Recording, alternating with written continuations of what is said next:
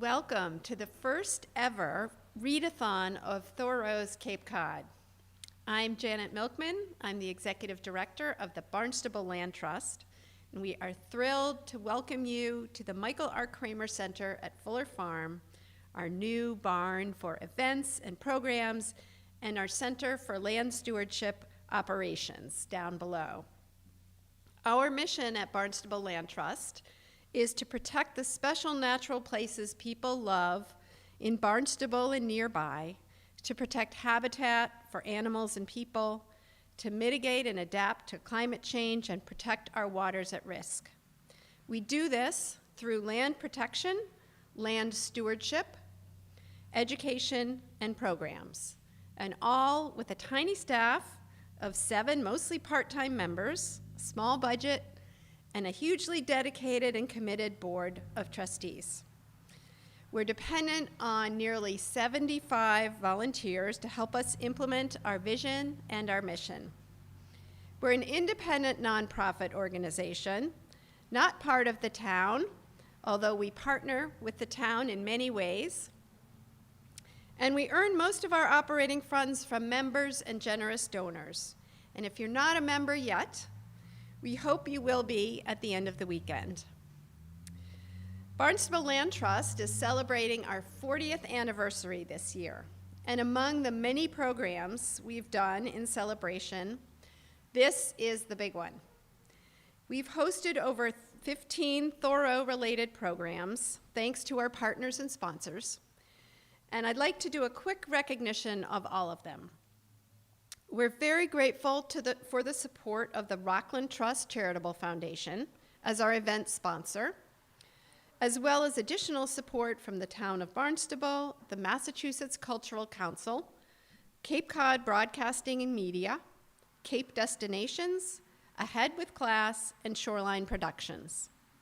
We're also grateful to the many businesses, individuals, and nonprofit partners who've helped make this event possible, such as Jack Ahern, the Appalachian Mountain Club Southeastern Chapter Cape Cod Art Center, Cape Cod Cooperative Extension, Cape Destinations, the Centerville Public Library, the Osterville Village Library, and Sturgis Library, Jim Ellis, Robert Kelly, Scott Miller, Richard Smith, who you will meet shortly, Thoreau's Farm, the Thoreau Society, Titcomb's Bookshop in East Sandwich, and the Town of Barnstable Arts Barnstable, Planning and Development, and Natural Resources Departments, the Town of Concord Economic and Tourism Development, and the Walden Woods Project.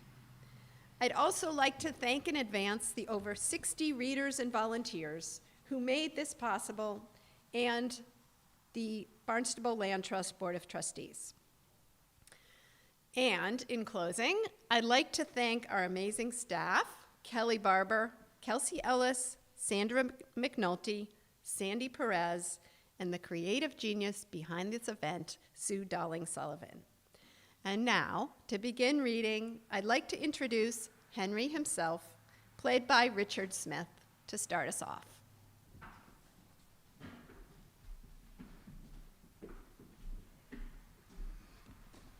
Thank you so much. It is a pleasure to be back on Cape Cod.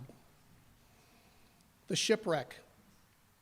Wishing to get a better view than I had yet of the ocean, which we are told covers more than 2/3 of the globe, but of which a man who lives a few miles inland may never see any trace more than that of another world, I made a visit to Cape Cod in October 1849, another the succeeding June, and another to Truro in July 1855.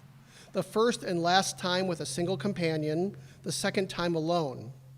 I have spent in all about 3 weeks on the Cape, walked from Eastham to Provincetown twice on the Atlantic side and once on the Bay side also, excepting 4 or 5 miles, and crossed the Cape 6 times on my way. But having come so fresh to the sea, I have got but little salted. My readers must expect only so much saltiness as the land breeze acquires from blowing over an arm of the sea, or is tasted on the windows and the bark of trees 20 miles inland after September gales. I had been accustomed to make excursions to the ponds within 10 miles of Concord, but latterly I have extended my excursions to the seashore. I did not see why I might not make a book on Cape Cod, as well as my neighbor on human culture. It is but another name for the same thing, and hardly a sandier phase of it. As for my title, I suppose that the word cape is from the French cap, which is from the Latin caput, a head, which is perhaps from the verb capers, to take, that being the part by which we take hold of a thing, as in take time by the forelock. It is also the safest part to take a serpent by. And as for cod, that was derived directly from that great store of codfish which Captain Bartholomew Gosnold caught there in 1602, which fish appears to have been so called from the Saxon word cod, a case in which seeds are lodged, either from the form of the fish or the quantity of spawn it contains, whence also perhaps codling and coddle, to cook greens like peas. Cape Cod is the bared and bended arm of Massachusetts. The shoulder is at Buzzards Bay, the elbow or crazy bone at Cape Melbair, the wrist at Truro, and the sandy fist at Provincetown, behind which the state stands on her guard with her back to the Green Mountains and her feet planted on the floor of the ocean, like an athlete protecting her bay, boxing with its northeast storms and ever anon heaving up her Atlantic adversary from the lap of the earth, ready to thrust forward her other fist, which keeps guard the while upon her breast at Cape Ann. On studying the map, I saw that there must be an uninterrupted beach on the east or outside of the forearm of the Cape, more than 30 miles from the general line of the coast, which would afford a good sea view, but that, on account of an opening to the beach, forming the entrance to Nauset Harbor in Orleans. I must strike it in Eastham. If I approached it by land, and probably I could walk hence straight to Race Point, about 28 miles, and not meet with any obstruction. We left Concord, Massachusetts on Tuesday, October 9th, 1849. On reaching Boston, we found that the Provincetown steamer, which should have got in the day before, had not yet arrived on account of a violent storm. And as we noticed in the streets a handbill headed, "Death, 145 lives lost at Cohasset," we decided to go by way of Cohasset. We found many Irish in the cars going to identify bodies and to sympathize with the survivors, and also to attend the funeral which was to take place in the afternoon. And when we arrived at Cohasset, it appeared that nearly all the passengers were bound for the beach, which was about a mile distant, and many other persons were flocking in from the neighboring country. There were several hundreds of them streaming off over Cohasset Common in that direction, some on foot and some in wagons, and among them were some sportsmen in their hunting jackets with their guns and game bags and dogs. As we passed the graveyard, we saw a large hole like a cellar, freshly dug there, and just before reaching the shore, by a pleasantly winding and rocky road, we met several hay riggings and farm wagons coming away toward the meeting house, each loaded with 3 large rough deal boxes. We did not need to ask what was in them. The owners of the wagons were made the undertakers. Many horses and carriages were fastened to the fences near the shore, and for a mile or more, up and down, the beach was covered with people looking out for bodies and examining the fragments of the wreck. There was a small island called Brook Island with a hut on it lying just off the shore. This is said to be the rockiest shore in Massachusetts, from Nantasket to Scituate. Hard syentic rocks, which the waves have laid bare, but have not been able to crumble. It has been the scene of many a shipwreck. The brig St. John from Galway, Ireland, laden with immigrants, was wrecked on Saturday morning, October 7th, 1849. It was now Tuesday morning, and the sea was still breaking violently on the rocks. There were 18 or 20 of the same large boxes that I have mentioned lying on a green hillside a few rods from the water and surrounded by a crowd. The bodies which had been recovered, 27 or 8 in all, had been collected there. Some were rapidly nailing down the lids, others were carting the boxes away, and others were lifting the lids, which were yet loose, and peeping under the cloths for each body, with such rags as still adhered to it. It was covered loosely with a white sheet. I witnessed no signs of grief, but there was a sober dispatch of business which was affecting. One man was seeking to identify a particular body, and one undertaker or carpenter was calling to another to know in what box a certain child was put. I saw many marble feet and matted heads as the cloths were raised, and one livid, swollen, and mangled body of a drowned girl, who probably intended to go out to service in some American family, to which some rags still adhered with a string half concealed by the flesh around its swollen neck. The coiled-up wreck of a human hulk, gashed by the rocks or fishes so that the bone and muscle were exposed, but quite bloodless, nearly red and white, with wide-open and staring eyes, yet lusterless, dead lights, or like the cabin windows of a stranded vessel filled with sand. Sometimes there were 2 or more children, or a parent and a child in the same box, and on the lid would perhaps be written with red chalk, Bridget such a one and sister's child. The surrounding sward was covered with bits of sails and clothing. I have since heard from one who lives by this beach that a woman who had come before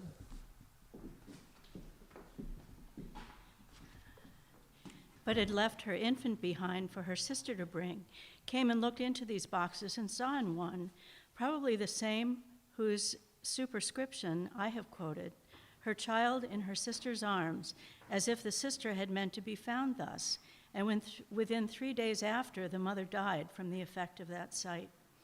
We turned from this and walked along the rocky shore. In the first cove were strewn what seemed to be fragments of a vessel in small pieces, mixed with sand and seaweed and great quantities of feathers. But it looked so old and rusty that at first I took it to be some old wreck, which had lain there for many years. I even thought of Captain Kidd, and that the feathers were those which seafowl had cast there, and perhaps there might be some tradition about it in the neighborhood. I asked a sailor if that was the St. John. He said it was. I asked him where she struck. He pointed to a rock in front of us, a mile from the shore, called the Grampus Rock, and added, "You can see part of her now sticking up. It looks like a small boat." I saw it. It was thought to be held by the chain cables and the anchors. I asked if the bodies which I saw were all that were drowned. "Not a quarter of them," said he. "Where are the rest?" "Most of them right underneath that piece that you see."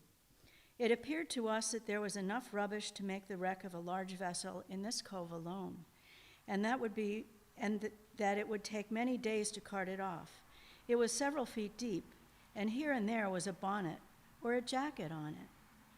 In the very midst of the crowd about this wreck, there were men with carts busily collecting the seaweed which the storm had cast up, and conveying it beyond the reach of the tide, though they were often obliged to separate fragments of clothing from it, and they might at any moment have found a human body under it. Drown who might, they did not forget that this weed was a valuable manure. The shipwreck had not produced a visible vibration in the fabric of this society. About a mile south, we could see, rising above the rocks, the masts of the British brig which the St. John had endeavored to follow, which had slipped her cables and, by good luck, run into the mouth of Cohasset Harbor. A little further along the shore, we saw a man's clothes on a rock. Further, a woman's scarf, a gown, a straw bonnet, the brig's caboose, and one of her masts high and dry, broken into several pieces. In another rocky cove, several rods from the water, and behind rocks 20 feet high, lay a part of one side of the vessel, still hanging together. It was perhaps 40 feet long by 14 wide. I was even more surprised at the power of the waves exhibited on this shattered fragment than I had been at the sight of the smaller fragments before. The largest timbers and iron braces were broken superfluously, and I saw that no material could withstand the power of the waves. that iron must go to pieces in such a case, and an iron vessel would be cracked up like an eggshell on the rocks. Some of these timbers, however, were so rotten that I could almost thrust my umbrella through them. They told us that some were saved on this piece, and also showed where the sea had heaved it into this cove, which was now dry. When I saw where it had come in, and in what condition, I wondered that there had been any saved on it. A little further on, a crowd of men was collected around the mate of the St. John, who was telling his story. He was a slim-looking youth who spoke of the captain as the master and seemed a little excited. He was saying that when they jumped into the boat, she filled, and the vessel lurching, the weight of the water in the boat caused the painter to break. And so they were separated. Whereas one man came away saying, "Well, I don't see, but he tells a straight enough story. You see, the weight of the water in the boat broke the painter. A boat full of water is very heavy," and so on, in a loud and impertinently earnest tone, as if he had a bet depending on it, but had no humane interest in the matter.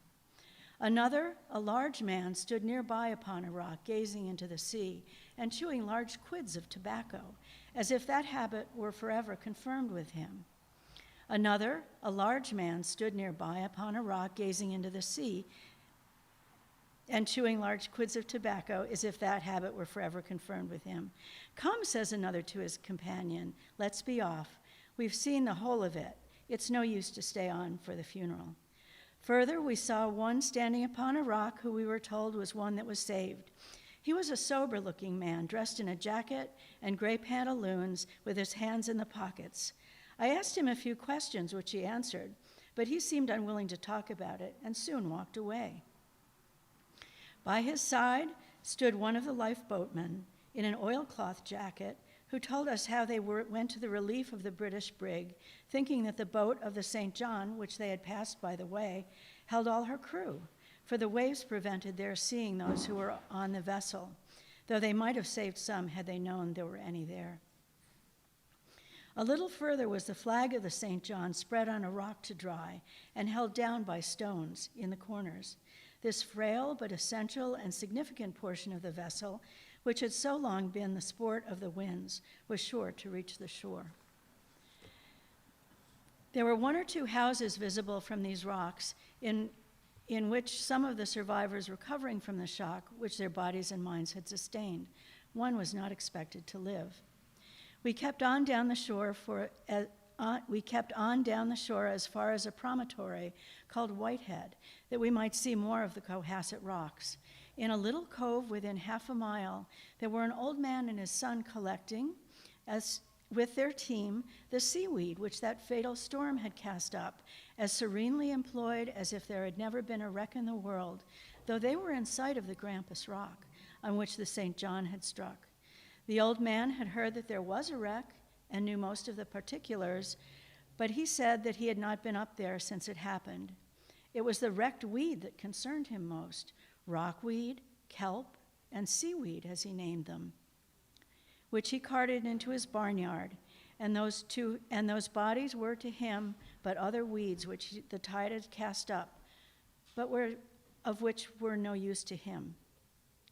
We afterwards came to the lifeboat in the harbor, waiting for another emergency, and in the afternoon we saw the funeral procession at a distance, at the head of which walked the captain with the other survivors. On the whole, it was not so impressive a scene as I might have expected. If I had found one body cast upon the beach in some lonely place, it would have affected me more. I sympathized rather with the wind and waves, as if to toss and mangle those poor human bodies was the order of the day. If this was the law of nature, why waste any time in awe or pity? If the last day were come, we should not think so much about the separation of friends or the blighted prospects of individuals. I saw that corpses might be multiplied, as on the field of battle, till they no longer affected us in any degree, as exceptions to the common lot of humanity. Take all the graveyards together.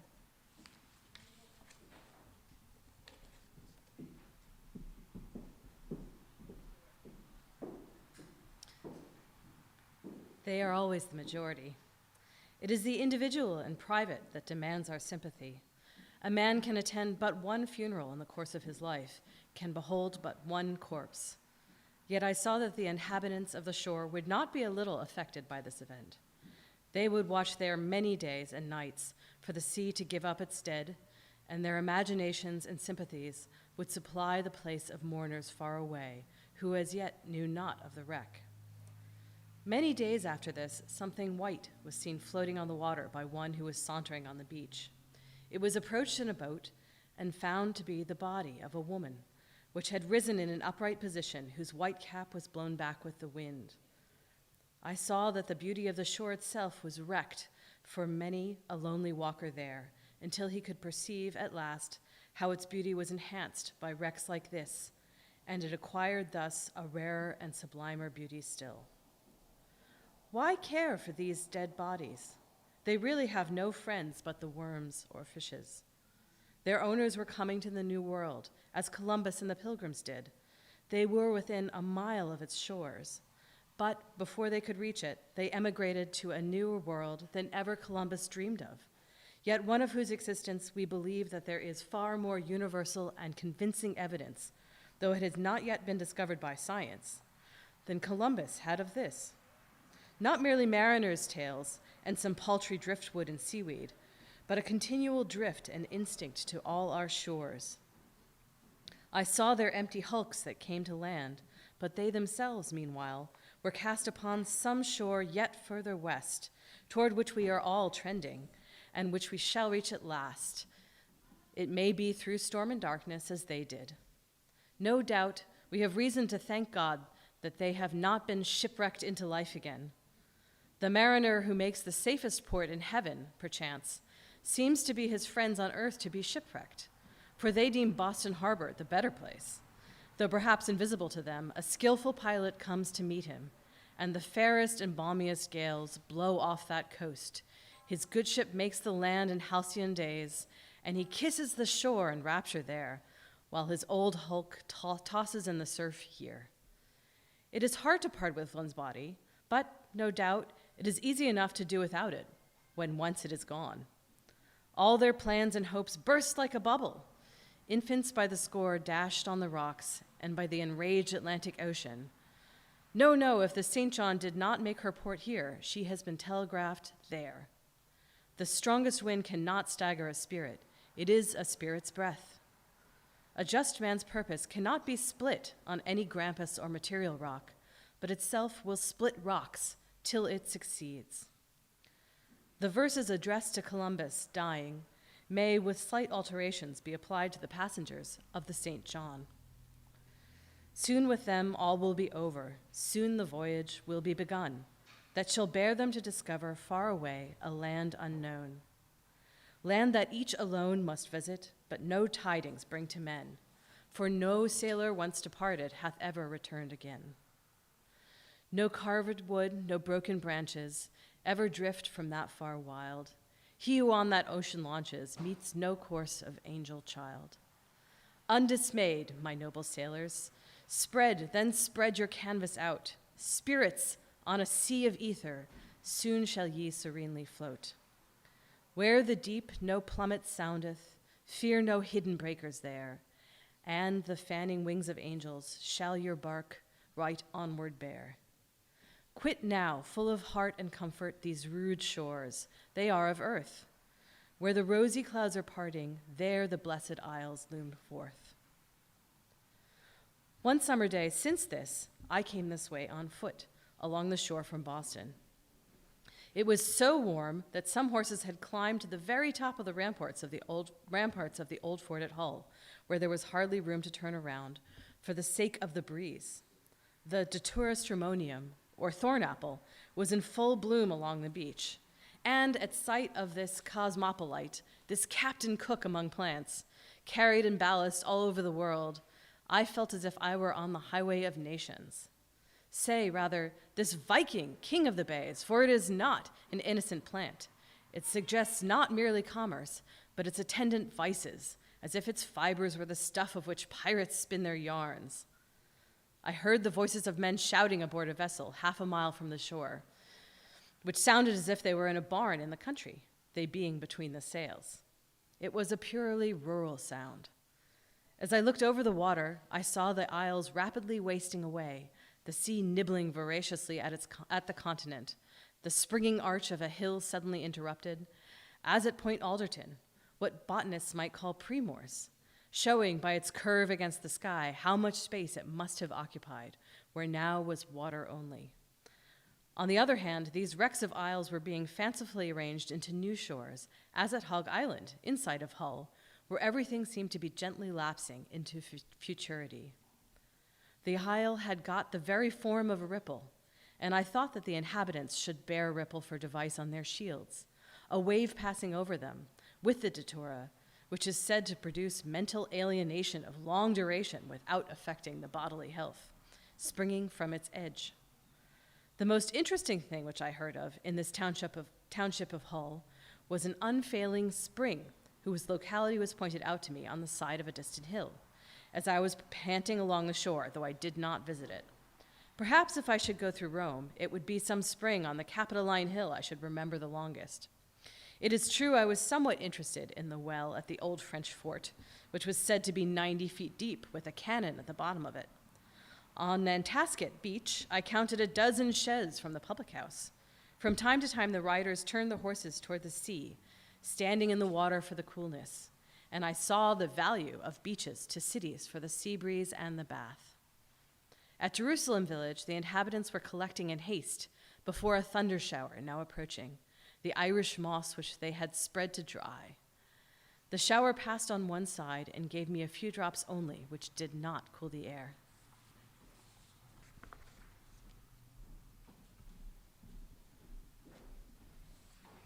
I merely felt a puff upon my cheek, though. Within sight, a vessel was capsized in the bay. Several others dragged their anchors and were near going ashore. The sea bathing at Cohasset Rocks was perfect. The water was purer and more transparent than any I had ever seen. There was not a particle of mud or slime about it. The bottom being sandy, I could see the sea perch swimming about. The smooth and fantastically worn rocks and perfectly clean and tress-like rockweeds falling over you, and attached so firmly to the rocks that you could pull yourself up by them, greatly enhanced the luxury of the bath. The stripe of barnacles just above the weeds reminded me of some vegetable growth, the buds and petals and sea vessels of flowers. They lay along the seams of the rock like buttons on a waistcoat. It was one of the hottest days of the year, yet I found the water so icy cold that I could swim but a stroke or two. In that thought, in case of shipwreck, there would be more danger of being chilled to death than simply drowned. One immersion was enough to make you forget the dog days utterly. Though you were sweltering before, it would take you half an hour now to remember it was ever warm.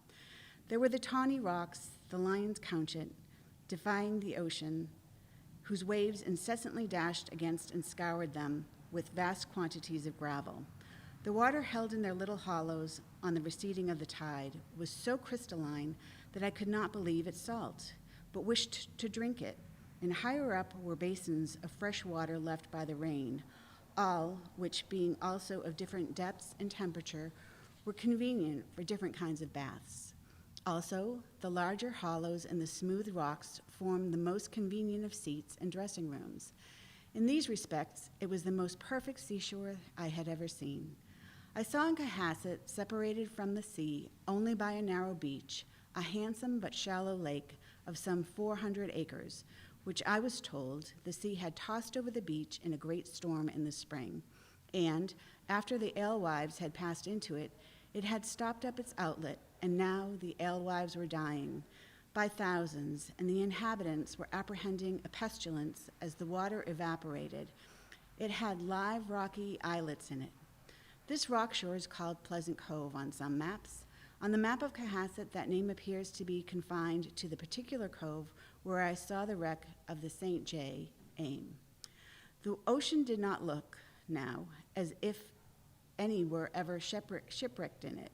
It was not grand and sublime, but beautiful as a lake. Not a vestige of the lake was visible, nor could I believe that the bones of many a shipwrecked man were buried in that pure sand. but to go on with our first excursion. Chapter 2, Stagecoach Views. After spending the night in Bridgewater and picking up a few arrowheads there in the morning, we took the cars for Sandwich, where we arrived before noon. This was the terminus of the Cape Cod Railroad, though it was but the beginning of the Cape. As it rained hard with driving mists, there was no sign of its holding up.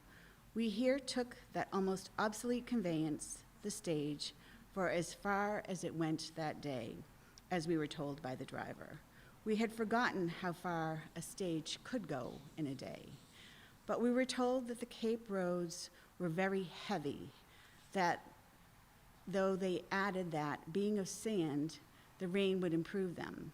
This coach was an exceedingly narrow one, but as there was a slight spherical excess over 2 on a seat, the driver waited till 9 passengers had got in without taking the measure of any of them, and then shut the door after 2 or 3 ineffectual slams, as if the fault were all in the hinges or the latch, while we timed our inspirations and expirations so as to assist him. We were now fairly on the Cape, which extends from Sandwich eastward 35 miles, and thence north and northwest 30 more, in all 65, and has an average breadth of about 5 miles. In the interior, it rises to the height of 200 and sometimes perhaps 300 feet above the level of the sea. According to Hitchcock, the geologist of the state, it is composed almost entirely of sand, even to the depth of 300 feet in some places, though there is probably a concealed core of rock a little beneath the surface, and it is of diluvian origin, excepting a small portion at the extremity and elsewhere along the shores where it is alluvial. For the first half of the Cape, large blocks of stone are found here and there, mixed with the sand. But for the last 30 miles, boulders or even gravel are rarely met with. Hitchcock conjectures that the ocean has, in its course of time, eaten out Boston, Harbor, and other bays in the mainland, and that the minute fragments have been deposited by the currents at a distance from the shore and formed the sandbank. Above the sand, if the surface is subjected to agricultural tests, there is found to be a thin layer of soil gradually diminishing from Barnstable to Thoreau, where it ceases. But there are many holes and rents in this weather-beaten garment, not likely to be stitched in time, which reveal the naked flesh of the Cape, and its extremity is completely bare. I at once got out my book, the 8th volume of the Collections of Massachusetts Historical Society, printed in 1802, which contains some short notices of the Cape towns, and began to read up to where I was, for in the cars I could not read as fast as I traveled. To those who came from the side of Plymouth, it said, after riding through a body of woods, 12 miles in extent, interspersed with but few houses, the settlement of Sandwich appears, with a more agreeable effect to the eye of the traveler. Another writer speaks of this as a beautiful village, but I think that our villages will bear to be contrasted only with one another, not with nature. I have no great respect for the writer's taste, who talks easily about beautiful villages, embellished perchance with a fulling mill, a handsome academy, or a meeting house, and a number of shops for the different mechanic arts, where the green and white houses of the gentry, drawn up in rows, front on a street of which it would be difficult to tell whether it is most like a desert or a long stable yard. Such spots can be beautiful only to the weary traveler or to the returning native, or perchance the repentant misanthrope, not to him who, with unprejudiced senses, has just come out of the woods and approaches one of them by a bare road, though a succession of straggling homesteads where he cannot tell which is the almshouse. However, as for Sandwich, I cannot speak particularly. Ours was but half a sandwich at most, and that must have fallen on the buttered side down sometime. I only saw that it was closely built for a small town, for a small one. With glassworks to improve its sand, and narrow streets which we turned round and round until we could not tell which way we were going. And the rain came in, first on this side, then on that, and I saw that they in the houses were far more comfortable than we in the coach. My book also said of this town, the inhabitants in general are substantial livers. That is, I suppose they do not live like philosophers. But as the stage did not stop long enough for us to dine, we had no opportunity to test the truth of this statement. It may have referred, however, to the quantity of oil they would yield. It further said, and I quote, "The inhabitants of Sandwich generally manifest a fond and steady adherence to the manners, employments, and modes of living which characterize their fathers," end of quote, which made me think that they were, after all, very much like the rest of the world. And it added that this was a resemblance which at this day will constitute no impeachment of either their virtue or their taste, which remark proves to me that the writer was one with the rest of them. No people ever lived by cursing their fathers. However, a great curse their fathers may have been to them. But it must be confessed that ours was an old authority, and probably they have changed all that by now.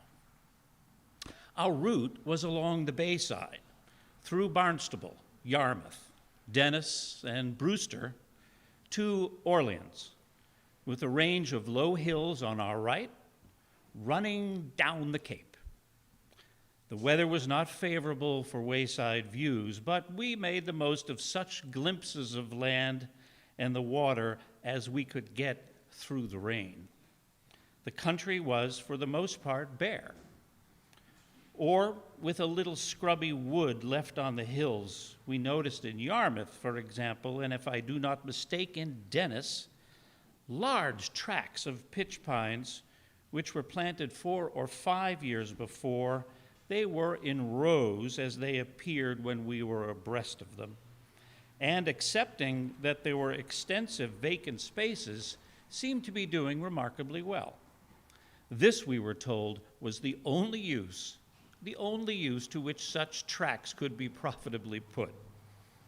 Every higher eminence had a pole set up on it, with an old storm coat or a sail tied to it for a signal that those on the south side of the Cape, for instance, might know when the Boston packets had arrived on the north. It appeared as if this use must absorb the greater part of the old clothes of the Cape, leaving but a few rags for peddlers.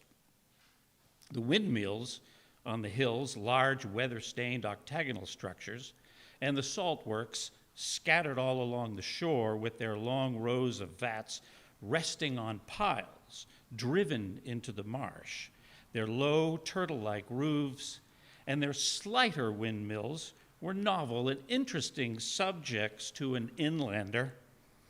The sand by the roadside was partially covered with bunches of a moss-like plant, Hudsonia tomentosa, which a woman on the stage told us was called poverty grass, because it grew where nothing else would.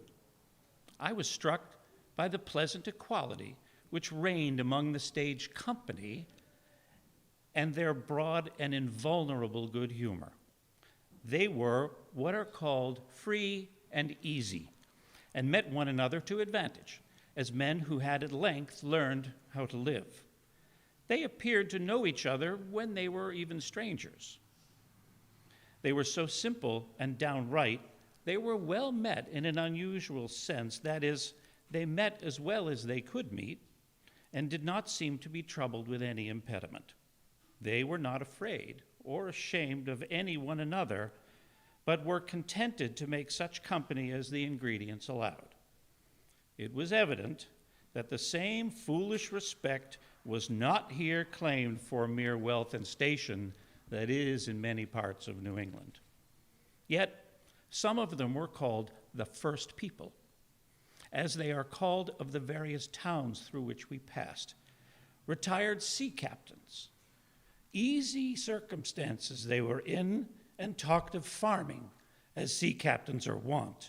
An erect, respectable, and trustworthy-looking man in his wrapper, some of the salt of the earth, who had formerly been the salt of the sea, or a more courtly gentleman who perchance had been a representative to the general court in his day, or a broad, red-faced Cape Cod man who had seen too many storms to be easily irritated, or a fisherman's wife who had been waiting a week for a coaster to leave Boston and had at length come by the cars. A strict regard for truth obliges us to say that the few women who we saw that day looked exceedingly pinched up. They had prominent chins and noses, having lost all their teeth, and a sharp W would represent their profile. They were not so well preserved as their husbands, or perchance they were well preserved as dried specimens. Their husbands, however, were pickled. But we respect them not the less for all of that. Our own dental systems are far from perfect. Still, we kept on in the rain, or if we stopped, it was commonly at a post office. And we thought that writing letters and sorting them against our arrival must be the principal employment of the inhabitants of the Cape on that day. The post office appeared a singularly domestic institution. Ever and anon, the stage stopped before some low shop or dwelling, and a wheelwright or a shoemaker appeared in his shirt sleeves and leather apron, with spectacles newly donned, holding up Uncle Sam's bag as if it were a slice of homemade cake for the travelers, while he retailed some piece of gossip to the driver, really as indifferent to the presence of the former as if they were so much baggage. In one instance, we understood that a woman was the postmistress, and they said that she made the best one on the road. But we suspected that the letters must be subject to a very close scrutiny there. While we were stopping for this purpose at Dennis, we ventured to put our head out of the window to see where we were going, and saw rising before us, through the mist, singular barren hills, all stricken with poverty grass, looming up as if they were in the horizon, though they were quite close to us. And we seemed to have gotten to the end of the land on that side, notwithstanding that the horses were still headed that way. Indeed, that part of Dennis, which we saw, was an exceedingly barren and desolate country, of a character which I can find no name for. Such a surface, perhaps, as the bottom of the sea made dry the day before yesterday. It was covered with poverty grass, and there was hardly a tree in sight, but here and there, a little weather-stained, one-storied house with a red roof, for often the roof was painted, though the rest of the house was not, standing bleak and cheerless, yet with a broad foundation to the land. The comfort must have been all on the inside. Yet, as we read in the Gazetteer, for we carry that too with us, that in 1837, 150 masters of vessels belonging to this town sailed from the various ports of the Union. There must be many more houses in the south part of town, else we cannot imagine where they all lodge when they are home, if ever they are there. But the truth is, their houses are floating ones, and their home is on the ocean. There were almost no trees at all in this part of Dennis, nor could I learn that they talked of setting out any at all. It is true, there was a meeting house set round with Lombardy poplars in a hollow square, the rows fully as straight as the studs of a building.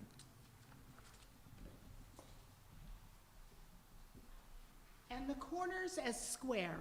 But if I do not mistake, every one of them was dead. I could not help thinking that they needed a revival here. Our book said that in 1795 there was erected in Dennis an elegant meeting house with a steeple. Perhaps this was the one, though whether it had a steeple or had died down so far from sympathy of poplars, I do not remember.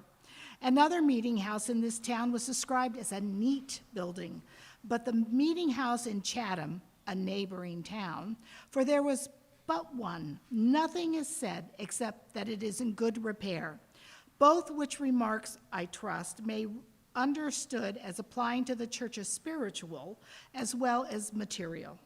However, elegant meeting houses from that Trinity one on Broadway to the Nauset, in my estimation, belong to the same category with beautiful villages.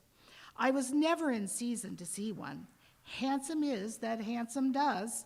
What they did for the shade here in warm weather, we did not know, though we read that fogs are more frequent in Chatham than any other part of the country, and they serve in summer, instead of trees, to shelter the houses against the heat of the sun to those who delight in extensive vision. Is it to be inferred that the inhabitants of Chatham do not? They are unpleasant, but they are not found to be unhealthful. Probably also the unobstructed sea breeze answers the purpose of a fan. The historian of Chatham says further that in many families there is no difference between the breakfast and the supper, cheese, cakes, and pies being as common as the other. But that leaves us still uncertain whether they were really common at either.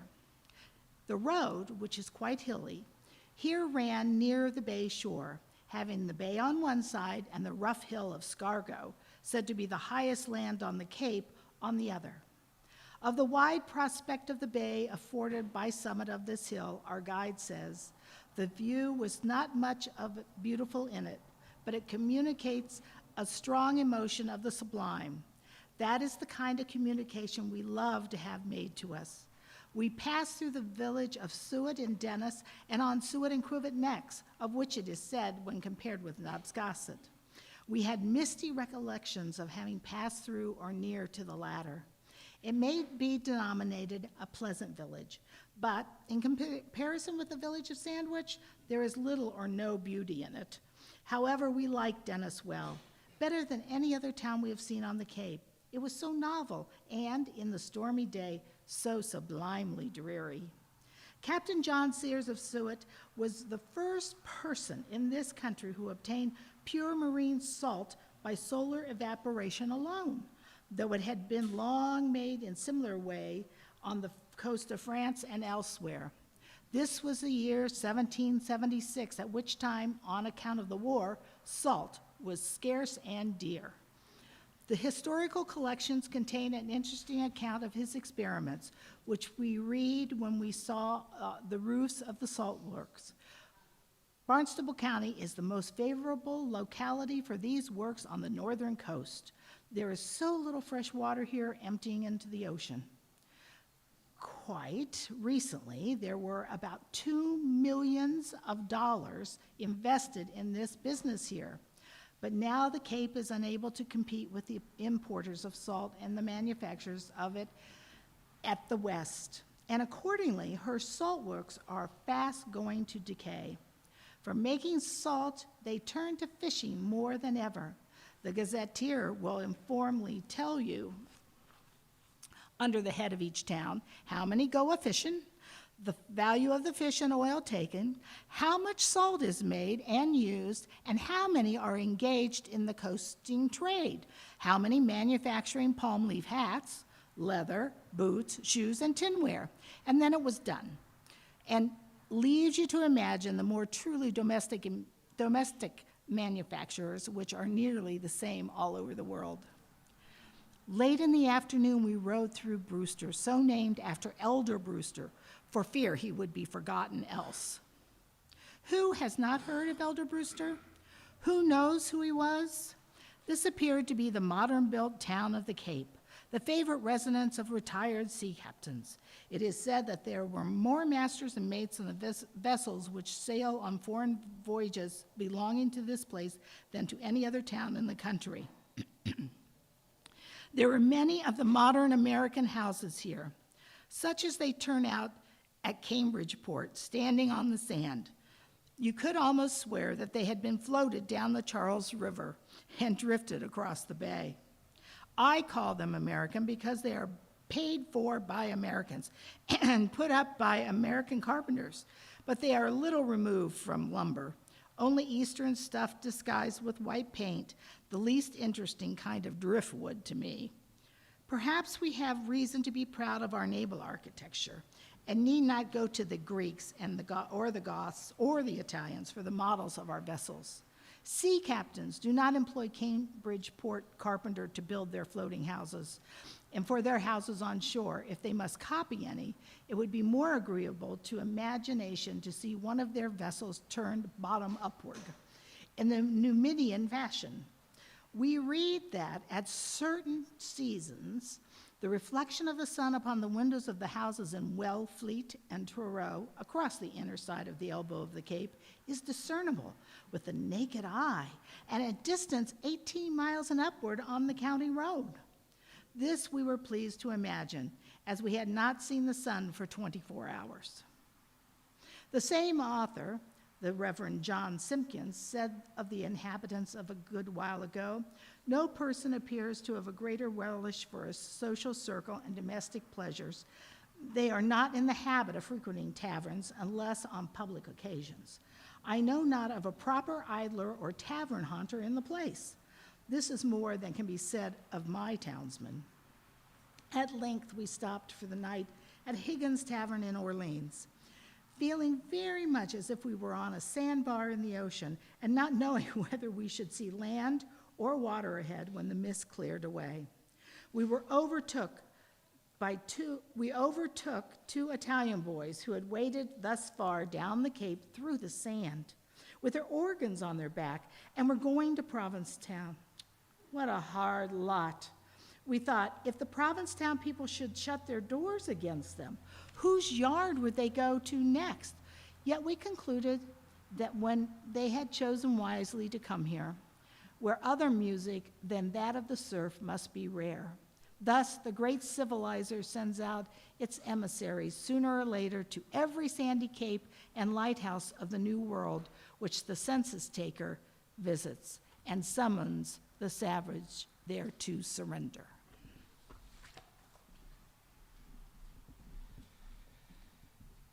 The next morning, Thursday, October 11th, it rained as hard as ever, but we were determined to proceed on foot nevertheless. We first made some inquiries with regard to the practicality of walking up the shore on the Atlantic side to Provincetown, whether we should meet with any creeks or marshes to trouble us. Heakin said there was no obstruction and that it was not much farther than by the road, but he thought that we would find it very heavy walking in the sand. It was bad enough in the road, a horse could sink up to his fetlocks there. But there was one man at the tavern who had walked it, and he said that we would go very well, though it was sometimes inconvenient and even dangerous walking under the bank when there was a great tide with an easterly wind which caused the sand to cave. For the first 4 or 5 miles, we followed the road, which here turns to the north on the elbow, the narrowest part of the Cape, that we might clear an inlet from the ocean, a part of Nauset Harbor in Orleans on our right. We found the traveling good enough for walkers on the sides of the roads, though it was heavy for horses in the middle. We walked with our umbrellas behind us, since it blowed hard as well as rained, with driving mists as the day before, and the wind helped us over the sand at a rapid rate. Everything indicated that we had reached a strange shore. The road was a mere lane winding over bare swells of bleak and barren-looking land. The houses were few and far between, besides being small and rusty, though they appeared to be kept in good repair, and their dooryards, which were the unfenced Cape, were tidy, or rather they looked as if the ground around them was blown clean by the wind. Perhaps the scarcity of wood here and the consequent absence of the woodpile and other wooden traps had something to do with this appearance. They seemed, like mariners ashore, to have sat right down to enjoy the firmness of the land without studying their postures or habiliments. To them, it was merely terra firma and cognita, not yet fortilis and jucunda. Every landscape which is dreary enough has a certain beauty to my eyes, and in this instance, its permanent qualities were enhanced by the weather. Everything told of the sea, even when we did not see its waste or hear its roar. For birds there were gulls, and for carts in the fields, boats turned bottom upward against the houses, and sometimes the rib of a whale was woven into the fence by the roadside. The trees were, if possible, rarer than the houses, excepting apple trees, of which there were a few small orchards in the hollows. These were either narrow and high with flat tops, having lost their side branches, like huge plum bushes growing in exposed situations, or else dwarfed and branching immediately at the ground, like quince bushes. They suggested that, under like circumstances, all trees would at last acquire like habits of growth. I afterwards saw on the Cape many full-grown apple trees not higher than a man's head, one whole orchard indeed where all the fruit could have been gathered by a man standing on the ground, but you could hardly creep beneath these trees. Some, which the owners told me were 20 years old, were only 3.5 feet high, spreading at 6 inches from the ground, 5 feet each way, and being withal surrounded with boxes of tar to catch the cankerworms, which look like plants in flower pots, and as if they might be taken into the house in the winter. In another place, I saw some not much larger than currant bushes, yet the owner told me that they had borne 1.5 barrels of apples in the fall. If they had been placed close together, I could have cleared them all at a jump. I measured some near the Highland Light in Thoreau, which had been taken from the shrubby woods thereabouts when young and grafted. One, which had been set 10 years, was on average 18 inches high and spread 9 feet with a flat top. It had borne 1 bushel of apples 2 years before. Another, probably 20 years old from the seed, was 5 feet high and spread 18 feet, branching, as usual, at the ground so that you could not creep under it. This bore a barrel of apples 2 years before. The owner of these trees invariably used personal pronoun in speaking of them, as in, "I got him out of the woods, but he doesn't bear." The largest that I saw in that neighborhood was 9 feet high to the topmost leaf and spread 33 feet, branching at the ground 5 ways. In one yard, I observed a single, very healthy-looking tree, while all the rest were dead or dying. The occupant said that his father had manured all but that one with blackfish. This habit of growth should, no doubt, be encouraged, and they should not be trimmed up, as some traveling practitioners had advised. In 1802, there was not a single fruit tree in Chatham, the next town to Orleans on the south, and the old account of Orleans says, "Fruit trees cannot be made to grow within a mile of the ocean. Even those which are placed at a greater distance are injured by the east winds, and after violent storms in the spring, a saltish taste is imperceptible on their bark." We noticed that they were often covered with a yellow lichen-like crust, the Parmelia parienta, the most foreign and picturesque structures on the Cape to an inlander not accepting the salt works are the windmills. Gray-looking octagonal towers with long timbers slanting to the ground in the rear, and there resting on a cartwheel by which their fans are turned round to face the wind. These appeared also to serve in some measure for props against its force. A great circular rut was worn around the building by the wheel. The neighbors who assemble to turn the wheel to the wind are likely to know which way it blows without a weathercock. They looked loose and slightly locomotive, like huge wounded birds trailing a wing or a leg, and reminded one of pictures of the Netherlands. Being on elevated ground and high in themselves, they serve as landmarks, for there are no tall trees or other objects commonly which can be seen at a distance in the horizon. Though the outline of the land itself is so firm and distinct that an insignificant cone or even precipice of sand is visible at a great distance from over the sea. Sailors make the land commonly steer either by the windmills or the meeting houses. In the country, we are obliged to steer by the meeting houses alone. Yet the meeting house is a kind of windmill which runs one day in 7, turned either by the winds of doctrine or public opinion, or more rarely by the winds of heaven, where another sort of grist is ground, of which, if it be not all bran and musty, if it not be plaster, we trust to make bread of life. There were, here and there, sheaps of shells in the fields where clams had been opened for bait, for Orleans is famous for its shellfish, especially clams, or, as our author says, to speak more properly, worms. The shores are more fertile than the dry land. The inhabitants measure their crops, not only by bushels of corn, but by barrels of clams. 1,000 barrels of clam bait are counted as equal in value to 6,000 or 8,000 barrels of Indian corn, and once they were procured without more labor or expense, and the supply was thought to be inexhaustible. For, runs the history, after a portion of the shore has been dug over and almost all the clams taken up, at the end of 2 years, it is said, they are as plenty there as ever.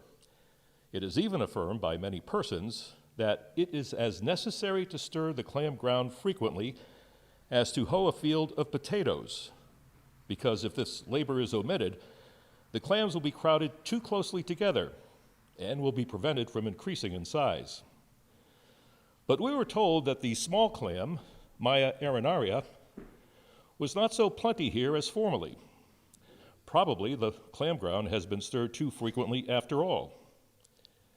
Nevertheless, one man who complained that they fed pigs with them, and so made them scarce, told me that he dug and opened $126 worth in one winter in Truro. We crossed a brook, not more than 14 rods long, between Orleans and Eastham, called Jeremiah's Gutter. The Atlantic is said sometimes to meet the bay here and isolate the northern part of the Cape. The streams of the Cape are necessarily formed on a minute scale, since there is no room for them to run without tumbling immediately into the sea. And beside, we found it difficult to run ourselves in that sand when there was no want of room. Hence, the least channel where water runs, or may run, is important and is dignified with a name. We read that there is no running water in Chatham, which is the next town. The barren aspect of land would hardly be believed if described. It was such soil, or rather land, as to judge from appearances, no farmer in the interior would think of cultivating, or even fencing. Generally, the plowed fields of the Cape look white and yellow, like the mixture of salt and Indian meal. This is called soil. All an inlander's notions of soil and fertility will be confounded by a visit to these parts, and he will not be able, for some time afterward, to distinguish soil from sand. The historian of Chatham says of a part of that town which has been gained from the sea, there is a doubtful appearance of a soil beginning to be formed. It is styled doubtful because it would not be observed by every eye, and perhaps not acknowledged by many. We thought that this would not be a bad description of the greater part of the Cape. There is a beach on the west side of Eastham, which we crossed the next summer, half a mile wide and stretching across the township, containing 1,700 acres, on which there is not now a particle of vegetable mold, though it formerly produced wheat. All sands are here called beaches, whether they are waves of water or of air that dash against them, since they commonly have their origin on the shore. The sand in some places, says the historian of Eastham, lodging against the beach grass, has been raised into hills 50 feet high, where 25 years ago, no hills existed. In others, it has filled up small valleys and swamps. Where a strong-rooted bush stood, the appearance is singular. A mass of earth and sand adheres to it, resembling a small tower. In several places, rocks, which were formerly covered with soil, are disclosed, and being lashed by the sand, driven against them by the wind, look as if they were recently dug from a quarry. We were surprised to hear of the great crops of corn which are still raised in Eastham, notwithstanding the real and apparent barrenness. Our landlord in Orleans had told us that he raised 300 or 400 bushels of corn annually, and also of the great number of pigs which he fattened. In Champlain's Voyages, there is a plate representing the Indian cornfields hereabouts, with their wigwams in the midst as they appeared in 1605. And it was here that the Pilgrims, to quote their own words, bought 8 or 10 hogsheads of corn and beans of the Nauset Indians in 1622 to keep themselves from starving. In 1667, the town of Eastham voted that every housekeeper should kill 12 blackbirds or 3 crows, which did great damage to the corn. And this vote was repeated for many years. In 1695, an additional order was passed, namely that every unmarried man in the township shall kill 6 blackbirds or 3 crows while he remains single. As a penalty for not doing it, shall not be married until he obey this order. The blackbirds, however, still molest the corn. I saw them at it next summer, and there were many scarecrows, if not scare blackbirds, in the fields, which I often mistook for men. From which I concluded that either many men were not married or many blackbirds were, yet they put but just 3 or 4 kernels in a hill and let fewer plants remain than we do. In the account of Eastham in the historical collections printed in 1802, it is said that more corn is produced than the inhabitants consume, and about 1,000 bushels are annually sent to market. The soil, being free from stones, a plow passes through it speedily, and after the corn has come up, a small Cape horse, somewhat larger than a goat, will, with the assistance of 2 boys, easily hoe 3 or 4 acres in a day. Several farmers are accustomed to produce 500 bushels of grain annually, and not long since, one raised 800 bushels on 60 acres. Similar accounts are given today, indeed. The recent accounts are in some instances suspectable repetitions of the old, and I have no doubt that their statements are as often founded on the exception as the rule, and that by far the greater number of acres are as barren as they appear to be. Excuse me. It is sufficiently remarkable that any crops can be raised here, and it may be owing, as others have suggested, that the amount of moisture in the atmosphere, the warmth of the sand, and the rareness of frosts. A miller who was sharpening his stone told me that 40 years ago he had been to a husking here where 500 bushels were husked in one evening, and the corn was piled 6 feet high or more in the midst. But now, 15 or 18 bushels to an acre were an average yield. I never saw fields of such puny and unpromising-looking corn as in this town. Probably the inhabitants are contented with small crops from a great surface easily cultivated. It is not always that the most fertile land is the most profitable, and this sand may repay cultivation as well as the fertile bottoms of the West. It is said, moreover, that the vegetables raised in the sand, without manure, are remarkably sweet, the pumpkins especially, though when their seed is planted in the interior, they soon degenerate.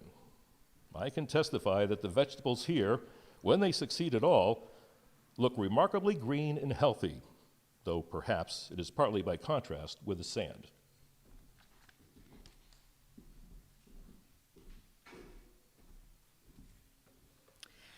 Yet the inhabitants of the Cape towns generally do not raise their own meal or pork.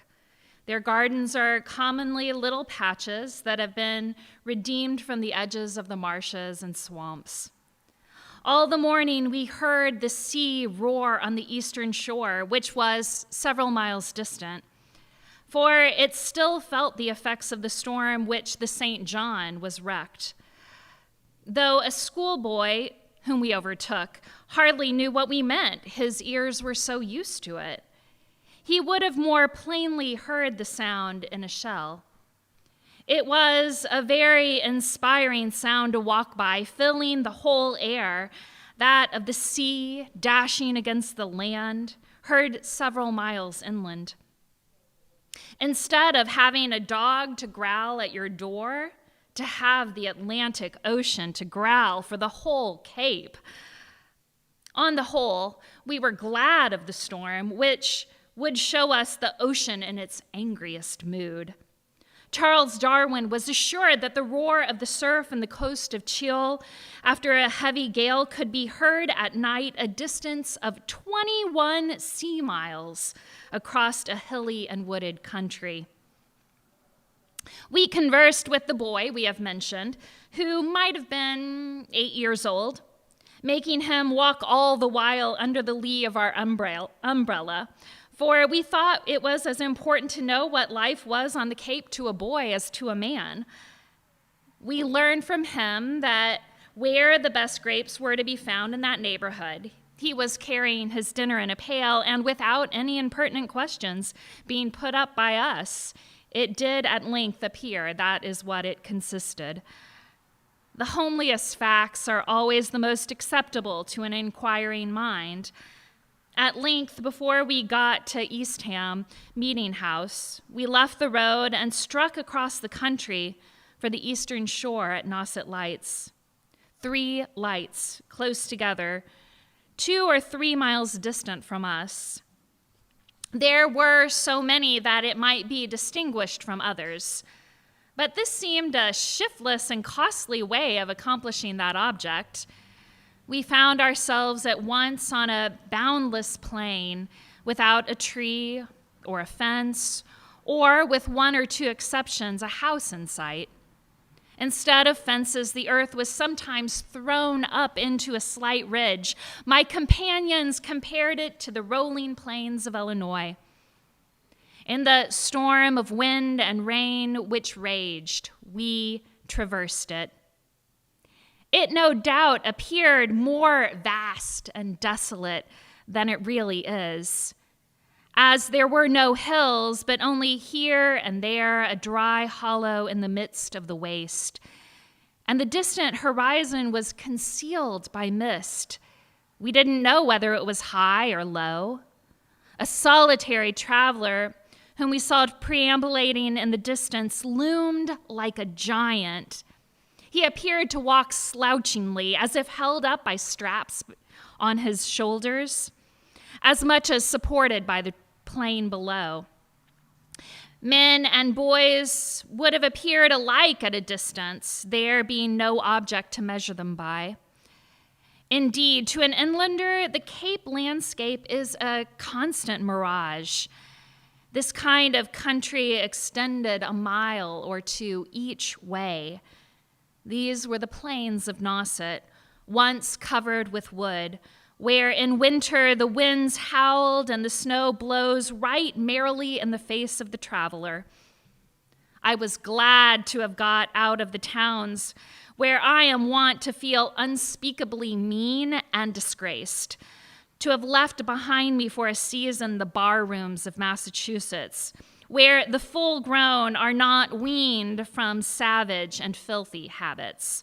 Still sucking a cigar, my spirits rose in proportion to the outward dreariness.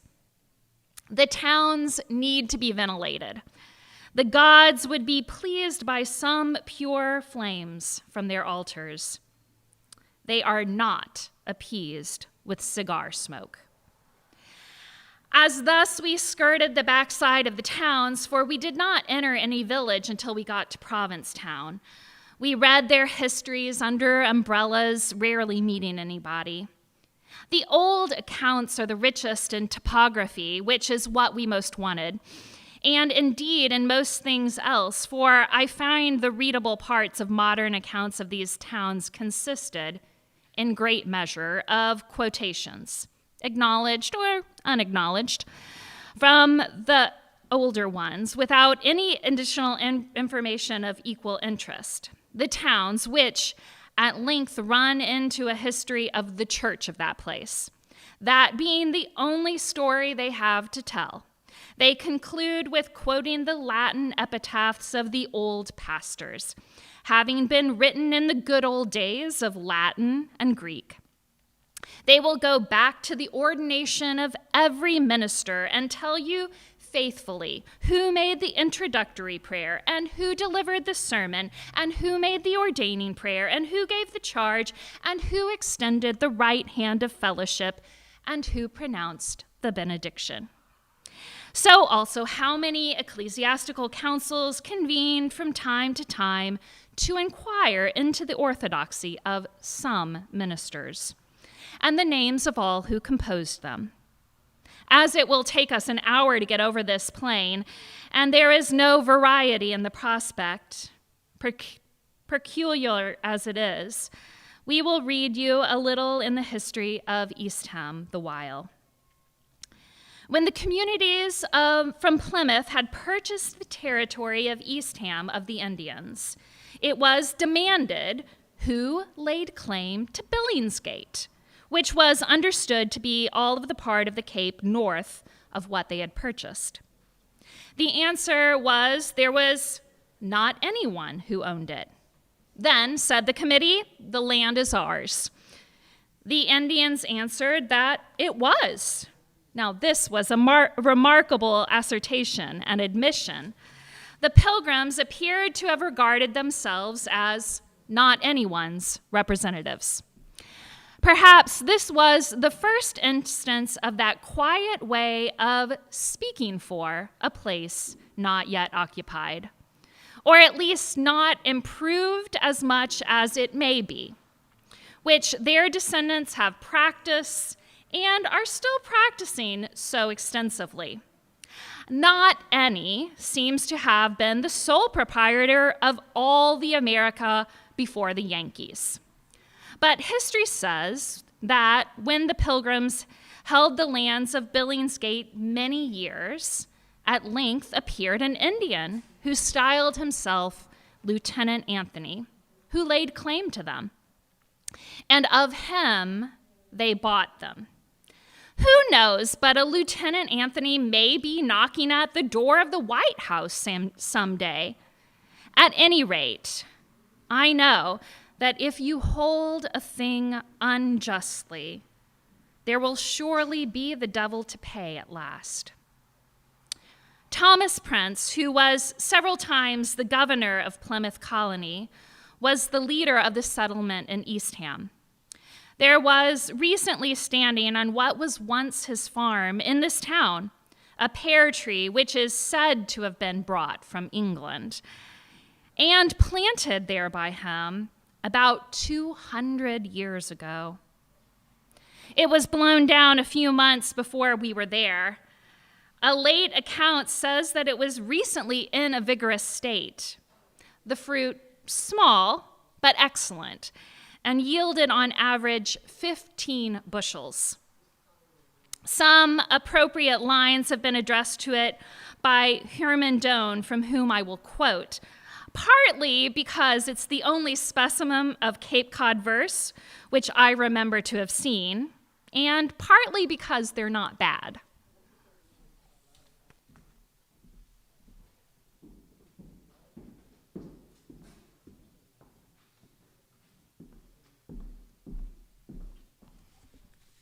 Good morning. 200 years have, on the wings of time, passed with their joys and woes, since thou, old tree, put forth my leaves in this foreign clime, transplanted from the soil beyond the sea. That exiled band long since have passed away, and still, old tree, thou standest in the place where Prince's hand did plant thee in his day. An undersigned memorial of his race and time of those out-honored fathers. When they came from Plymouth over and settled here, Doan, Higgins, Snow, and other worthy men whose names their sons remember to revere. Old time has thinned thy boughs, old pilgrim tree, and bowed thee with the weight of many years. Yet mid the frosts of age thy bloom we see, and yearly still thy mellow fruit appears. There are some other lines which I might quote, if they were not tied to unworthy companions by the time. When one ox will lie down, the yoke bears herd on him that stands up. One of the first settlers of Eastham was Deacon John Doan, who died in 1707, aged 110. Tradition says that he was rocked in a cradle several of his last years. That certainly was not an Alkean life. His mother must have let him slip when she dipped him into the liquor which was to make him invulnerable. And he went in, heels and all. Some of the stones bound on his farm, which he set up, are standing today with his initials cut in them. The history of this town interested us somewhat. It appears that they very early built a small meeting house, 20 feet square, with a thatched roof through which they might fire their muskets, of course, at the devil. In 1662, the town agreed that a part of every whale cast on the shore be appropriated for the support of the ministry. No doubt there seemed to be some propriety in thus leaving the support of the ministers to Providence, whose servants they are, and who alone rules the storms. For when few whales were cast up, they might suspect that their worship was not acceptable. The ministers must have sat upon the cliffs in every storm and watched the shore with anxiety. And for my part, if I were a minister, I would rather trust to the bowels of the billows on the backside of Cape Cod to cast up a whale for me than to the generosity of many a country parish that I know. You cannot say of a country's minister's salaries commonly that it is very like a whale. Nevertheless, the minister who depended on whales cast up must have had a trying time of it. I would rather have gone to the Falkland Isles with a harpoon and done with it. Think of a whale having the breath of life beaten out of him by a storm and dragging it over the bars and guzzles for the support of the ministry. What a consolation it must have been to him. I have heard of a minister who had been a fisherman being settled in Bridgewater for as long a time as he could tell a cod from a haddock. Generous as it seems, this condition would empty most country pulpits forthwith, for it is a long since the fishers of men were fishermen, and a duty was put on mackerel here to support a free school. In other words, the mackerel school was taxed in order that the children's school might be free. In 1665, the court passed a law to inflict corporal punishment on all persons who resided in the towns of this government who denied the scriptures. Think of a man being whipped on a spring morning till he was constrained to confess that the scriptures were true. It is also voted by the town that all persons who stand out of the meeting house during the time of divine service should be set in the stocks. It behooves such a town to see that sitting in the meeting house was nothing akin to sitting in the stocks, lest the penalty of obedience to the law might be greater than of disobedience. This was the Eastham famous of late years for its camp meetings, held in a grove nearby to which thousands flock from all parts of the bay. We conjectured that the reason for perhaps unusual, if not unhealthful, development of the religious sentiment here was the fact that a large portion of the population are women whose husbands and sons are either abroad on the sea or else drowned. And there is nobody but they and the ministers left behind. The old account says that hysteric fits are very common in Orleans, Eastham, and the towns below, particularly on a Sunday, in the times of divine service. When one woman is affected, 5 or 6 others generally sympathize with her, and the congregation is thrown into the utmost confusion. Several old men suppose, unphilosophically and uncharitably, perhaps, that the will is partly concerned, that the ridicule and threats would have been a tendency to prevent the evil. How is it now we did not learn?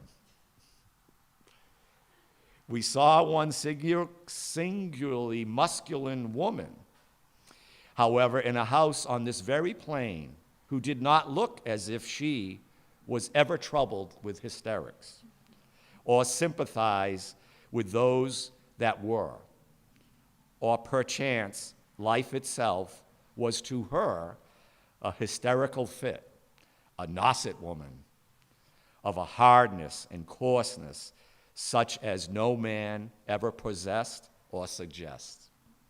It was enough to see the vertebrae and the sinews in her neck and her jaws of iron, which would have bitten a bored nail in two in their ordinary action, braced against the world, talking life a man-o'-war's man in petticoats, or as if shouting to you through a breaker, who looked as if it made her headache to live hard enough for any enormity. I look upon her as one who had committed infanticide, who never had a brother, unless it was some wee thins that died in infancy. For what need of him, and whose father must have died before she was born? This woman told us that the camp meetings were not held the previous summer for fear of introducing the chloria. And they would have been held earlier this summer, but the rye was so backward that straw would not have been for them, for they heave in the straw. There are sometimes 150 ministers and 5,000 hearers assembled. The ground, which is called Millennium Grove, is owned by a company in Boston, and it's most suitable, or rather unsuitable, for the purpose of any that I saw on the Cape. It is fenced, and the frames of the tents are at all times to be seen among the oaks. They have an oven and a pump, and keep all their kitchen utensils and tents covered and furniture in a permanent building on that spot. They select a time for their meetings when the moon is full. A man is appointed to clear out the pump a week beforehand while the ministers are clearing their throats, but probably the latter do not always deliver a pure stream as the former. I saw the heaps of clamshells left under the tables, where they feasted in previous summers, and supposed, of course, that the work of the unconverted or the backsliders and scoffers. It looked like as if a camp meeting must have been a singular combination of prayer meeting and a picnic. Thank you.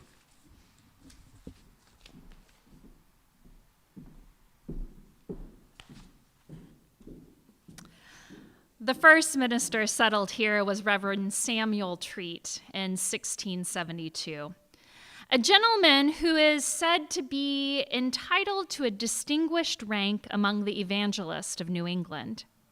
He converted many Indians as well as white men in his day and translated the Confession of Faith into the Nauset language. These were the Indians concerning whom their first teacher, Richard Bourne, wrote to Gookin in 1674 that he had been to see one who was sick, and there came from him very savory and heavenly expressions.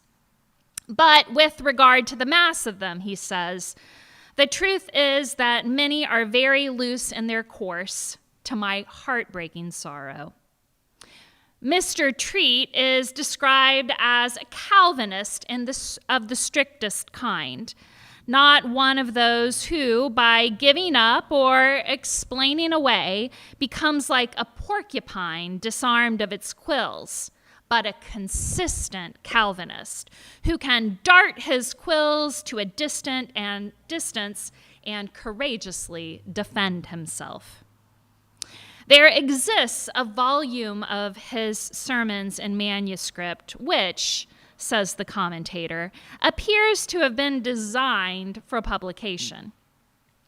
I quote the following sentence at secondhand from a discourse on Luke chapter 16, verse 23, addressed to sinners. Thou must ere long go to the bottomless pit. Hell hath enlarged herself and is ready to receive thee. There is room enough for thy entertainment. Consider thou art going to a place prepared by God on purpose to exalt in his justice, a place made for no other employment but torments. Hell is God's house of correction, and remember, God doth all things like himself. When God would show his justice, and what is the weight of his wrath, he makes a hell where it shall appear indeed to purpose. Woe to thy soul when thou shalt be set upon as a butt for the arrows of the Almighty. Consider, God himself shall be the principal agent in thy misery. His breath is the bellows that blows up the flames of hell forever. And if he punish thee, if he meet thee in his fury, he will not meet thee as a man. He will give thee an omnipotent blow. Some think sinning ends in this life, but that is a mistake. The creature is held under an everlasting law. The damned increase in sin in hell. Possibly the mention of this may please thee. Remember, there shall be no pleasant sins there, no eating, drinking, singing, dancing, wanton dalliance, and drinking of stolen waters, but damned sins, bitter, hellish sins, sins exasperated by torments, cursing God, spite, rage, and blasphemy. The guilt of all thy sins shall be laid upon thy soul and be made so many heaps of fuel. Sinner, I beseech thee, realize the truth of these things. Do not go about and dream that there is a derogatory to God's mercy, and nothing but a vain fable to scare children out of their wits withal. God can be merciful, though he make thee miserable. He shall have monuments enough of that precious attribute shining like stars in the place of glory and singing eternal hallelujahs to praise him that redeemed them, though, to exalt his power of justice. He damns sinners heaps upon heaps. But, continues the same writer, the advantage of proclaiming a doctrine of terror which is naturally productive of a sublime and impressive eloquence. Triumphant venitus gloria cura orator, qui pructus anguit irritat et implement terribus. Translation, triumphant in the windy chariot of glory, the orator, who distresses the beast, irritates, and fills with terror. He could not, though, attain a character of a popular preacher. His voice was loud and could be heard at a great distance from the meeting house, even amidst the shrieks of hysterical women and the winds that howled over the Plains of Nauset. But there was no more music in it than the discordant sounds with which it was mingled. The effect of such preaching, it is said, was that his hearers were several times in the course of his ministry awakened and alarmed, And on one occasion, a comparatively innocent young man was frightened nearly out of his wits. And Mr. Treat had to exert himself to make hell seem somewhat cooler to him. Yet we are assured that Treat's manners were cheerful, his conversation pleasant, and sometimes facetious, but always decent. He was fond of a stroke of humor and a practical joke, and manifested his relish for them by long and loud fits of laughter. This was a man of whom a well-known anecdote is told, which doubtless many of my sections have heard, but which nevertheless I will venture to quote. After his marriage to the daughter of Mr. Willard, the pastor of South Church in Boston, he was sometimes invited by that gentleman to preach in his pulpit.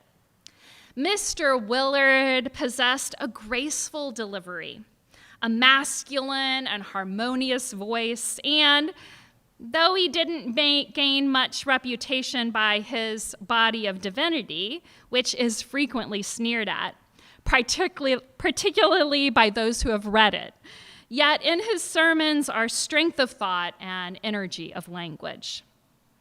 The natural consequence was that he was generally admired. Mr. Treat, having preached one of his best discourses to the congregation of his father-in-law in his usual unhappy manner, excited universal disgust. And several nice judges waited on Mr. Willard and begged that Mr. Treat, who was a worthy and pious man, it was true, but a wretched preacher, might never be invited into his pulpit again. Now, to this request, Mr. Willard made no reply, but he desired his son-in-law to lend him the discourse, which, being left with him, he delivered without altercation to his people a few weeks after. They ran to Mr. Willard and requested a copy of the press for the press. "See the difference," they cried, "between yourself and your son-in-law. You have preached a sermon on the same text as Mr. Treat's, but whilst his was contemptible, yours is excellent." As observed in a note, Mr. Willard, after producing the sermon in the handwriting of Mr. Treat, might have addressed the sages the sage critics in the words of Philodros: "In hic declaret quals situs Judas." Here declares what kind of judge he is. Mr. Treat died of a stroke of palsy just after the memorable storm that is known as the Great Snow, which left the ground around his house entirely bare, but heaped the snow up in the road in an uncommon height. Through an arched way was dug, by which the Indians bore his bod to the grave. The section will imagine us all the while steadily traversing that extensive plain in the direction a little northeast towards Nauset Beach and reading under our umbrellas as we sailed, while it blowed hard with mingling mist and rain, as if we were approaching a fit anniversary of Mr. Treat's funeral. We fancied that it was such a moor as that on which someone perished in that snow, as it is related in the Lights of Snow of Scottish Life. The next minister who settled here was Reverend Samuel Osborne, who was born in Ireland and was educated at the University of Dublin. He is said to have been a man of wisdom and virtue and taught his people the uses of peat and the art of drying and preparing it.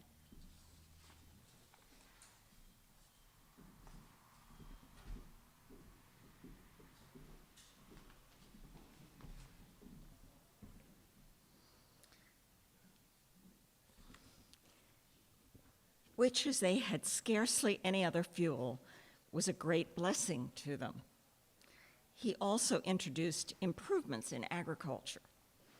But notwithstanding his many services, as he embraced the religion of Arminius, some of his flock became dissatisfied. At length, an ecclesiastical council consisting of 10 ministers with their churches sat upon him, and they naturally enough spoiled his usefulness. The council convened at the desire of 2 divine philosophers, Joseph Dunn and Nathaniel Freeman.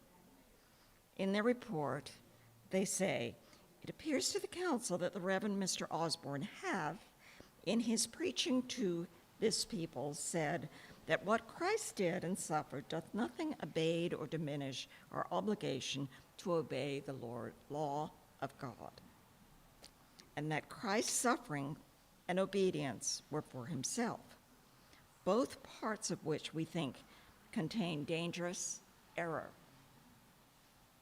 Also, it has been said, and doth appear to this council, that the Reverend Mr. Osborne, both in public and in private, asserted that there are no promises in the Bible but what are conditional, which we think also to be an error, and do say that there are promises which are absolute and without condition, such as the promise of a new heart, and that he will write his law on our hearts. Also, they say, it has been alleged and doth appear to us that Mr. Osborne hath declared that obedience is a considerable cause of a person's justification, which we think contains very dangerous error.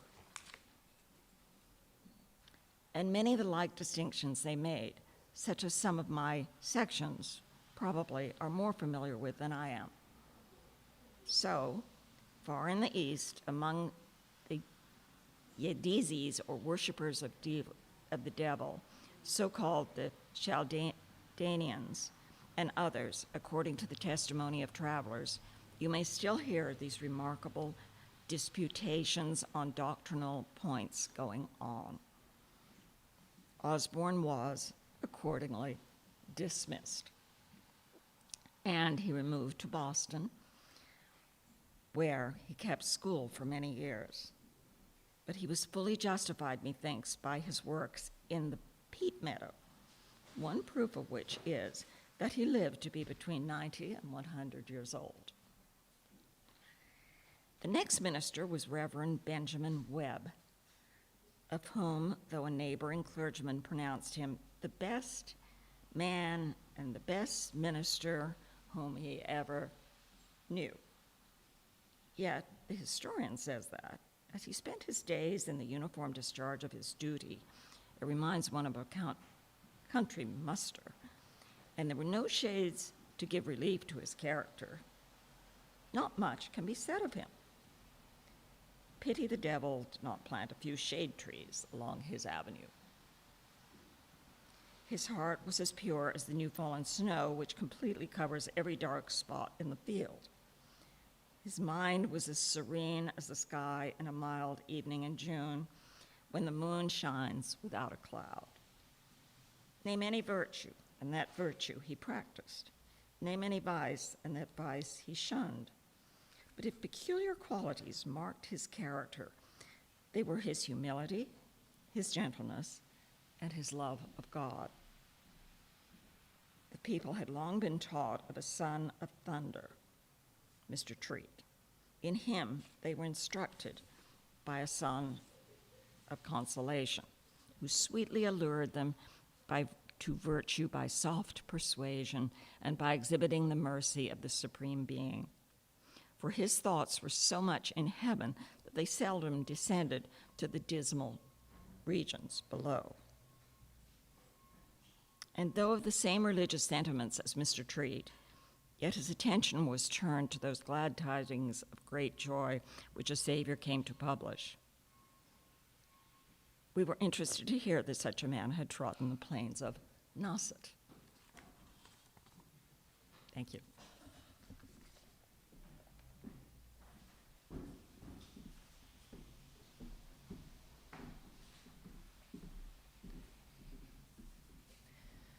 Turning over further in our book, our eyes fell on the name of the Reverend Jonathan Bascom of Orleans. Senex imucte naris, doctus et octer, elegantiam verborum facitas et dosis festitic sermonis. Translation, an old man with a broken nose, learned, and an author of elegant, witty, and sweet and festive speech. And again, on that of the Reverend Nathan Stone of Dennis, vir humilis mitis, blandus advernadem hospas. There was need of him there. Suis comedis in terra non studens reconditis thesaris in coelo.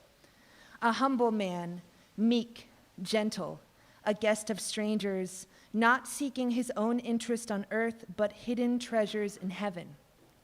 An easy virtue that there, for methinks, no inhabitant of Dennis could be very studious about his earthly commodity, but must regard the bulk of his treasures as in heaven. But probably the most just and pertinent character of all is that which appears to be given to the Reverend Ephraim Briggs of Chatham in the language of the later Romans, sip, siopis, sipomis, vicecum, which not being interpreted, we know not what it means, though we have no doubt it occurs somewhere in the scriptures, probably in the Apostle Eliot's epistle to the Nipmunks. Let no one think that I do not love the old ministers. They were probably the best men of their generation, and they deserve that their biography should fill the pages of the town histories.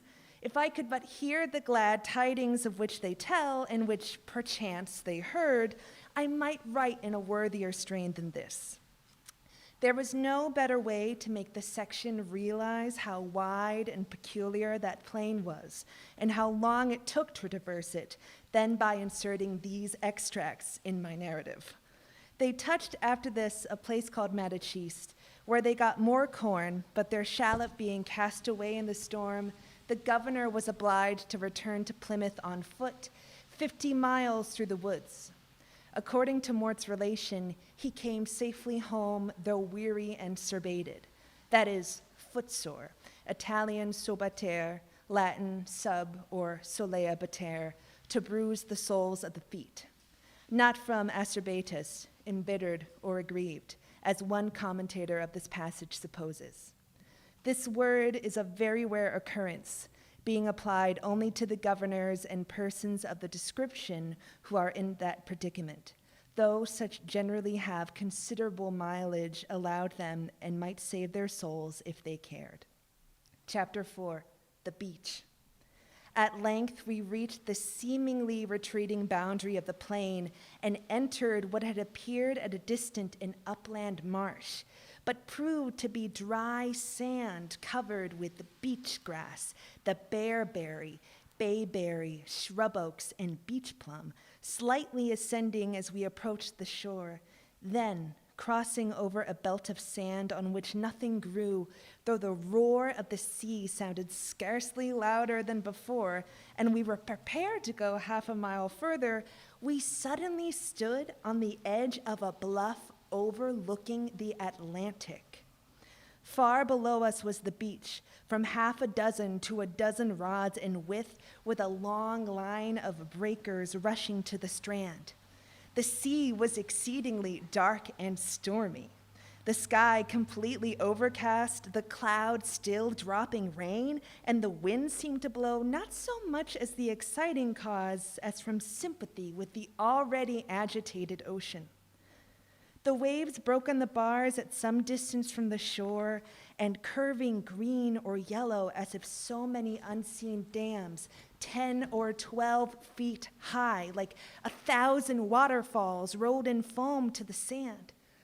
There was nothing but that savage ocean between us and Europe.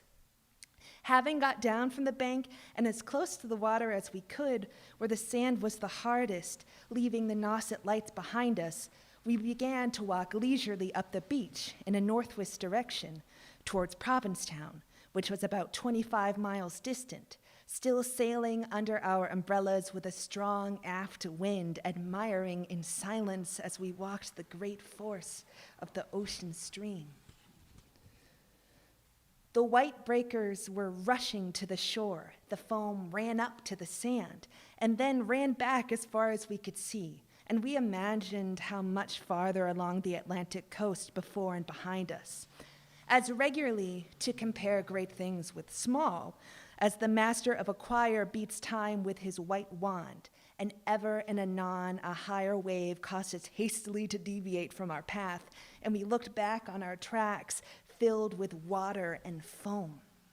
The breakers looked like droves of 1,000 wild horses of Neptune rushing to the shore with their white manes streaming far behind. And when at length the sun shone for a moment, their manes were rainbow tinted. Also, the long kelpweed was tossed to from time to time like the tails of sea cows sporting in the brine. There was not a sail in sight, and we saw none that day, for they had all sought harbors in the late storm and had not been able to get out again. And the only human beings whom we saw on the beach for several days were 1 or 2 wreckers looking for soft driftwood and fragments of wrecked vessels. After an easterly storm in the spring, this beach is sometimes strewn with eastern wood from one end to another, which, as it belongs to him who saves it, and the Cape is nearly destitute of wood, is a godsend to the inhabitants. We soon met one of these wreckers, a regular Cape Cod man with whom we parleyed, with a bleached and weather-beaten face, within whose wrinkles I distinguished no particular feature. It was like an old sail endowed with life, a hanging cliff of weather-beaten flesh, like one of the clay boulders which occurred in that sandbank. He had on a hat which had seen salt water, and a coat of many pieces and colors, though it was mainly the color of the beach, as if it had been sanded. His variegated back, for his coat had many patches, even between the shoulders, was a rich study to us when we had passed him and looked round. It might have been dishonorable for him to have so many scars behind, it is true, if he had not many had more and more serious ones in front. He looked as if he sometimes saw a donut, but never descended to comfort. Too grave to laugh, too tough to cry, as indifferent as a clam, like a sea clam with hat on and legs that was out walking the strand. He may have been one of the pilgrims, Peregrine White at least, who has kept on the back side of the Cape and let the centuries go by. He was looking for wrecks, old logs, waterlogged and covered with barnacles or bits of boards and joist, even chips which he drew out of the reach and tied and strapped up to dry.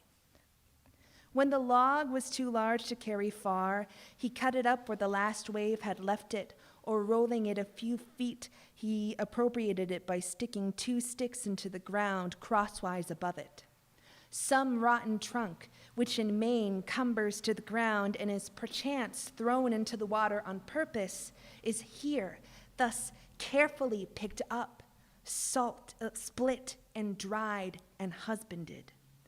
Before winter, the wrecker painfully carries these things up the bank on his shoulders by a long, diagonal, slanting path made with a hoe in the sand, if there is no hollow at hand.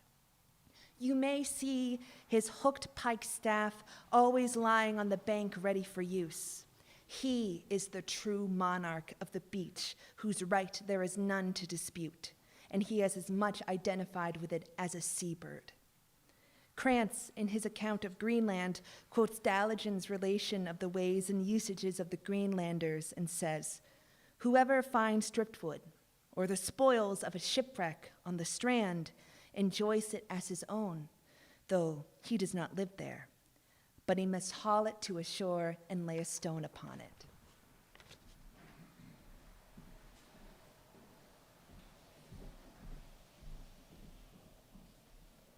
As a token that someone has taken possession of it, and this stone is the deed of security, for no other Greenlander will offer to meddle with it afterwards.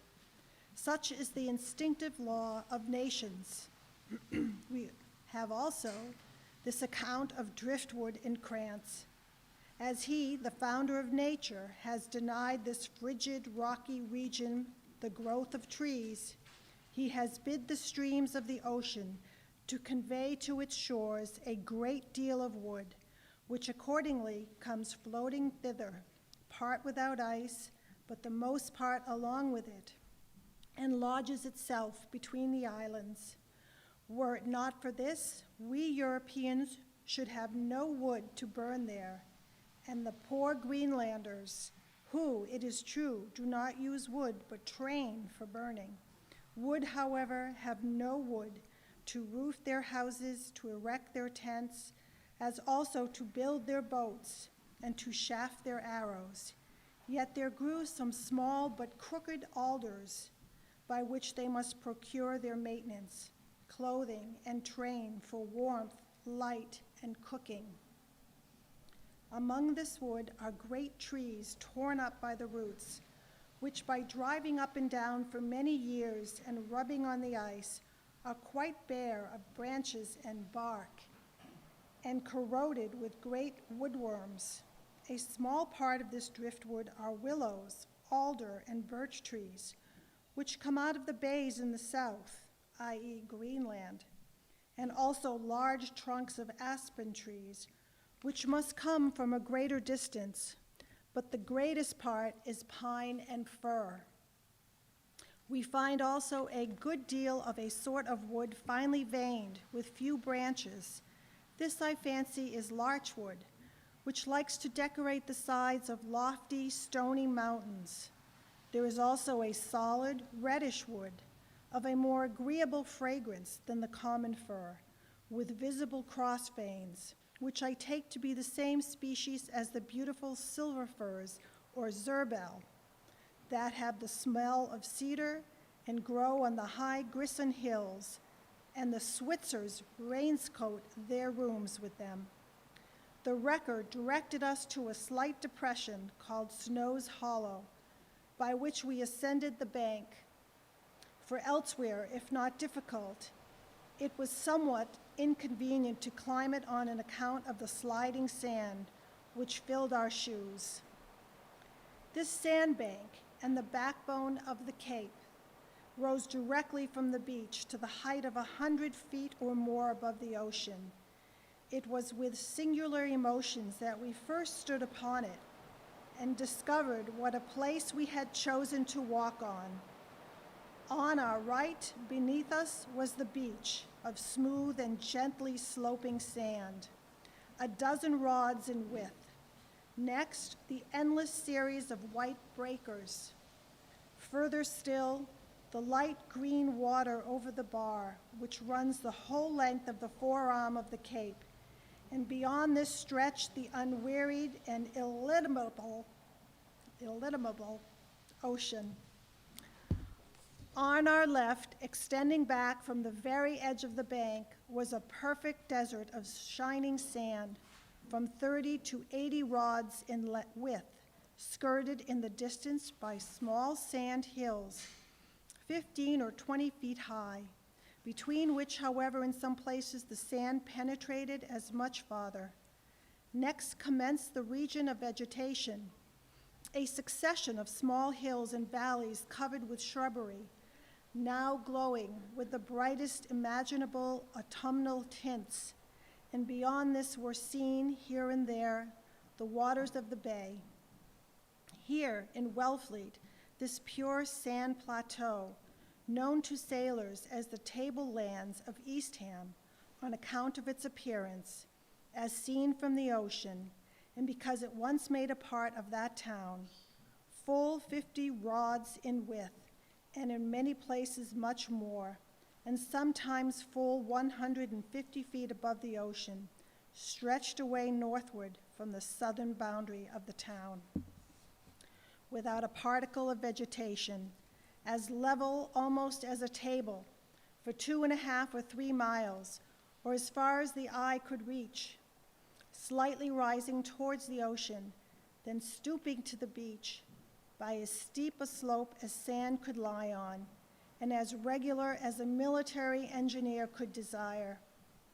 It was like the escarped rampart of a stupendous fortress, whose glacis was the beach, and whose champagne the ocean. From its surface, we overlooked the greater part of the Cape. In short, we were traveling a desert, with the view of an autumnal landscape of extraordinary brilliancy, a sort of promised land on the one hand, and the ocean on the other. Yet, though the prospect was so extensive, and the country for the most part destitute of trees, a house was rarely visible. We never saw one from the beach, and the solitude was that of the ocean and the desert combined. 1,000 men could not have seriously interrupted it, but would have been lost in the vastness of the scenery as their footsteps in the sand. The whole coast is so free from rocks that we saw but one or two for more than 20 miles. The sand was soft like the beach and trying to the eyes when the sun shone. A few piles of driftwood, which some wreckers had painfully brought up the bank and stacked up there to dry, being the only objects in the desert, looked indefinitely large and distant, even like wigwams, though when we stood near them, they proved to be insignificant little jags of wood. For 16 miles, commencing at the Nauset Lights, the bank held its height, though farther north it was not so level as here, but interrupted by slight hollows, and the patches of beach grass and bayberry frequently crept into the sand to its edge. There are some pages entitled, quote, "A Description of the Eastern Coast of the County of Barnstable," end quote, printed in 1802, pointing out the spots on which the trustees of the Humane Society have erected huts called charity or humane houses, and other places where shipwrecked seamen may look for shelter. 2,000 copies of this were dispersed, that every vessel which frequented this coast might be provided with one. I have read this shipwrecked seaman's manual with a melancholy kind of interest, for the sound of the surf, or you might say, the moaning of the sea, is heard all through it, as if its author were the sole survivor of a shipwreck himself. Of this part of the coast, he says, "This highland approaches the ocean with steep and lofty banks, which it is extremely difficult to climb, especially in a storm. In violent tempests, during very high seas, the sea breaks against the foot of them, rendering it then unsafe to walk on the strand, which lies between them and the ocean. Should the seaman succeed in his attempt to ascend them, he must forbear to penetrate into the country, as houses are generally so remote that they would escape his research during the night. He must pass on to the valleys by which the banks are intersected. These valleys, which the inhabitants called hollows, run at right angles with the shore, and in the middle of the lowest part of them, a road leads from the dwelling houses to the sea. By the word road must not be understood a visible cart track. There were these two roads for us, an upper and a lower one, the bank and the beach, both stretching 28 miles northwest from Nauset Harbor to Race Point, without a single opening into the beach and with hardly a serious interruption of the desert. If you were to ford the narrow and shallow inlet at Nauset Harbor, where there is not more than 8 feet of water on the bar at full sea,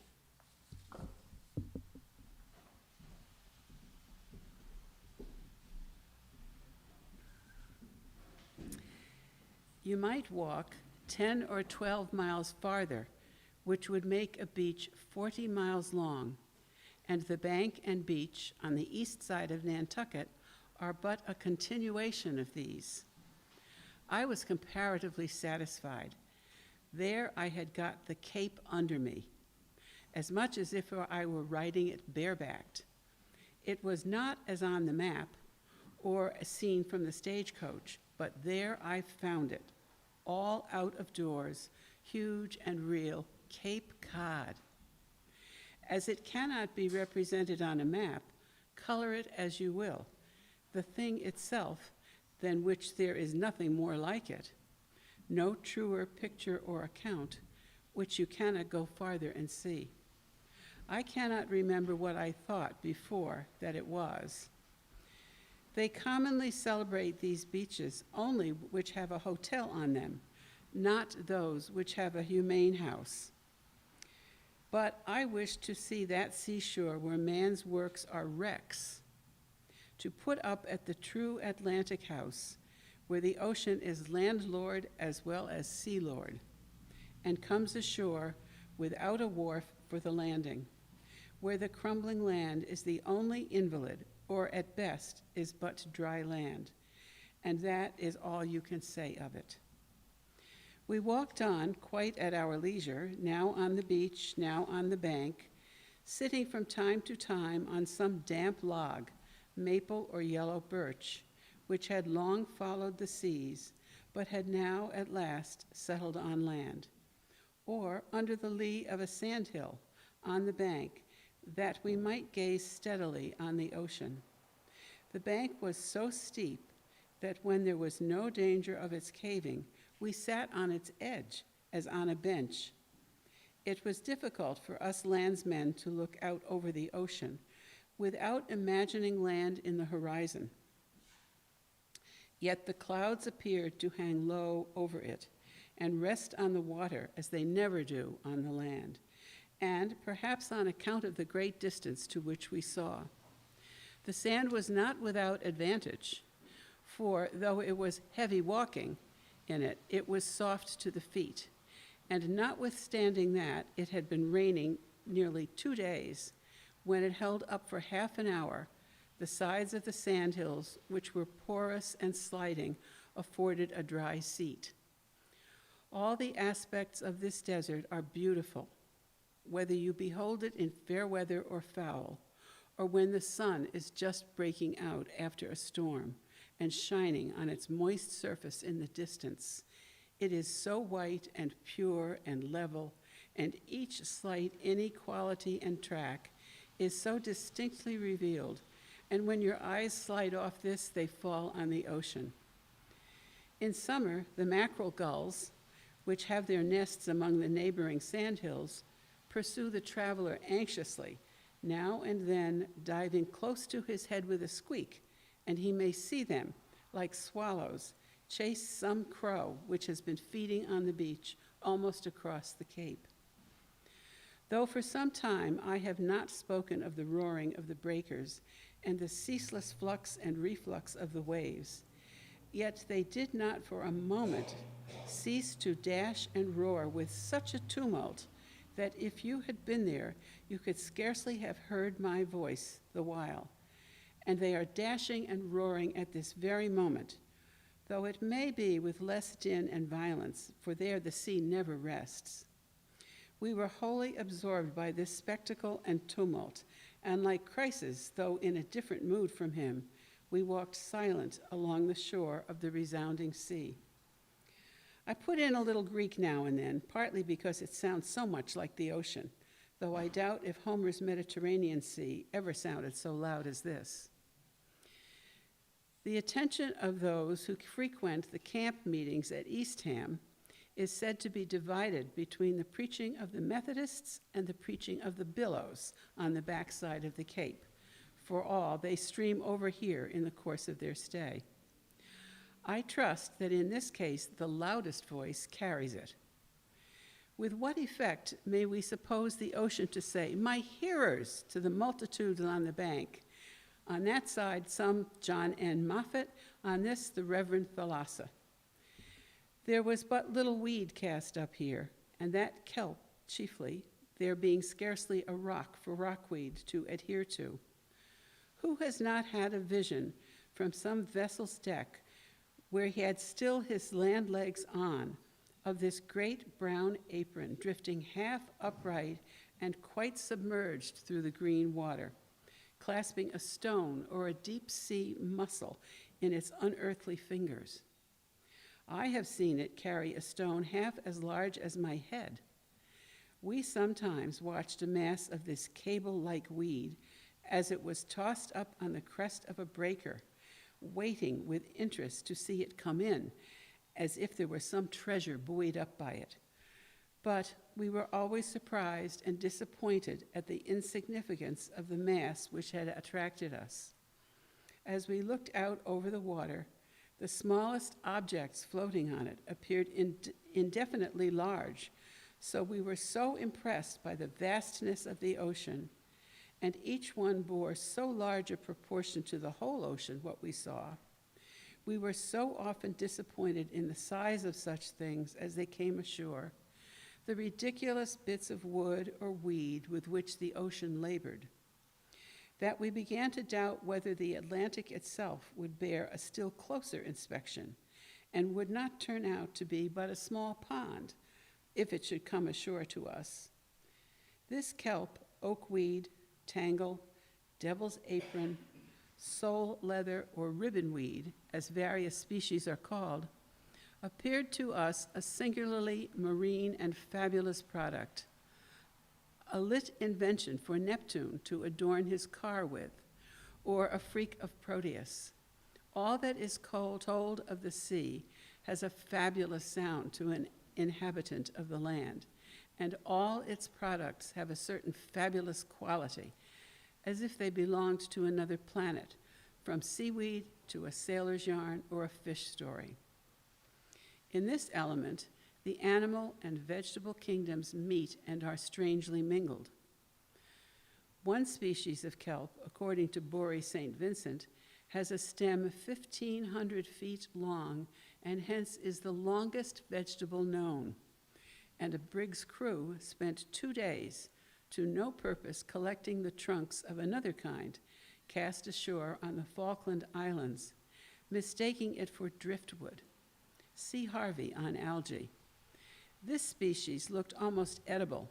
At least I thought that if I were starving, I would try it.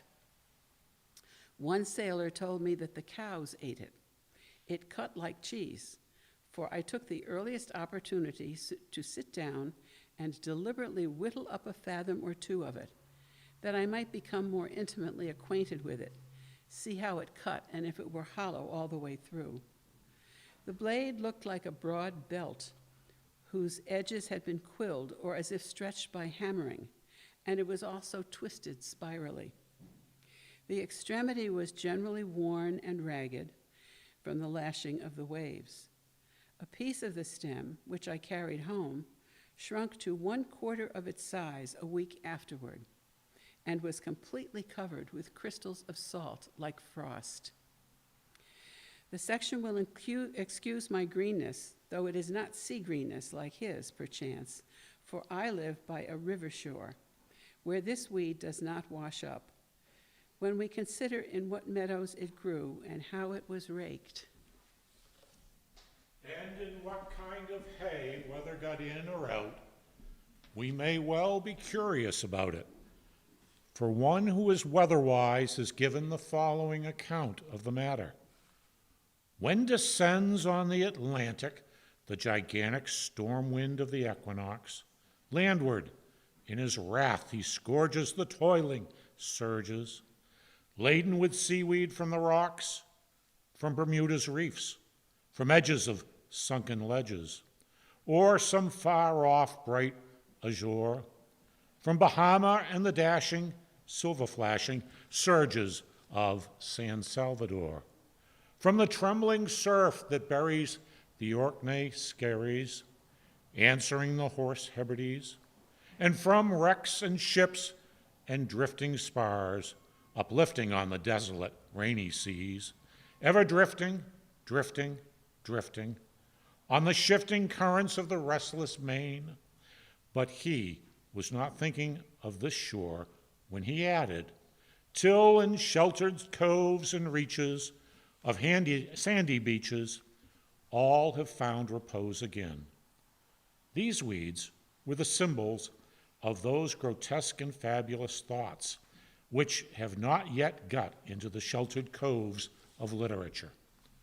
Ever drifting, drifting, drifting on the shifting currents of the restless heart, and not yet in books recorded, they like hoarded household words no more depart. The beach was also strewn with beautiful sea jellies, which the wreckers called sun squall, one of the lowest forms of life. Some white, some wine-colored, and a foot in diameter. I at first thought they were a tender part of some marine monster, which the storm or some other foe had mangled. What right has the sea to bear in its bosom such tender things as sea jellies and mosses, when it has such a boisterous shore that the stoutest fabrics are wrecked against it? Strange that it should undertake to dandle such delicate children in its arms. I did not at first recognize these for the same which I had formerly seen in my myriads in Boston Harbor, rising with a waving motion to the surface as if to meet the sun, and discoloring the waters far and wide, so that I seemed to be sailing through a mere sunfish soup. They say that when you endeavor to take one up, it will slip out the other side of your hand like quicksilver.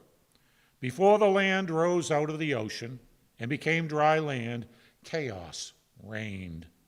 And between high and low water mark, where she is partially disrobed and rising, a sort of chaos reigns still, which only anomalous creatures can inhabit.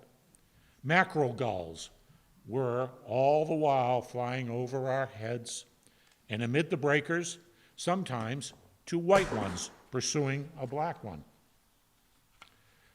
Quite at home in the storm, though they are as delicate organizations as sea jellies and mosses, and we saw that they were adapted to their circumstances rather than by the spirits than their bodies. Theirs must be an essentially wilder, that is, less human nature than that of larks and robins. Their note was like the sound of some vibrating metal, and harmonized well with the scenery and the roar of the surf, as if one had rudely touched the strings of the lyre which ever lies on the shore. A ragged shred of ocean music tossed aloft on the spray. But if I were required to name a sound, the remembrance of which most perfectly revives the impression which the beach has made, it would be the dreary peep of the piping plover, which haunts there. Their voices too are heard as a fragacious part in the dirge which is ever played along the shore for those mariners who have been lost in the deep since first it was created. But through all this dreariness, we seem to have a pure and unqualified strain of eternal melody, for always the same strain, which is a dirge to one household in a morning, song of rejoicing to another. A remarkable method of catching gulls derived from the Indians was practiced in Wellfleet in 1794. The gull house, it is said, is built with crochets fixed in the ground on the beach, poles being stretched across for the top, and the sides made close with stakes and seaweed. The poles on the top are covered with lean whale. The man being placed within is not discovered by the fowls, and while they are contending for and eating the flesh, he draws them in, one by one, between the poles, until he has collected 40 or 50. Hence, perchance, a man is said to be gulled when he is taken in. We read that one sort of gulls is called by the Dutch malamuk, that is, the foolish fly, because they fall upon a whale as eagerly as a fly, and indeed, all gulls are foolishly bold and easy to be shot. The Norwegian calls this bird havest, seahorse, and the English translator says it is probably what we call boobies. If they have eaten too much, they throw it up and eat it again till they are tired. It is this habit in the gulls of parting with their property, disgorging the contents of the stomachs to the skewer, which has given rise to the terms gull, guller, and gulling among men. We also read that they used to kill small birds which roosted on the beach at night by making a fire with hog's lard in a frying pan. The Indians probably used pitch torches. The birds flocked to the light and were knocked down with a stick. We noticed holes dug near the edge of the bank where gunners concealed themselves to shoot the large gulls which coast up and down a fishing, for these are considered good to eat. We found some large clams of the species Mactra solidissima, which the storm had torn up from the bottom and cast ashore. I selected one of the largest, about 6 inches in length, and carried it along, thinking it might try to experiment on it. We soon met a wrecker with a grapple and a rope who said that he was looking for tow cloth, which had made part of the cargo of the ship Franklin, which was wrecked here in the spring, at which time 9 or 10 lives were lost. You may remember this wreck from the circumstances that a letter was found in the captain's valise, which washed ashore, directing him to wreck the vessel before he got to America, and from the trial which took place in consequence. The wrecker said the tow cloth was still cast up in such storms as this. He also told us that the clam which I had was the sea clam, or hen, and was good to eat. We took our nooning under a sandhill covered with beach grass in a dreary little hollow on the top of a bank which had alternatively rained and shined, there having reduced some damp driftwood which I had picked up on the shore to shavings with my knife.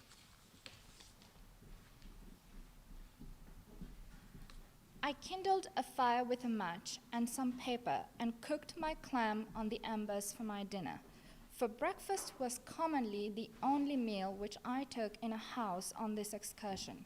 When the clam was done, one valve held the meat and the other the liquor. Though it was very tough, I found it sweet and savory and ate the whole with a relish. Indeed, with the addition of a cracker or two, it would have been a bountiful dinner. I noticed that the shells were such as I had seen the sugar kit at home. Tied to a stick, they formerly made the Indians' hoe hereabouts. At length, by mid-afternoon, after we had had 2 or 3 rainbows over the sea, the showers ceased, and the heavens gradually cleared up, though the wind still blowed and as hard and the breakers ran as high as before. Keeping on, we soon came to a charity house, which we looked into to see how the shipwrecked mariner might fare. Far away in some desolate hollow by the seaside, just within the bank, stands a lonely building on piles driven into the sand, with a slight nail put through the staple, which a freezing man can bend, with some straw, perchance, on the floor on which he may lie, or which he may burn in the fireplace to keep him alive. Perhaps this hut has never been required to shelter a shipwrecked man, and the benevolent person who promised to inspect it annually to see that the straw and matches are here and that the boards will keep off the wind has grown remiss and thinks that storms and shipwrecks are over, and this very night a perishing crew may pry open its door with their numbed fingers and leave half their number dead here by morning. When I thought what must be the condition of the families which alone would ever occupy or had occupied them, what must have been the tragedy of the winters evenings spent by human beings around their hearts, these houses, though they were meant for human dwellings, did not seem or look cheerful to me. They appeared but a stage to the grave. The gulls flew around and screamed over them. The roar of the ocean in storms and the lapse of its waves in calms alone resounds through them, all dark and empty within, year in, year out, except perchance on the memorable night. Houses of entertainment for shipwrecked men. What kind of sailors' homes were they? Each hut, says the author of the description of the eastern coast of the county of Barnstable, stands on piles, is 8 feet long, 8 feet wide, and 7 feet high. A sliding door is on the south, a sliding shutter on the west, and a pole rising 15 feet above the top of the building on the east. Within it is supplied either with straw or hay and is further accommodated with a bench. They have varied little from this model now. There are similar huts at the Isle of Sable and Anticosti on the north, and how far south along the coast, I know not. It is pathetic to read the minute and faithful directions which he gives to seamen who may be wrecked on this coast, to guide them to the nearest charity house or other shelter, for as is said of Eastham, though there are a few houses within a mile of the shore, yet in a snowstorm which rages here with excessive fury, it would be almost impossible to discover them either by night or by day. You hear their imaginary guide thus marshalling, cheering, directing the dripping, shivering, freezing troop along. At the entrance of this valley, the sand has gathered, so that at present a little climbing is necessary, passing over several fences and taking heed not to enter the wood on the right hand.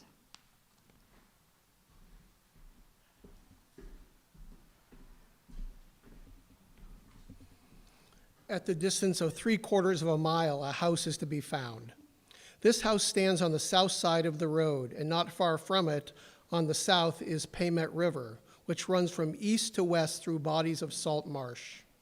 To him cast ashore in Eastham, he says, quote, "The meeting house is without a steeple, but it may be distinguished from the dwelling houses near it by its situation, which is between 2 small groves of locusts, one on the south and one on the north, that on the south being 3 times as long as the other. About 1.25 miles from the hut, west by north, appear the top and arms of a windmill," unquote, and so on for many pages. We did not learn whether these houses had been the means of saving any lives, though this writer says of one erected at the head of Stouts Creek in Truro that it, quote, "was built in an improper manner, having a chimney in it, and was placed on a spot where no beach grass grew.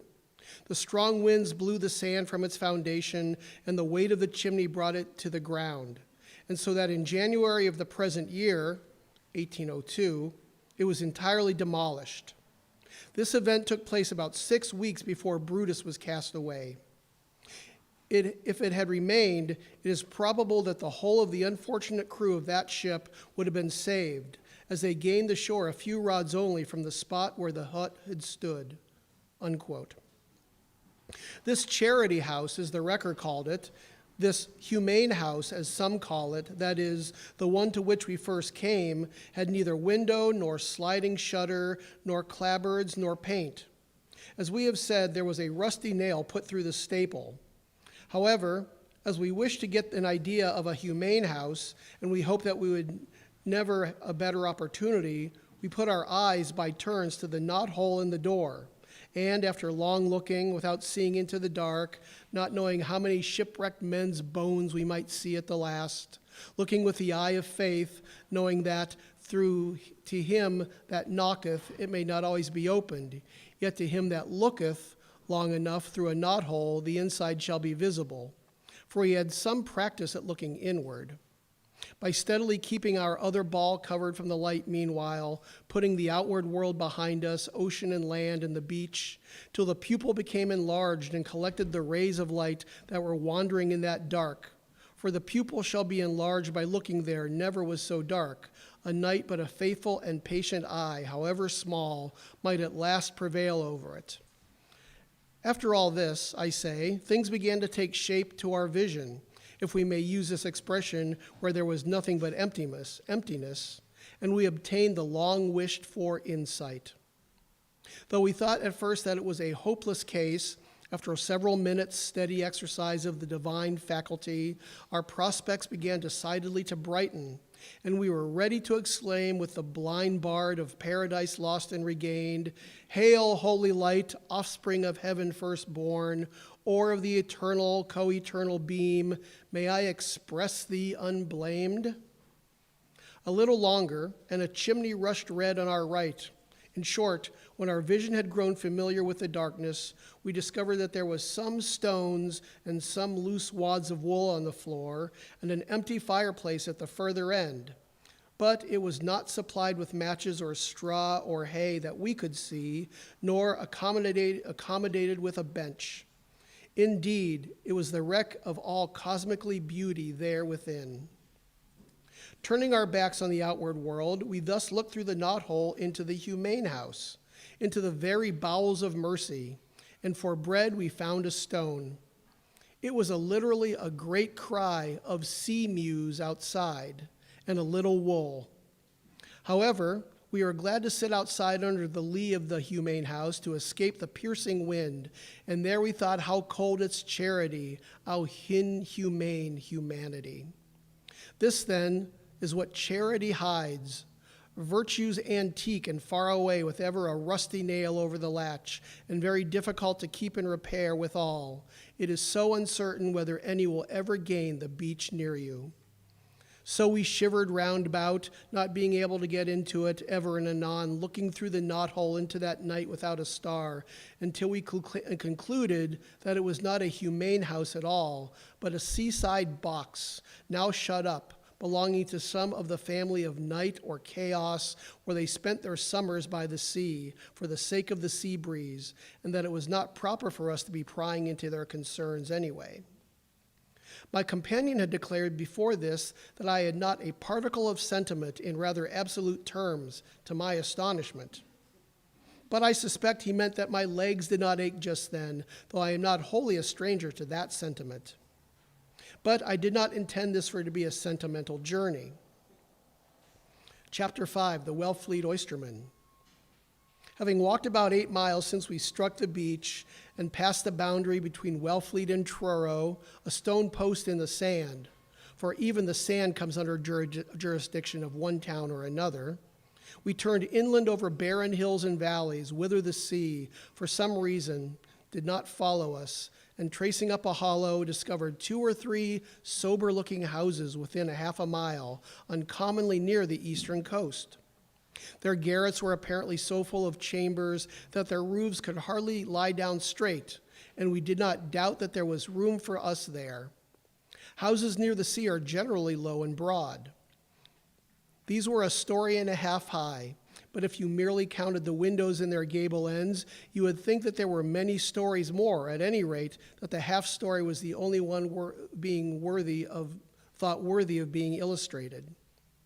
The great number of windows in the ends of the houses and their irregularity in size and position here and elsewhere on the Cape struck us agreeably, as if each of the various occupants who had their cannabula behind had punched a hole where his necessities required it, and according to his size and stature, without regard to outside effect.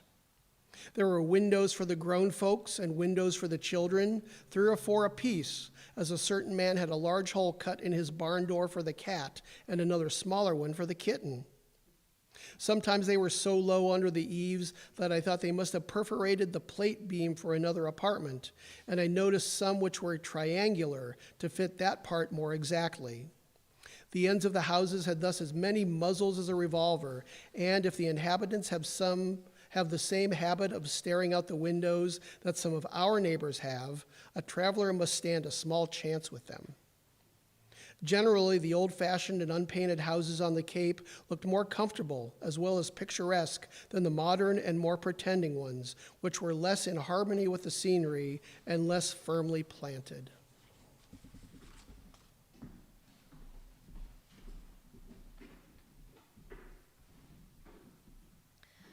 These houses were on the shores of a chain of ponds, 7 in number, the source of a small stream called Herring River, which empties into the bay. There are many herring rivers on the Cape. They will, perhaps, be more numerous than herrings soon. We knocked at the door of the first house, but its inhabitants were all gone away. In the meanwhile, we saw the occupants of the next one looking out the window at us, and before we reached it, an old woman came out and fastened the door of her bulkhead and went in again. Nevertheless, we did not hesitate to knock at her door when a grisly-looking man appeared, whom we took to be 60 or 70 years old. He asked us, at first suspiciously, where we were from and what our business was, to which we returned plain answers. "How far is Concord from Boston?" he inquired. 20 miles by railroad. 20 miles by railroad, he repeated. Didn't you ever hear of Concord of Revolutionary fame? Didn't I ever hear of Concord? Why, I heard the guns fire at the Battle of Bunker Hill. I am almost 90. I am 88 years old. I was 14 years old at the time of the Concord fight. And where were you then? We were obliged to confess that we were not in the fight. Well, walk in. We'll leave it to the women, he said.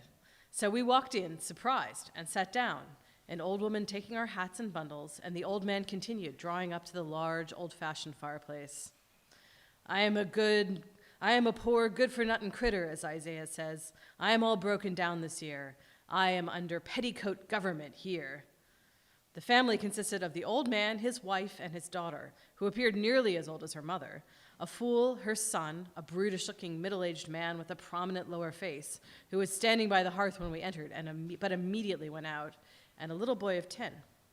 While my companion talked with the women, I talked with the old man. They said that he was old and foolish, but he was evidently too knowing for them. These women, said he to me, are both of them good-for-nothing critters. This one is my wife. I married her 64 years ago. She is 84 years old and as deaf as an adder, and the other is not much better. He thought well of the Bible, or at least he spoke well, and did not think ill of it, for that would not have been prudent for a man of his age. He said that he read it attentively for many years, and he had much of it at his tongue's end. He seemed deeply impressed with a sense of his own nothingness, and would repeatedly exclaim, I am a nothing. What I gather from my Bible is just this, that man is a poor, good-for-nothing critter, and everything is just as God sees fit and disposes. May I ask your name, I said. Yes, he answered. I am not ashamed to tell my name. My name is... My great-grandfather came over from England and settled here. He was an old Wellfleet Oysterman who had acquired a competency in that business and had sons still engaged in it. Nearly all the oyster shops and stands in Massachusetts, I am told, are supplied and kept by natives of Wellfleet, and a part of this town is still called Billingsgate, from the oysters having been formerly planted there.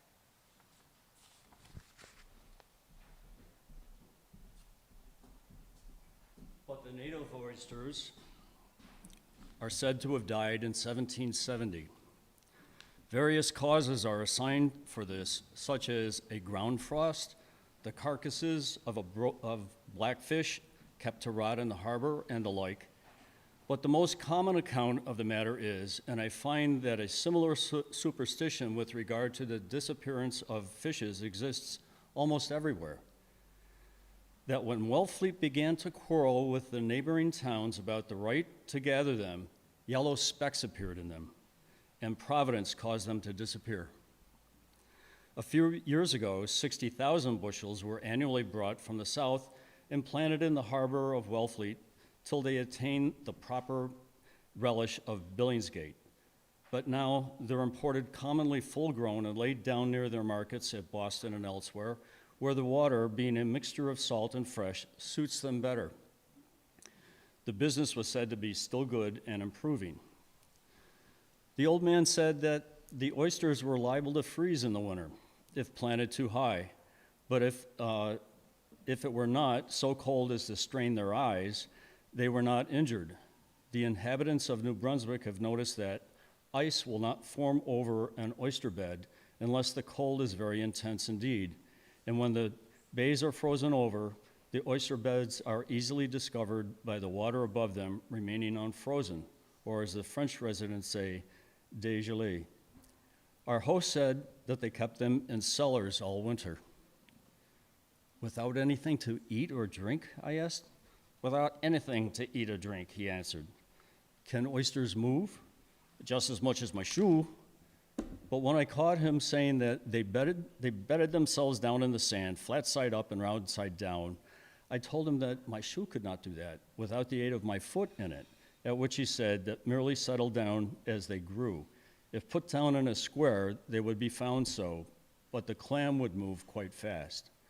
I have since been told by oystermen on Long Island, where the oyster is still indigenous and abundant, that they are found in large masses attached to the parent in their midst and are so taken up with their tongues, in which case, they say, the age of the young proves that they could have been in no motion for 5 or 6 years at least.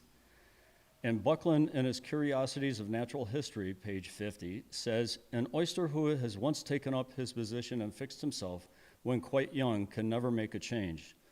Oysters, nevertheless, that have not fixed themselves but remain loose on the bottom of the sea have the power of locomotion.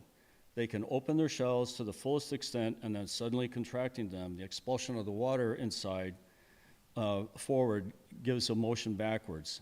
A fisherman in Guernsey told me that he had frequently seen oysters moving in this way. Some still entertain the question whether the oyster was indigenous in Massachusetts Bay and whether Wellfleet Harbor was a natural habitat of this fish. But to say nothing of the testimony of old oystermen, which I think is quite conclusive, though the native oyster may now be extinct there, I saw that their shells, opened by the Indians, were strewn all over the Cape. Indeed, the Cape was first thickly settled by Indians on account of the abundance of these and other fish. We saw many traces of their occupancy after this in Thoreau, near Great Hollow, and at High Head, near East Harbor River. Oysters, clams, cockles, and other shells mingled with ashes and the bones of deer and other quadrupeds. I picked up half a dozen arrowheads, and in an hour or two, we could have filled my pockets with them. The Indians lived about the edges of the swamps, then probably, in some instances, ponds for shelter and water. Moreover, Champlain, in the edition of his voyages printed in 1613, says that in the year 1606, he and Poitrancourt explored a harbor, Barnstable Harbor perhaps, in the southerly part of what is now called Massachusetts Bay, in latitude 42 degrees, about 5 leagues south, 1 point west of Cap Blanc, Cape Cod. And there they found a good many oysters, and they named it Les Ports aux Oysters, Oyster Harbor. In one edition of his map, 1632, the O Escali is drawn emptying into the same part of the bay, and on the map, Novi Belgiae in Ogilvy's America, 1670, the words Port aux Oysters are placed against the same place. Also, William Wood, who left New England in 1633, speaks in his New England's Prospect, published in 1634, of a great oyster bank in Charles River, and another in the Mystic, each of which obstructed the navigation of its river. The oysters, he said, be great ones in the form of a shoehorn. Some may be a foot long. These breed on certain banks that are bare every springtide. This fish without the shell is so big that it must admit a division before you can well get it into your mouth. Oysters are still found there. Also see Thomas Morton's New English Canaan, page 90. Our host told us that the sea clam, or hen, was not easily obtained. It was raked up, but never on the Atlantic side, only cast ashore there in small quantities in storms. The fisherman sometimes wades in water several feet deep and thrusts a pointed stick into the sand before him. When this enters between the valves of a clam, the shells, it closes on them, and it is drawn out. It has been known to catch and hold coot and teal, which were preying on it. I chanced to be on the bank of the Acushnet at New Bedford one day since this, watching some ducks, when a man informed me that having let out his young ducks to seek their food amid the samphire, salicornia, and other weeds along the riverside at low tide that morning, at length he noticed that one remained stationary amid the weeds, something preventing it from following the others. In going to it, he found its foot tightly shut in the quahog's shell. He took up both together, carried them to his home, and his wife, opening the shell with a knife, released the duck and cooked the quahog. The old man said that the great clams were good to eat, but they always took out a certain part, which was poisonous, before they cooked them. People said it would kill a cat. I did not tell him that I had eaten a large one earlier that afternoon, but I began to think that I was tougher than a cat. He stated that peddlers came around here and sometimes tried to sell the woman folks a skimmer, but he told them that their woman had gotten a better skimmer than they could make, the shells of the clams. It was shaped just right for this purpose. They called them skimwalls. In some places, he also said that the sun squall, which is a jellyfish, was poisonous to handle, and when the sailors came across it, they did not meddle with it, but heaved it out of the way. I told him that I had handled it that afternoon.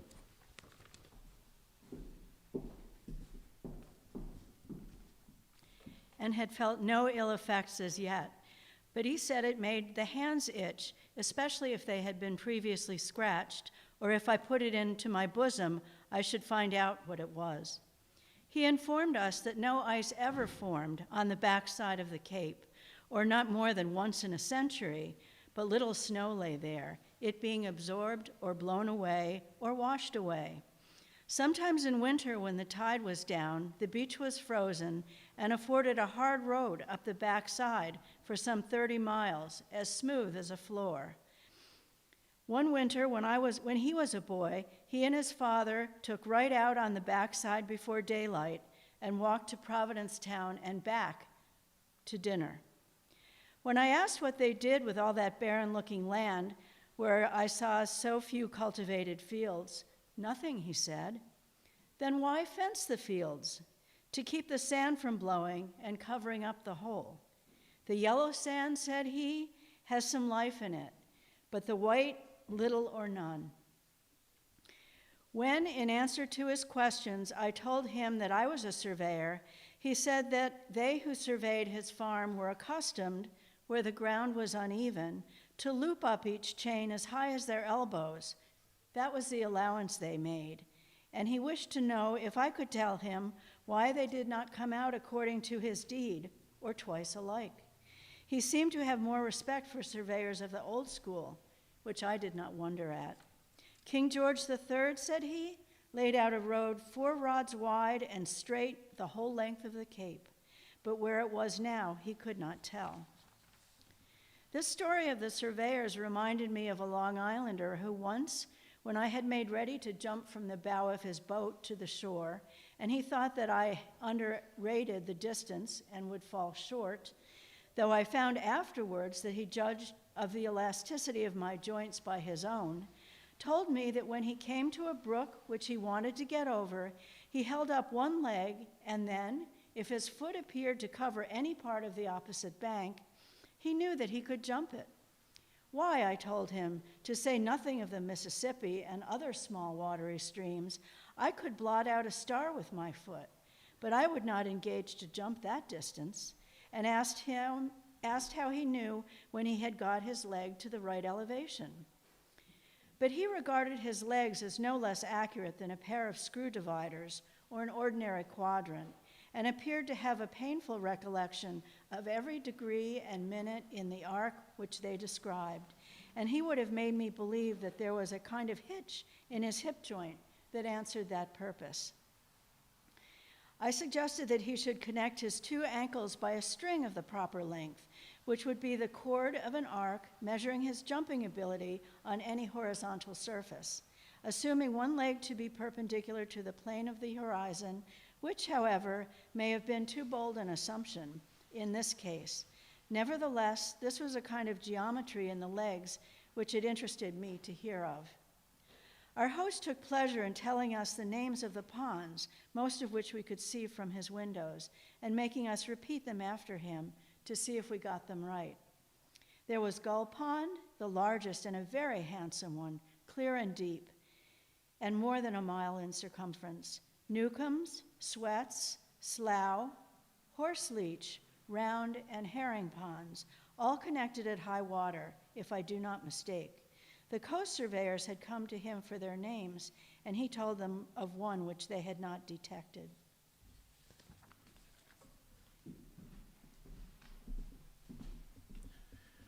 He said that they were not so high as formerly. There was an earthquake about 4 years before he was born, which cracked the pans of the ponds, which were of iron, and caused them to settle. I did not remember to have read of this. Innumerable gulls used to resort to them, but the large gulls were now very scarce, for, as he said, the English robbed their nests far in the north where they breed. He remembered well when gulls were taken in the gull house, and when small birds were killed by means of a frying pan and fire at night. His father once lost a valuable horse from the cause. A party from Wellfleet, having lighted their fire for this purpose, one dark night on Billingsgate Island, 20 horses which were pastured there, and this colt among them, being frightened by it and endeavoring in the dark to cross the passage which separated them from the neighboring beach, and which was then fordable at low tide, were all swept out to sea and drowned. I observed that many horses were still turned out to pasture all summer on the islands and beaches in Wellfleet, Eastham, and Orleans as a kind of common. He also described the killing of what he called wild hens here after they had gone to roost in the woods when he was a boy. Perhaps they were prairie hens, pinnated grouse. He liked the beach pea, Lithyrus maritimus, cooked green as well as the cultivated. He had seen it growing very abundantly in Newfoundland, where also the inhabitants ate them, but he had never been able to obtain any ripe for seed. We read under the head of Chatham that in 1555, during a time of great scarcity, the people from Orford in Sussex, England, were preserved from perishing by eating the seeds of this plant, which grew there in great abundance on the sea coast. Cows, horses, sheep, and goats eat it. But the writer who quoted this could not learn that they had ever been used in Barnstable County. He had been a voyager then. Oh, he had been all about the world in his day. He once considered himself a pilot for all our coasts, but now they had changed the name so he might be bothered. He gave us to taste what he called the summer sweeting, a pleasant apple which he raised and frequently grafted from, but had never seen growing elsewhere, except once, 3 trees on Newfoundland, or at the Bay of Chaleur, I forget which, as he was sailing by. He was sure that he could tell the tree at a distance. At length, the fool, whom my companion called the wizard, came in, muttering between his teeth, "Damn book peddlers, all the time talking about books. Better do something. Damn 'em, I'll shoot 'em. Got a doctor down here. Damn him, I'll get a gun and shoot them," never once holding up his head. Whereat the old man stood up and said in a loud voice, as if he was accustomed to command, and this was not the first time he had been obliged to exert his authority there, "John, go sit down. Mind your business. We've heard you talk before. Precious little you'll do. Your bark is worse than your bite." But without minding, John muttered the same gibberish over again and then sat down at the table which the old folks had left. He ate all there was on it and then turned to the apples, which his aged mother was paring, that she might give her guests some applesauce for breakfast. But she drew them away and sent him off.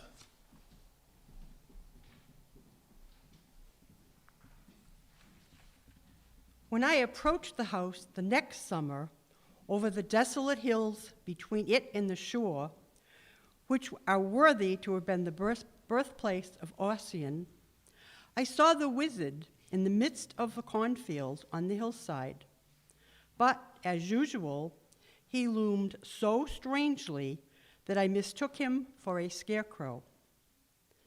This was the merriest old man that we had ever seen, and one of the best preserved. His style of conversation was coarse and plain enough to have suited Rabelais.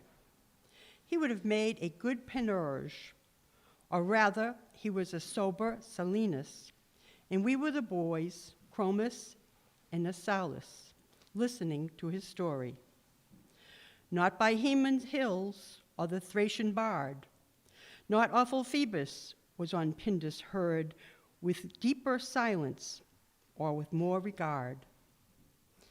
There was a strange mingling of past and present in his conversation, for he had lived under King George and might have remembered when Napoleon and the Marstons were born. He said that one day, when the troubles began between the colonies and the mother country, as it first broke out, as he, a boy of 15, was pitching hay out of a cart.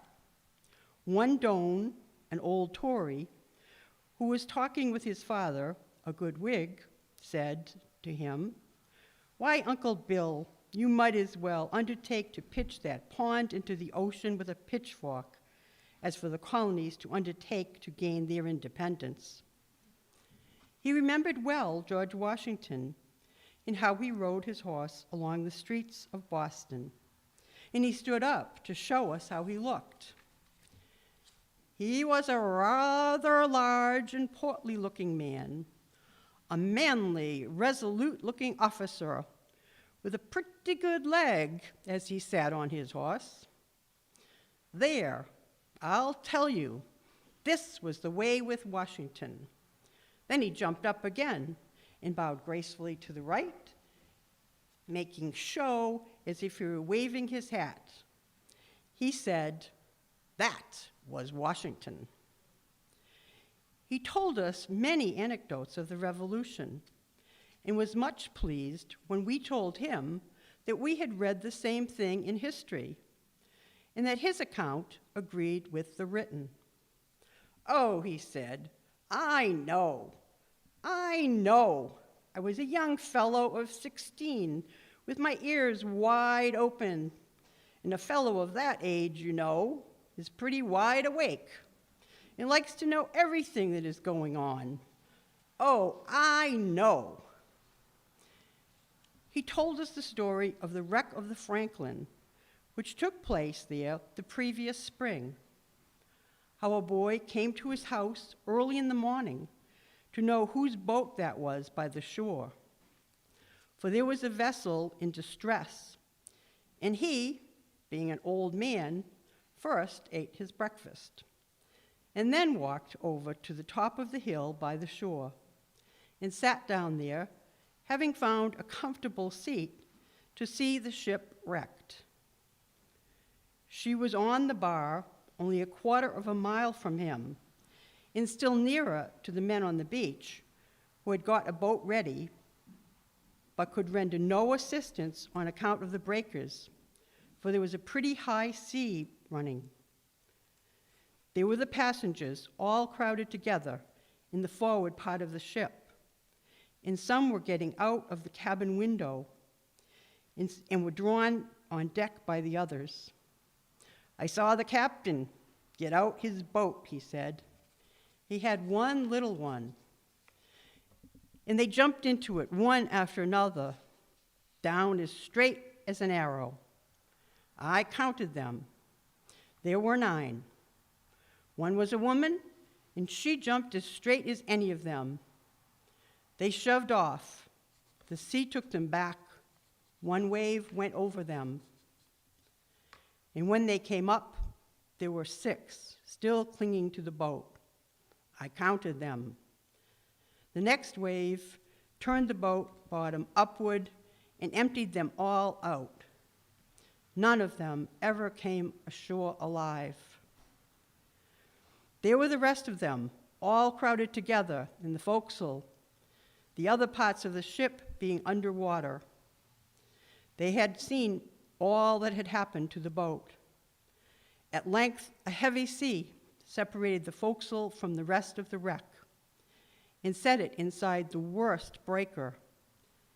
And the boat was able to reach them, and it saved all that were left but one woman. He also told us of the steamer Cambria's getting aground on his shore a few months before we were there, and of her English passengers who roamed all over his grounds, and who said he said, thought the prospect from the high hill of the shore the most delightsome they had ever seen, and also of the pranks which the ladies played with his scoop net in the ponds. He spoke of these travelers with their purses full of guineas, just as our provincial fathers used to speak of British bloods in the time of King George III. Quid loqua? Why repeat what he told us? Orcilla, child of Nisus, it is said her fair loins with barking monsters girt, vexed the Dulcinian ships, and gurgling in the deep, swift eddying whirlpool with her sea dogs, tore the trembling mariners. In the course of the evening, I began to feel the potency of the clam which I had eaten, and I was obliged to confess to our host that I was no tougher than the cat he told of. But he answered that he was a plain-spoken man, and he could tell me that it was all imagination. At any rate, it proved to be an emetic in my case, and I was made quite sick by it for a short time, while he laughed at my expense. I was pleased to read afterward, in Mort's relation of the landing of the Pilgrims in Provincetown Harbor, these words: "We found great mussels. The old editor says that they were undoubtedly sea clams, and very fat and full of sea pearl. But we could not eat them, for they made us all sick that did eat, as well sailors as passengers. But they were soon well again. It brought me nearer to the Pilgrims to be thus reminded by a similar experience that I was so like them. Moreover, it was a valuable confirmation that that story, and I am prepared now to believe every word of Mort's relation, I was so pleased to find that man and the clam still lay at the same angle to one another. But I did not notice sea pearl. Like Cleopatra, I must have swallowed it. I have since dug these clams on a flat in the bay and observed them. They could squirt full 10 feet before the wind, as appeared by the marks of the drops on the sand. Now, I'm going to ask you a question, said the old man, and I don't know if you can tell me, but you are a learned man, and I never had any learning, only what I got by nature. It was in vain that we reminded him that he could quote Josephus to our confusion. I've thought if I ever met a learned man, I should like to ask him this question. Can you tell me how axie is spelt and what it means? Axie, he says. There's a girl over here named Axie. Now, what is it? What does it mean? Is it scripture? I've read my Bible 25 years now, over and over, and I never came across it. Did you read it? 25 years for this object, I asked. Well, how is it spelt? Wife, how is it spelt? She said, it is in the Bible. I've seen it. Well, how do you spell it?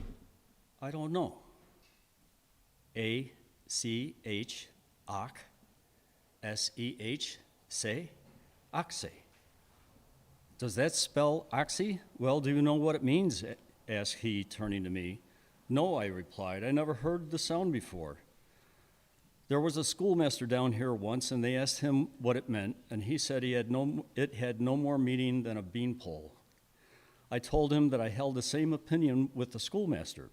I had been a schoolmaster myself and had had strange names to deal with. I had also heard such names as Zolith, Bariah, Amaziah, Bethuel, Shir Joshua, hereabouts.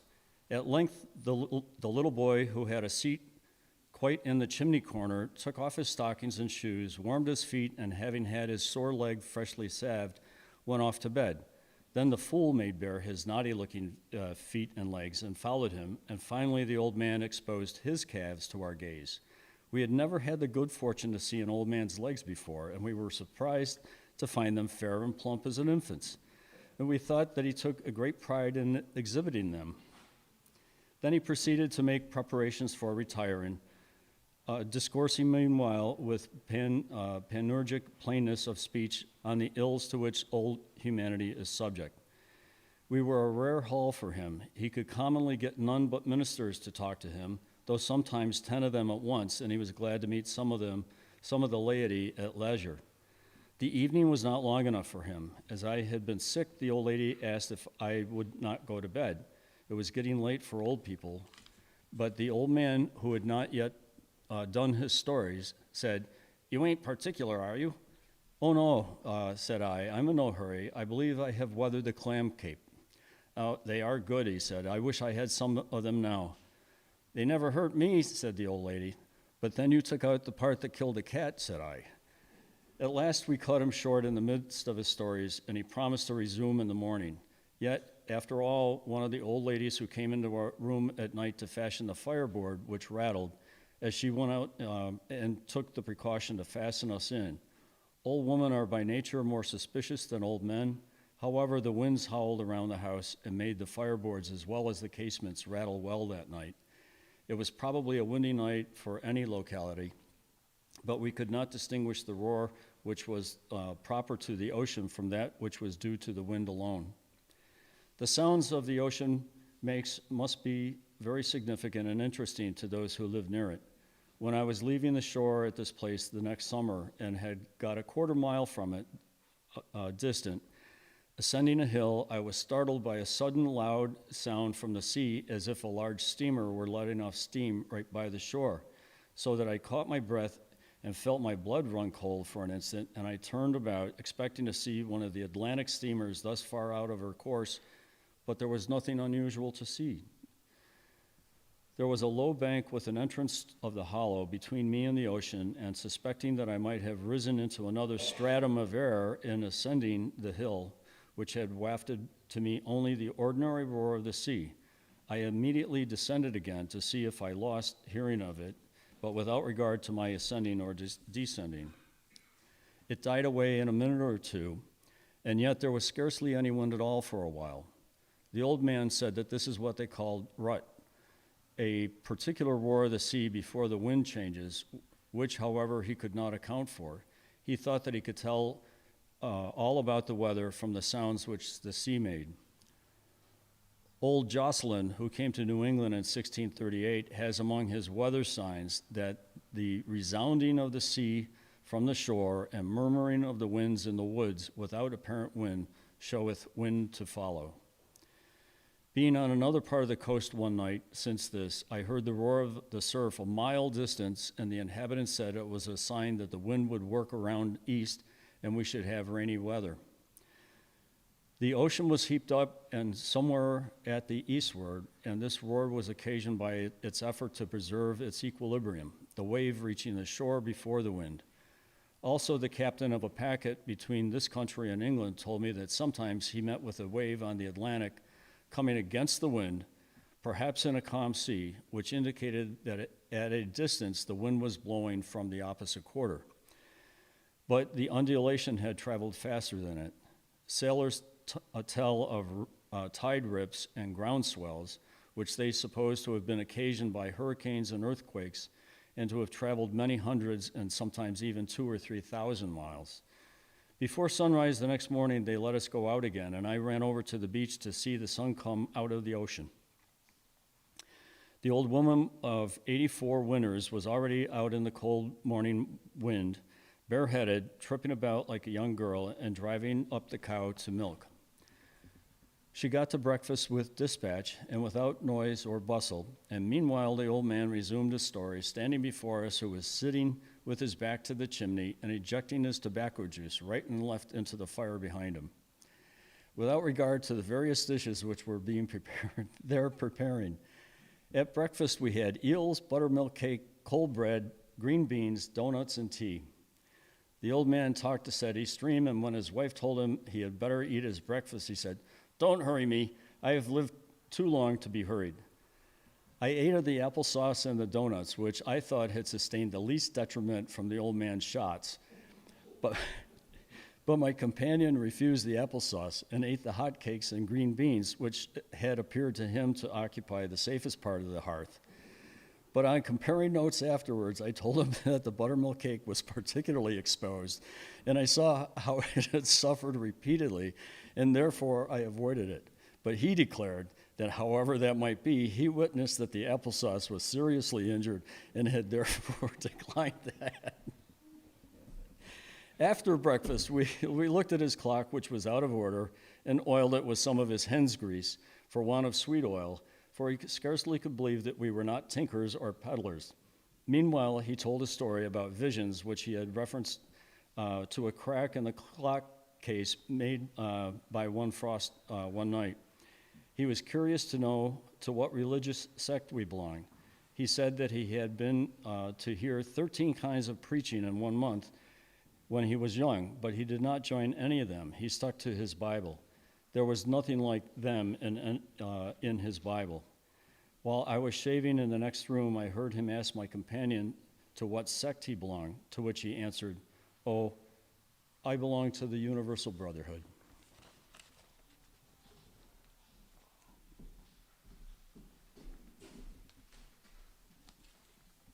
"What's that?" he asked. "Sons of Temperance?" Finally, filling our pockets with donuts, which he was pleased to find that we called by the same name he did, and paying for our entertainment, we took our departure.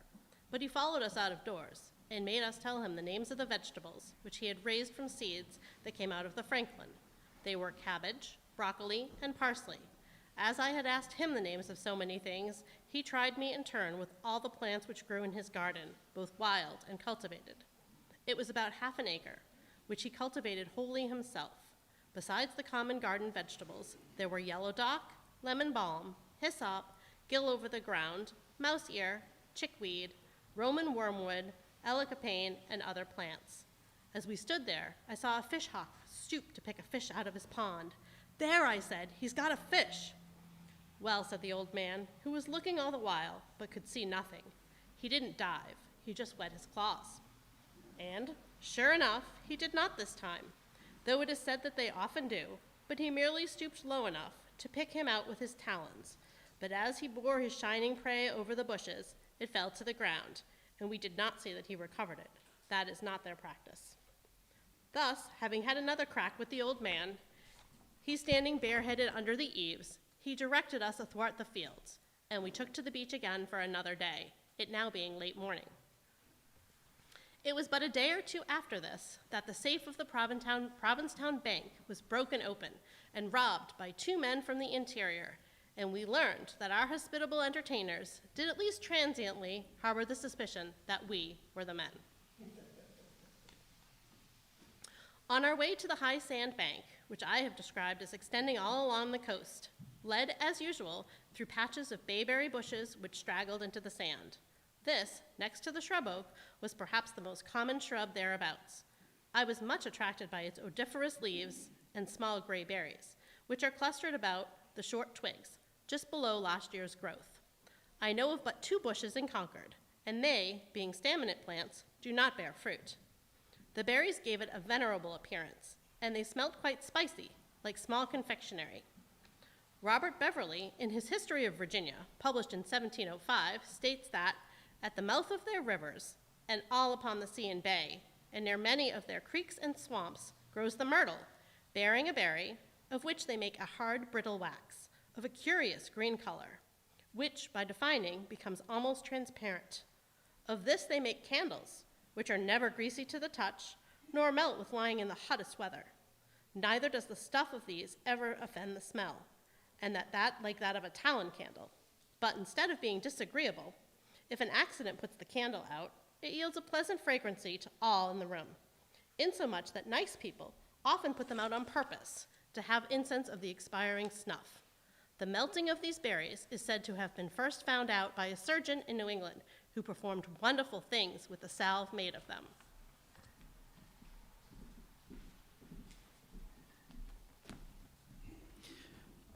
From the abundance of berries still hanging on the bushes, we judged that the inhabitants did not generally collect them for tallow, though we had seen a piece in the house we had just left. I've since made some tallow myself. Holding a basket beneath the bare twigs in April, I rubbed them together between my hands and thus gathered about a quart in 20 minutes, to which were added enough to make 3 pints, and I might have gathered them much faster with a suitable rake and a large shallow basket. They have little prominences, like those of an orange, all creased in tallow, which also fills the interstices down to the stone. The oily part rose to the top, making it look like a savory black broth, which smelled much like balm or other herb tea.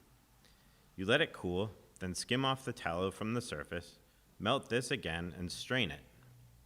I got about 1/4 pound weight from my 3 pints, and more yet remained within the berries.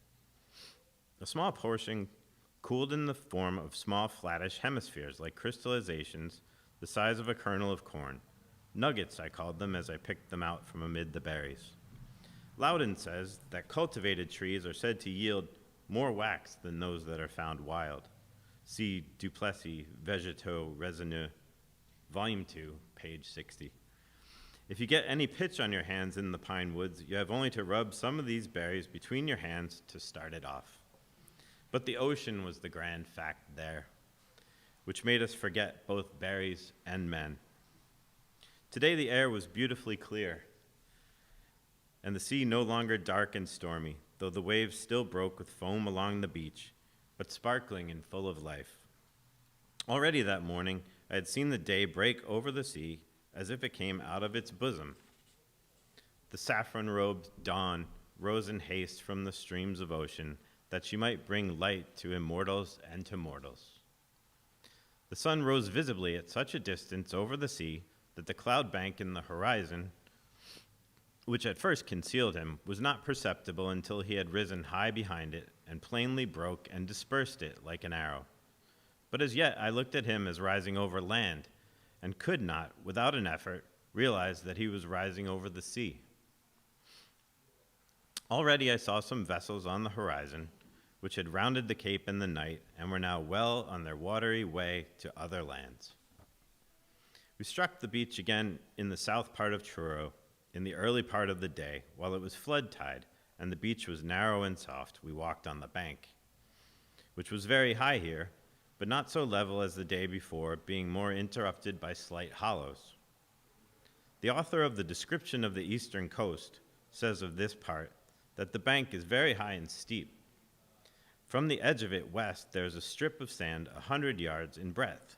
Then succeeds low brushwood 1/4 mile wide and almost impassable, after which comes a thick, perplexing forest in which not a house is to be discovered. Seamen, therefore, though the distance between these two hollows, Newcombs and Brush hollows, is great, must not attempt to enter the wood, as in a snowstorm they must undoubtedly perish. This is still a true description of the country, except that there is not much high wood left. There are many vessels, like gulls, skimming over the surface of the sea, now half concealed in its troughs, their dolphin strikers plowing the water, now tossed on the top of the billows. One, a bark, standing down parallel with the coast, suddenly furled her sails, came to anchor, and swung round in the wind near us, only a half-mile from the shore. At first we thought that her captain wished to communicate with us, and perhaps we did not regard the signal of distress, which a mariner would have understood, and he cursed us for cold-hearted wreckers who turned our backs on him. For hours we could still see her anchored there behind us, and we wondered how she could afford to loiter so long in her course. Or was she a smuggler who had chosen that wild beach to land her cargo on? Or did they wish to catch fish or paint their vessel? Ere long, other barks and brigs and schooners, which had in the meanwhile doubled the cape, sailed by her in the smacking breeze, and our consciences were relieved. Some of these vessels lagged behind, while others steadily went ahead. We narrowly watched their rig and the cut of their jibs, and how they walked the water, for there was all the difference between them that there is between living creatures. But we wondered that they should be remembering Boston and New York and Liverpool, steering for them out there, as if the sailor might forget his peddling business on such a grand highway. They had perchance brought oranges from the Western Isles, and were they carrying back the peel? We might as well transport our old traps across the ocean of eternity. Is that but another trading flood with its blessed isles? Is heaven such a harbor as the Liverpool docks? Still held on without a break, the inland barrens and shrubbery, the desert and the high sand bank with its even slope, the broad white beach, the breakers, the green water on the bar, and the Atlantic Ocean. And we traversed with delight new reaches of the shore, We took another lesson in seahorses' manes and sea cows' tails, in sea jellies and sea clams with our new gained experience. The sea ran hardly less than the day before. It seemed with every wave to be subsiding because such was our expectation, and yet when hours had elapsed, we could see no difference. But there it was, balancing itself, the restless ocean by our side, lurching in its gait. Each wave left the sand all braided or woven, as it were, with a coarse woof and warp, and a distinct raised edge to its rapid work. We made no haste, since we wished to see the ocean at our leisure, and indeed, that soft sand was no place in which to be in a hurry, for 1 mile there was as good as 2 elsewhere. Besides, we were obliged frequently to empty our shoes of the sand which one took in climbing or descending the bank. As we were walking close to the water's edge this morning, we turned round by chance and saw a large black object which the waves had just cast up on the beach behind us, yet too far off for us to distinguish what it was. And when we were about to return to it, 2 men came running from the bank, where no human beings had appeared before, as if they had come out of the sand in order to save it before another wave took it. As we approached, it took successively the form of a huge fish, a drowned man, a sail or a net, and finally a mass of tow cloth, part of the cargo of the Franklin, which the men had loaded into a cart. Objects on the beach, whether men or inanimate things, looked not only exceedingly grotesque, but much larger and more wonderful than they actually are. Lately, when approaching the seashore, several degrees south of this,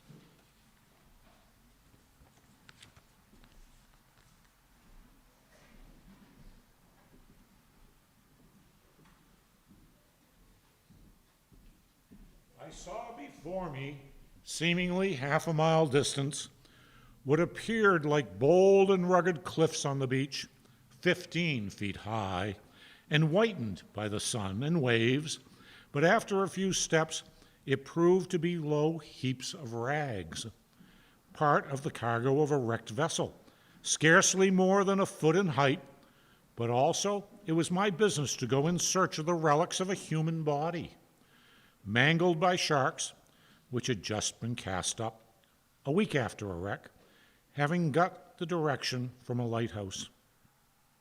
I should find it a mile or 2 distant over the sand, a dozen rods from the water, covered with a cloth by a stick stuck up. I expected that I must look very narrowly to find so small an object, but the sandy beach, a half a mile wide and stretching farther than the eye could reach, was so perfectly smooth and bare, and the mirage toward the sea so magnifying, that when I was a half a mile distant, the insignificant sliver which marked the spot looked like a bleached spar, and the relic that was as conspicuous as if they lay in state on that sandy plain, or a generation had labored to pile up their cairn there. Close at hand, they were simply some bones with a little flesh adhering to them.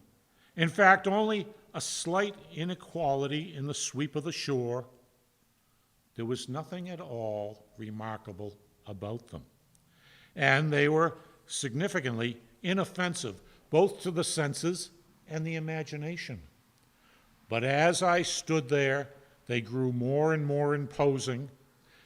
They were alone with the beach and the sea, whose hollow roar seemed addressed to them, and I was impressed as if there was an understanding between them and the ocean, which necessarily left me out with my sniveling sympathies. That dead body had been in possession of the shore and reigned over it as no living one could, in the name of a certain majesty that belonged to it. We afterward saw many small pieces of low cloth washed up, and I learned that it continued to be found in good condition, even as late as November in that year, 6 bolts at a time. We eagerly filled our pockets with the smooth round pebbles, which in some places, even here, were thinly sprinkled over the sand, together with flat circular shells. But as we had read, when they were dry, they had lost their beauty, and at each sitting, we emptied our pockets again of the least remarkable, until our collection was well culled. Every material was rounded and rolled into the pebbles, formed by the waves, not only stones of various kinds, but the hard coal which some vessel had dropped, bits of glass, and in one instance, a mass of peat 3 feet long, where there was nothing like to be seen for many miles. All the great rivers of the globe are annually, if not constantly, discharging great quantities of lumber, which drifts to distant shores. I have also seen very perfect pebbles of brick and bars of castile soap from a wreck rolled into perfect cylinders and still spirally streaked with red like a barber's pole. When a cargo of rags is washed ashore, every old pocket and bag-like recess will be filled to bustling with sand by the being rolled on the beach. And on one occasion, the pockets in the clothing of the wrecked, thus having puffed up even after they had been ripped open by wreckers, deluded me into the hope of identifying them by the contents. A pair of gloves looked exactly as if filled by a hand. The water in such clothing is soon wrung out and evaporated, but the sand, which works itself into every seam, is not easily got rid of.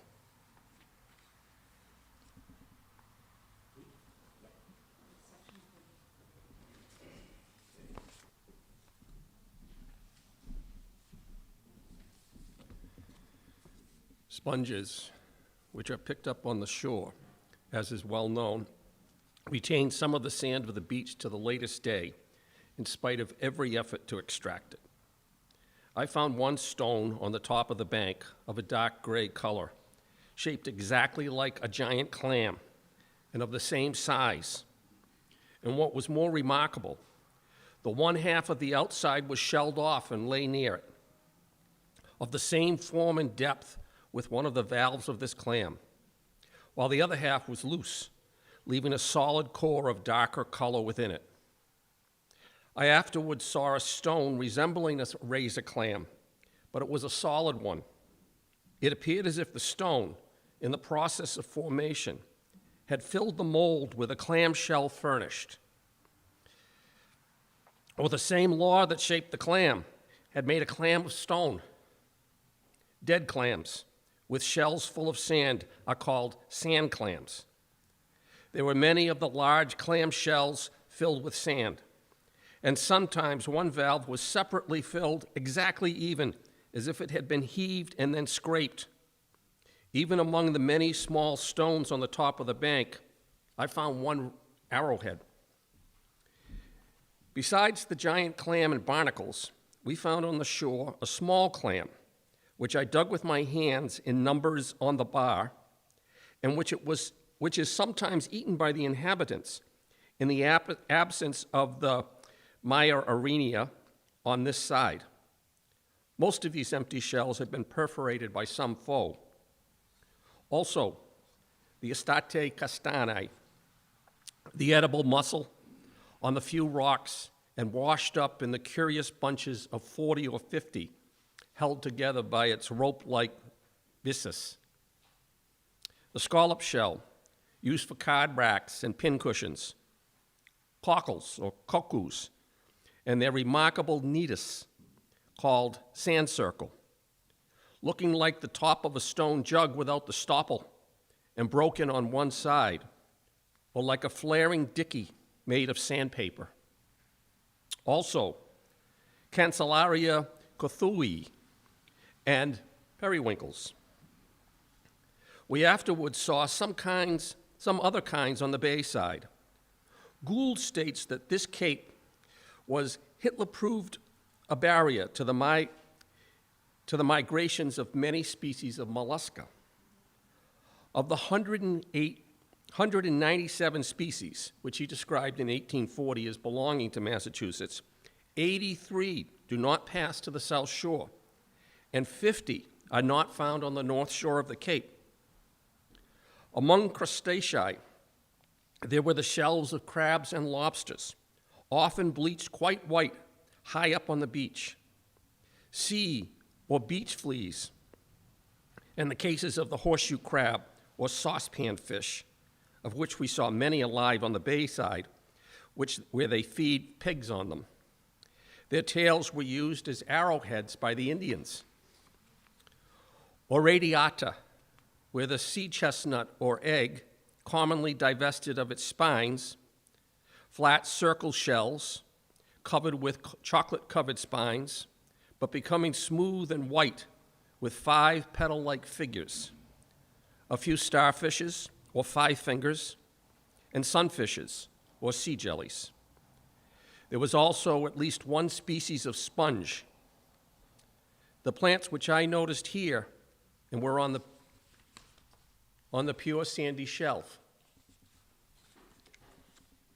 Between the ordinary high watermark and the foot of the bank, where sea rocket, saltwort, sea sandwort, sea burdock, seaside spurge, also beach grass, seaside goldenrod, and the beach pea.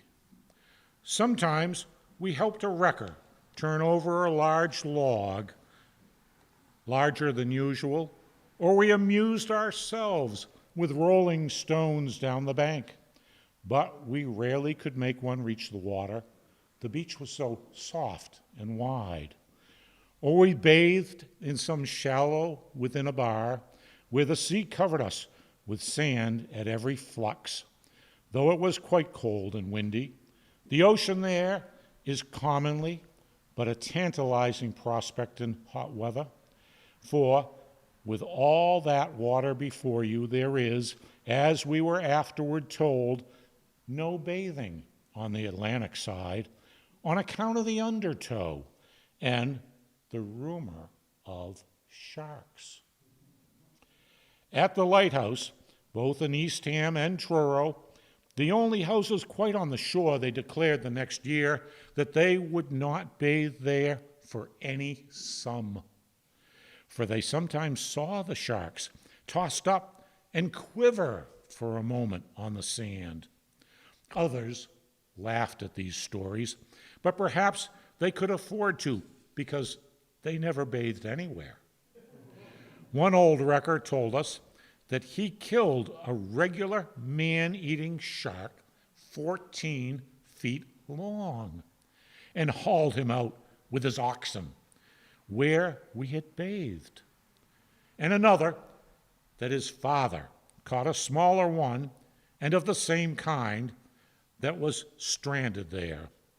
And by standing him up on his snout so that the waves could not take him.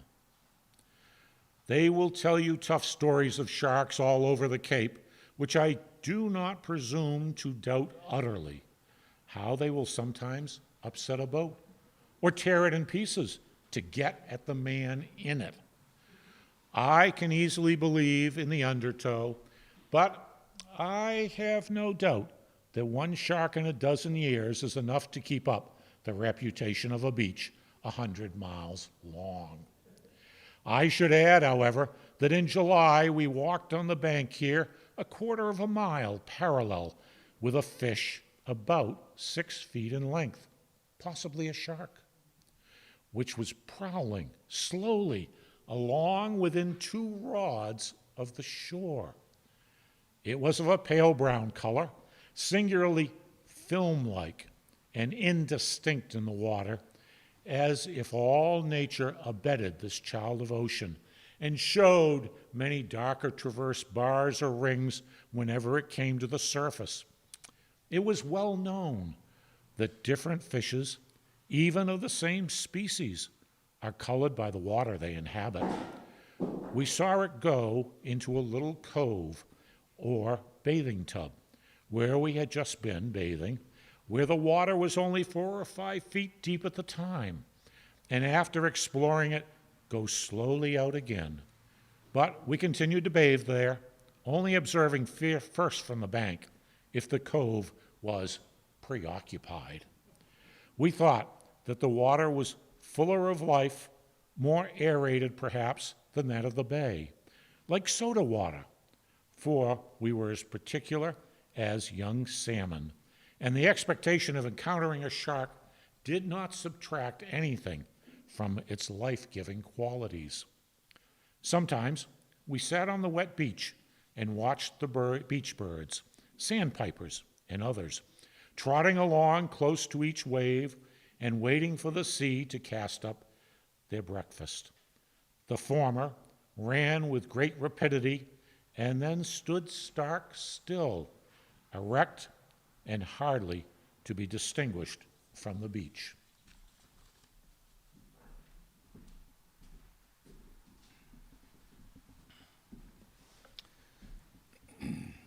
The wet sand was covered with small, skipping sea fleas, which apparently make a part of their food.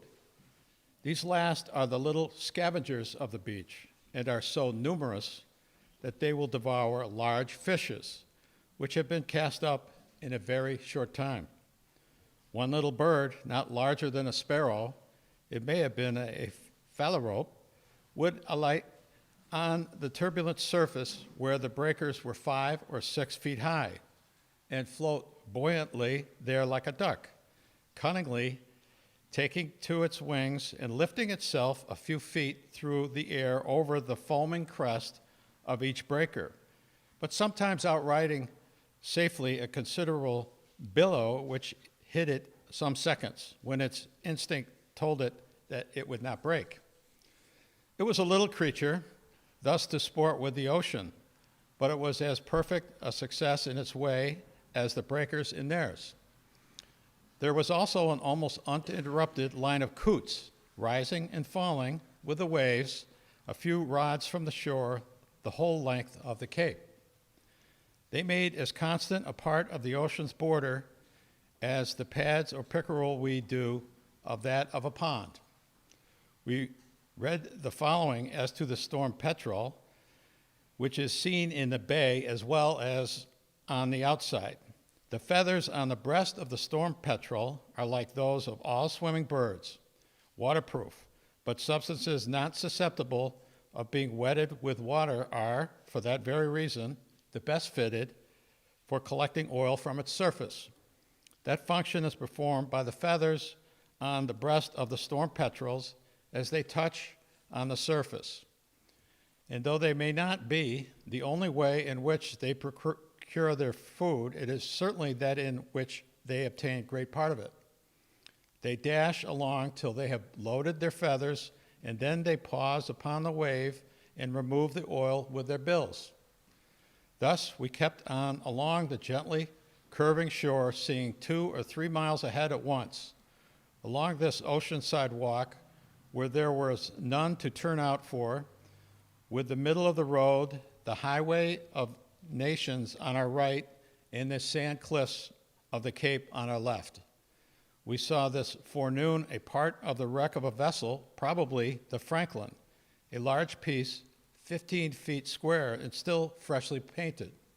With a grapple and a line, we could have saved it, for the waves repeatedly washed it within cast, but they as often took it back. It would have been a lucky haul for some poor wrecker, for I have been told that one man who paid $3 or $4 for a part of the wreck of that vessel sold $50 or $60 worth of iron out of it.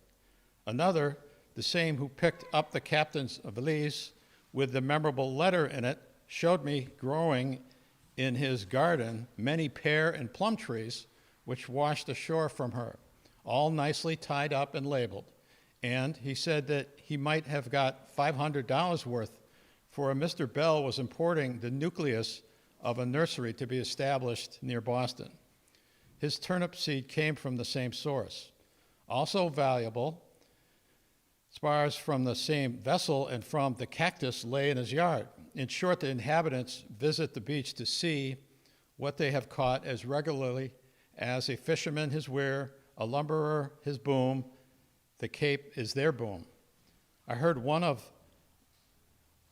of one who had recently picked up 20 barrels of apples in good condition, probably a part of a deck load thrown over in a storm. Though there are wreck masters appointed to look after valuable property which must be advertised, yet undoubtedly a great deal of value is secretly carried off. But we are not all wreckers contriving that some treasure may be washed up on our beach, that we may secure it, and do we not infer the habits?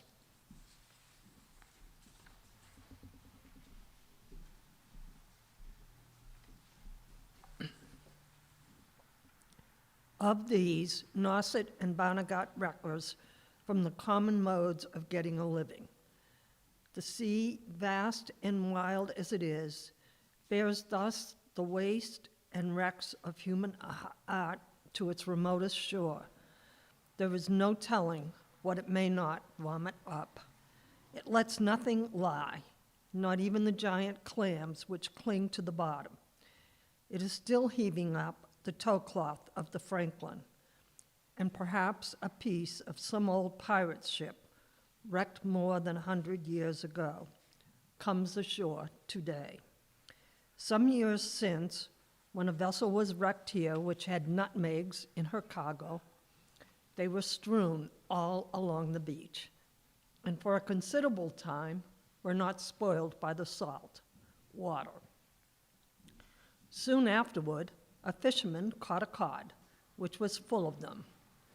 Why then might not the Spice Islanders shake the nutmeg trees into the ocean and let all nations who stand in need of them pick them up? However, after a year, I found that the nutmegs from the Franklin had become soft. You might make a curious list of articles which fishes have swallowed. Sailors' open-clasp knives and bright tin snuff boxes, not knowing what was in them, and jugs and jewels and Jonah. The other day, I came across the following scrap in a newspaper. A religious fish, a short time ago, mine host Stewart of the Denton Hotel purchased a rockfish weighing about 60 pounds. On opening it, he found in it a certificate of membership of the M.E. Church, which we read as follows: Member Methodist, E. Church, founded A.D. 1784. Quarterly ticket 18, minister. For our light affliction, which is but for a moment, worketh for us a far more exceeding and eternal weight of glory. 2 Corinthians, 4th chapter, verse 17. Oh, what are all my sufferings here, if, Lord, thou count me meet with that enraptured host to appear and worship at thy feet. The paper was, of course, in a crumpled and wet condition, but on exposing it to the sun and ironing the kinks out of it, it became quite legible. Denton, parentheses, MD Journal. From time to time, we saved a wreck ourselves, a box or barrel, and set it on its end and appropriated it with cross sticks, and it will lie. There, perhaps, respected by brother wreckers, until some more violent storm shall take it, really lost to man until wrecked again. We also saved the cost of wet feed, only a valuable cord and buoy, part of a seine with which the sea was playing. For it seemed ungracious to refuse the least gift which so great a personage offered you. We brought this home and still use it for a garden lawn. I picked up a bottle, half buried in the wet sand, covered with barnacles, but stoppled tight, and half full of red ale, which still smacked of juniper, all that remained, I fancied, from the wreck of a rowdy world. That great salt sea, on the one hand, and this little sea of ale on the other, preserving their separate characters. What if it could tell us its adventures over countless ocean waves? Man would not be man through such ordeals as it had passed.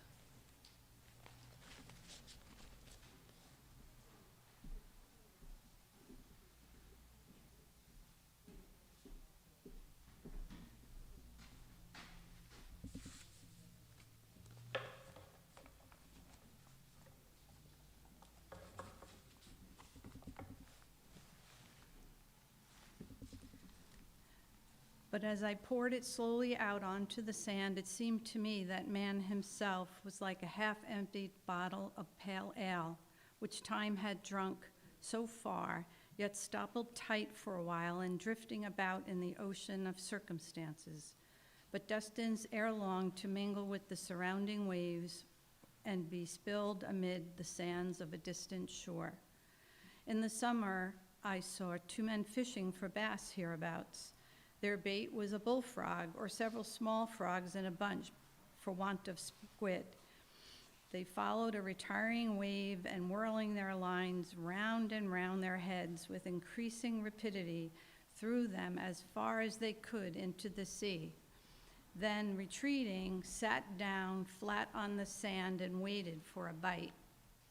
It was literally walking down to the shore and throwing your line into the Atlantic. I should not have known what might take hold of the other end, whether Proteus or another. At any rate, if you could not pull him in, why, you might let him go without being pulled in yourself. And they knew by experience that it would be a striped bass, or perhaps a cod, for these fishes play along near the shore. From time to time, we sat under the lee of a sandhill on the bank, thinly covered with coarse beach grass, and steadily gazed on the sea, or watched the vessels going south, all blessings of the bay, of course. We could see a little more than half a circle of ocean, besides the glimpses of the bay which got behind us. The sea there was not wild and dreary in all respects, but there were frequently 100 sail in sight at once on the Atlantic. You can commonly count about 80 in a favorable summer day, and pilots sometimes land and ascend the bank to look out for these which require their services. These had been waiting for fair weather and had come out of Boston Harbor together. The same is the case when they have been assembled in the Vineyard Sound, so that you may see but few one day and a large fleet the next. Schooners with many jibs and staysails crowded all the sea road. Square-rigged vessels with their great height and breadth of canvas were ever and anon appearing out of the far horizon or disappearing and sinking into it. Here and there a pilot boat was towing its little boat astern towards some distant foreigner who had just fired a gun, the echo of which along the shore sounded like the caving of the bank. We could see the pilot looking through his glass toward the distant ship, which was putting back to speak with him. He sails many a mile to meet her, and now she puts her sails aback and communicates with him alongside, sends some important message to the owners, and then bids farewell to these shores for good and all. Or, perchance, a propeller passed and made fast to some disabled craft, or one that had been becalmed, whose cargo of fruit might spoil. Though silently, and for the most part incommunicatively, going about their business, they were, no doubt, a source of cheerfulness and a kind of society to one another. Today it was the Purple Sea, an epithet which I should not before have accepted. There were distinct patches of the color of a purple grape with the bloom rubbed off. But first and last, the sea is of all colors. Well writes Gilbin concerning the brilliant hues which are continually playing on the surface of a quiet ocean.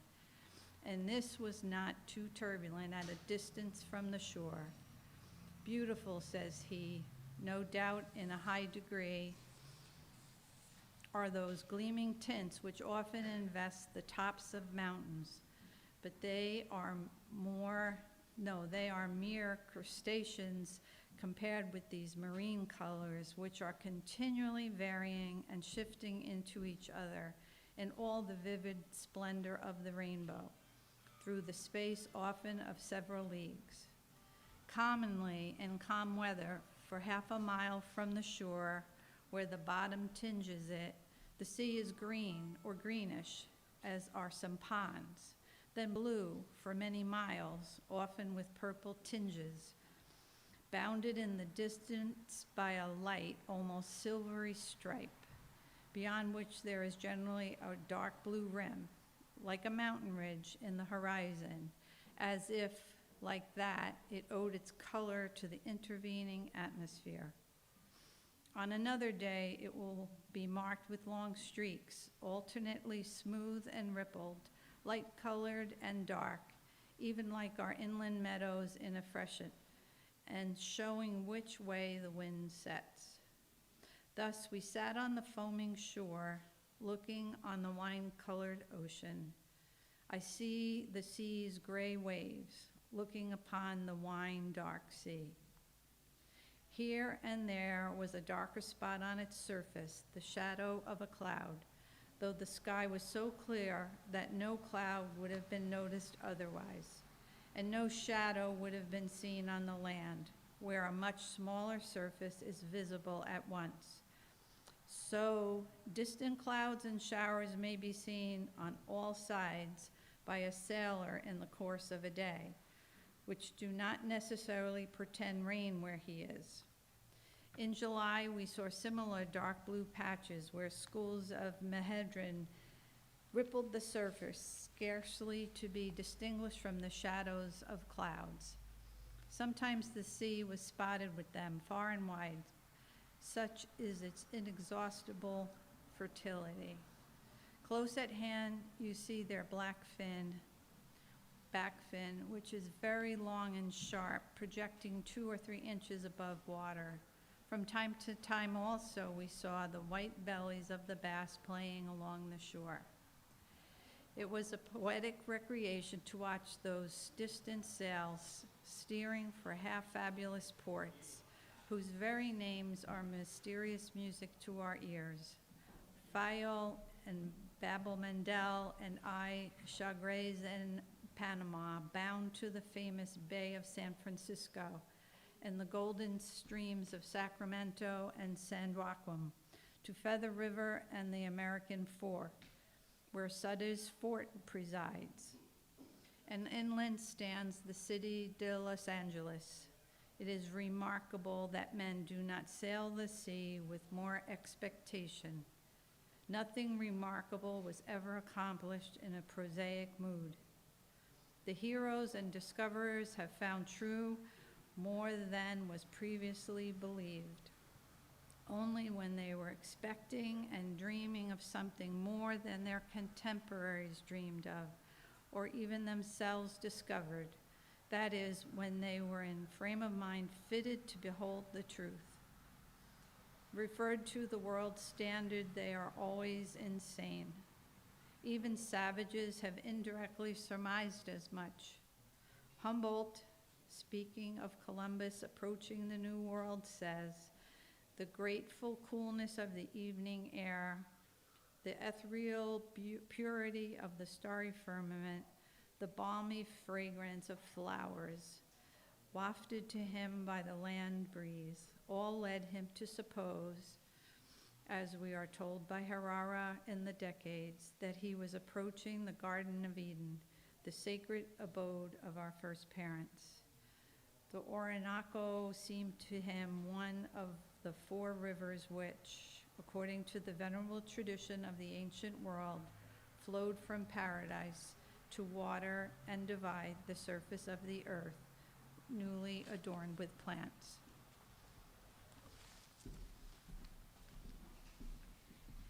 So even the expeditions for the discovery of El Dorado and the Fountain of Youth led to real, if not compensatory, discoveries. We discerned vessels so far off when once we began to look that only the tops of their masts on the horizon were visible, and it took a strong intention of the eye and its most favorable side to see them at all. And sometimes we doubted if we were not counting our eyelashes. Charles Darwin states that he saw, from the base of the Andes, the mass of the vessels at anchor in the Bay of Valparaiso, although not less than 26 geographical miles distant, and that Anson had been surprised at the distance at which his vessels were discovered from the coast, without knowing the reason, namely, the great height of the land and the transparency of the air. Steamers may be detected much farther than sailing vessels, for, as one says, when their hulls and masts of wood and iron are down, their smoky masts and streamers still betray them. And the same writer, speaking of the comparative advantages of bituminous and anthracite coal for war steamers, states that, from the ascent of the columns of smoke above the horizon, the motions of the steamers in Calais harbor on the coast of France are at all times observable at Ramsgate on the English coast, from the first lighting of the fires to the putting out at sea, and that in America, the steamers burning the fat bituminous coal can be tracked at sea at least 70 miles before the hulls become visible by the dense columns of black smoke pouring out of their chimneys and trailing along the horizon. Though there were numerous vessels at this great distance in the horizon on every side, yet the vast spaces between them, like the spaces between the stars, far as they were distant from us, so were they from one another. Nay, some were twice as far from each other as from us, impressed us with the sense of the immensity of the ocean, the unfruitful ocean, as it has been called, and we could see what proportion man and his works bear to the globe. As we looked off and saw the water growing darker and darker and deeper the farther we looked, till it was awful to consider, and it appeared to have no relation to the friendly land, either as shore or bottom. Of what use is a bottom if it is out of sight? If it is 2 or 3 miles from the surface, and you are to be drowned so long before you get to it, though it were made of the same stuff as your native soil. Over that ocean, where, as the Veda says, there's nothing to give support, nothing to rest upon, nothing to cling to, I felt that I was a land animal. The man in a balloon even may commonly alight on the earth in a few moments, but the sailor's only hope is that he may reach the distant shore. I could then appreciate the heroism of the old navigator, Sir Humphrey Gilbert, of whom it is related that, being overtaken by a storm when on his return from America in the year 1583, far northeastward from where we were, sitting abaft with a book in his hand, just before he was swallowed up in the deep, he cried out to his comrades in the hind as they came within hearing, "We are as near to heaven by sea as by land." I saw that it would not be easy to realize. On Cape Cod, the next most eastern land you hear of is St. George's Bank. The fishermen tell of George's, Cassius, and other sunken lands which they frequent. Every Cape man has a theory about George's Bank having been an island once, and in their accounts they gradually reduce the shallowness from 6, 5, 4, 2 fathoms to somebody's confident assertion that he has seen a mackerel gull sitting on a piece of dry land there. It reminded me, when I thought of the shipwrecks which had taken place there, of the Isle of Demons, laid down off this coast in old charts of the New World. There must be something monstrous, methinks, in a vision of the sea bottom from over some bank 1,000 miles from shore, more awful than its imagined bottomlessness, a drowned continent, all livid and frothing at the nostrils, like a body of a drowned man, which is better sunk deep than near the surface. I have been surprised to discover from a steamer the shallowness of Massachusetts Bay itself. Off Billingsgate Point, I could have touched the bottom with a pole, and I plainly saw it variously shaded with seaweed at 5 or 6 miles from the shore. This is the shoal ground of the Cape, it is true, but elsewhere the bay is not much deeper than a country pond. We are told that the deepest water in the English Channel between Shakespeare's Cliff and Cape Grenay in France is 180 feet. And Guillot says that the Baltic Sea has a depth of only 120 feet between the coasts of Germany and those of Sweden. And the Adriatic between Venice and Trieste has a depth of only 130 feet. A pond in my native town, only half a mile long, is more than 100 feet deep. The ocean is but a larger lake. At midsummer, you may sometimes see a strip of glassy smoothness on it, a few rods in width and many miles long, as if the surface there were covered with a thin pellicle of oil, just as on a country pond. A sort of standstill, you would say, at the meeting or parting of two currents of air, if it does not rather mark the unrippled steadiness of a current of water beneath. For the sailors tell of the ocean and land breeze meeting between the fore and aft sails of a vessel, while the latter are full, the former being suddenly taken aback. Daniel Webster, in one of his letters describing blue fishing off Martha's Vineyard, referring to those smooth places which fishermen and sailors call slicks, says, "We met with them yesterday, and our boatman made for them whenever discovered. He said they were caused by the bluefish chopping up their prey. That is to say, those voracious fellows get into a school of Manhattan, which are too large to swallow whole, and they bite them into pieces to suit their tastes.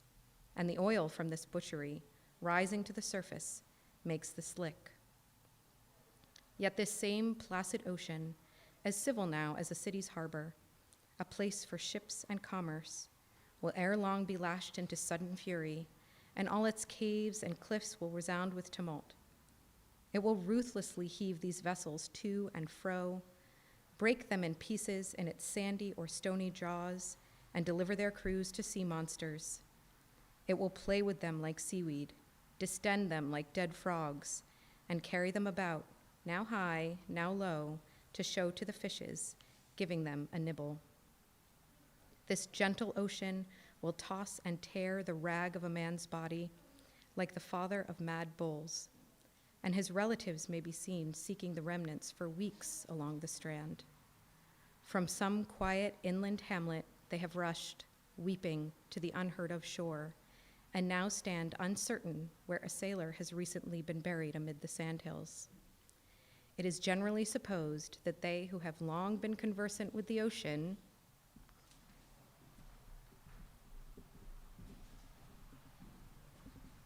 can foretell by certain indications, such as its roar and the notes of seafowl, when it will change from calm to storm. But probably no such ancient mariner as we dream of exists. They know no more, at least, than the older sailors do about this voyage of life on which we are all embarked.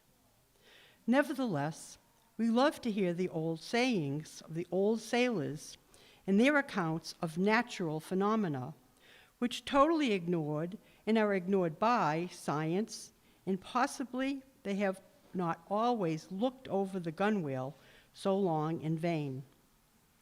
Calm reports a story which was told to him in Philadelphia by a Mr. Koch, who was one day sailing to the West Indies in a small yacht with an old man on board who was well acquainted with the seas.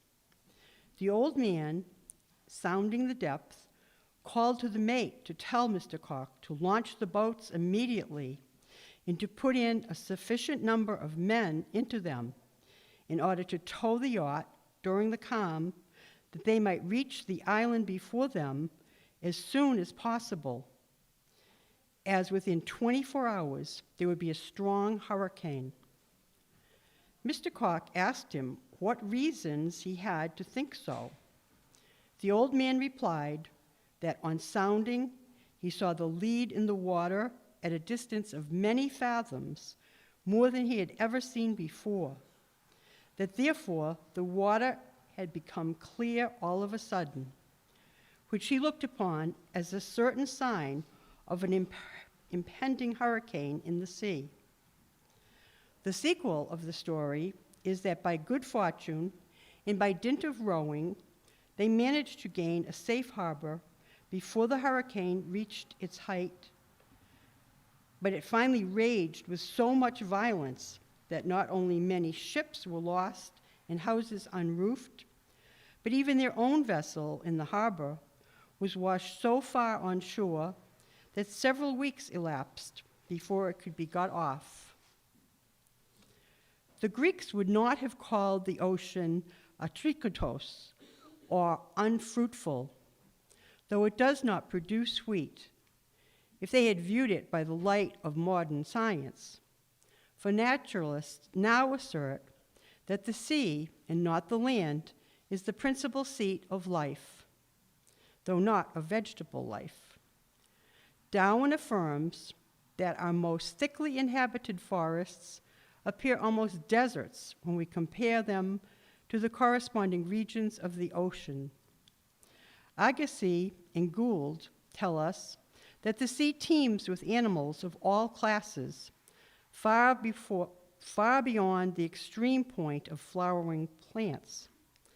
But they add that the experience of dredging in very deep water have taught us that the abyss of the ocean is nearly a desert. So that modern investigations, to quote the words of Thoreau, merely go to confirm the great idea was vaguely anticipated by the ancient poets and philosophers, that the ocean is the origin of all things. Yet marine animals and plants hold a lower rank on the scale of being than land animals and plants. There is no instance known, says Thoreau, of an animal becoming aquatic in its perfect state after having lived in its lower stage on dry land. But as in the case of the tadpole, the progress invariably points towards the dry land. In short, the dry land itself came through and out of the water in its way to the heavens. For in going back through the geological ages, we come to an epoch when, according to all appearances, the dry land did not exist, and when the surface of our globe was entirely covered with water. We look to the sea then once more, not as atriakos, or unfruitful, but as it has been truly called, the laboratory of continents. Though we have indulged in some placid reflections, the section must not forget that the dash and roar of the waves were incessant. Indeed, it would be well if he were to read with a large conch shell at his ear. But notwithstanding that it was very cold and windy today, it was such a cold as we thought would not cause one to take cold who was exposed to it, owing to the saltiness of the air and the dryness of the soil. Yet another author of the old description of Wellfleet says, "The atmosphere is very much impregnated with saline particles, which perhaps, with the great use of fish and the neglect of cider and spruce beer, may be a reason why the people are more subject to sore mouths and throats than in any other place." Chapter 7, Across the Cape. When we have returned from the seaside, we sometimes ask ourselves why we did not spend more time gazing at the sea. But very soon, the traveler does not look at the seas more than at the heavens. As for the interior, if the elevated sandbar in the midst of the ocean can be said to have any interior, it was an exceedingly desolate landscape, with rarely a cultivated or cultivable field in sight. We saw no villages and seldom a house, for these are generally on the bay side. It was a succession of shrubby hills and valleys, now wearing an autumnal tint. You would frequently think, from the character of the surface, the dwarfish trees, the bare berries around, that you were on the top of a mountain. The only wood in Eastham was on the edge of Wellfleet. The pitch pines were not commonly more than 15 or 18 feet high. The larger ones, covered with lichens, often hung with long gray Eusenia. There is scarcely a white pine on the forearm of the Cape, yet it is the northwest part of Eastham, near the campground. We saw the next summer some quite rural and even sylvan retreats for the Cape, where small rustling groves of oaks and locusts and whispering pines on perfectly level ground made a little paradise. The locusts, both transplanted and growing naturally about the houses there, appeared to flourish better than any other tree. There were thin belts of wood in Wellfleet and Thoreau, a mile or more from the Atlantic. But for the most part, we could see the horizon through them, or if extensive, the trees were not large. Both oaks and pines had often the same flat look with the apple trees.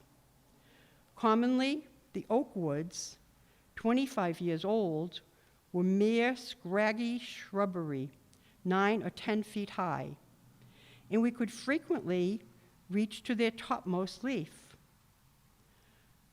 Much that is called woods was about as high as this, only patches of shrub oak, bayberry, beech plum, and wild roses overrun with woodbine.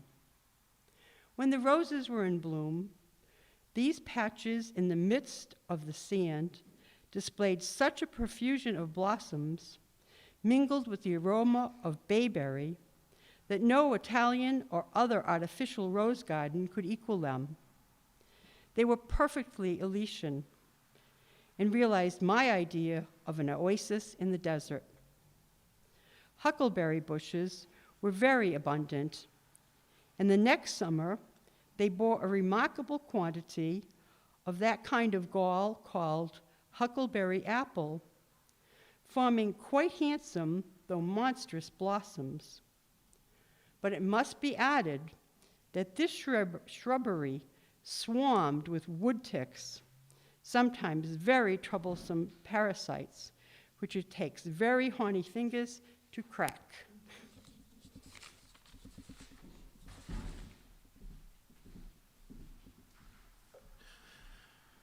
The inhabitants of these towns have a great regard for a tree, though their standard for one is necessarily neither large nor high. And when they tell you of the large trees that once grew here, you must think of them not as absolutely large, but large compared with the present generation. They're brave old oaks of which they speak with so much respect, and which they will point out to you as relics of the primitive forest, 100 or 150, aye, for aught they know, 200 years old, have a ridiculously dwarfish appearance, which excites a smile in the beholder. The largest and most venerable which they will show you in such a case are, perhaps, not more than 20 or 25 feet high. I was especially amused by the Lilliputian old oaks in the south part of Truro.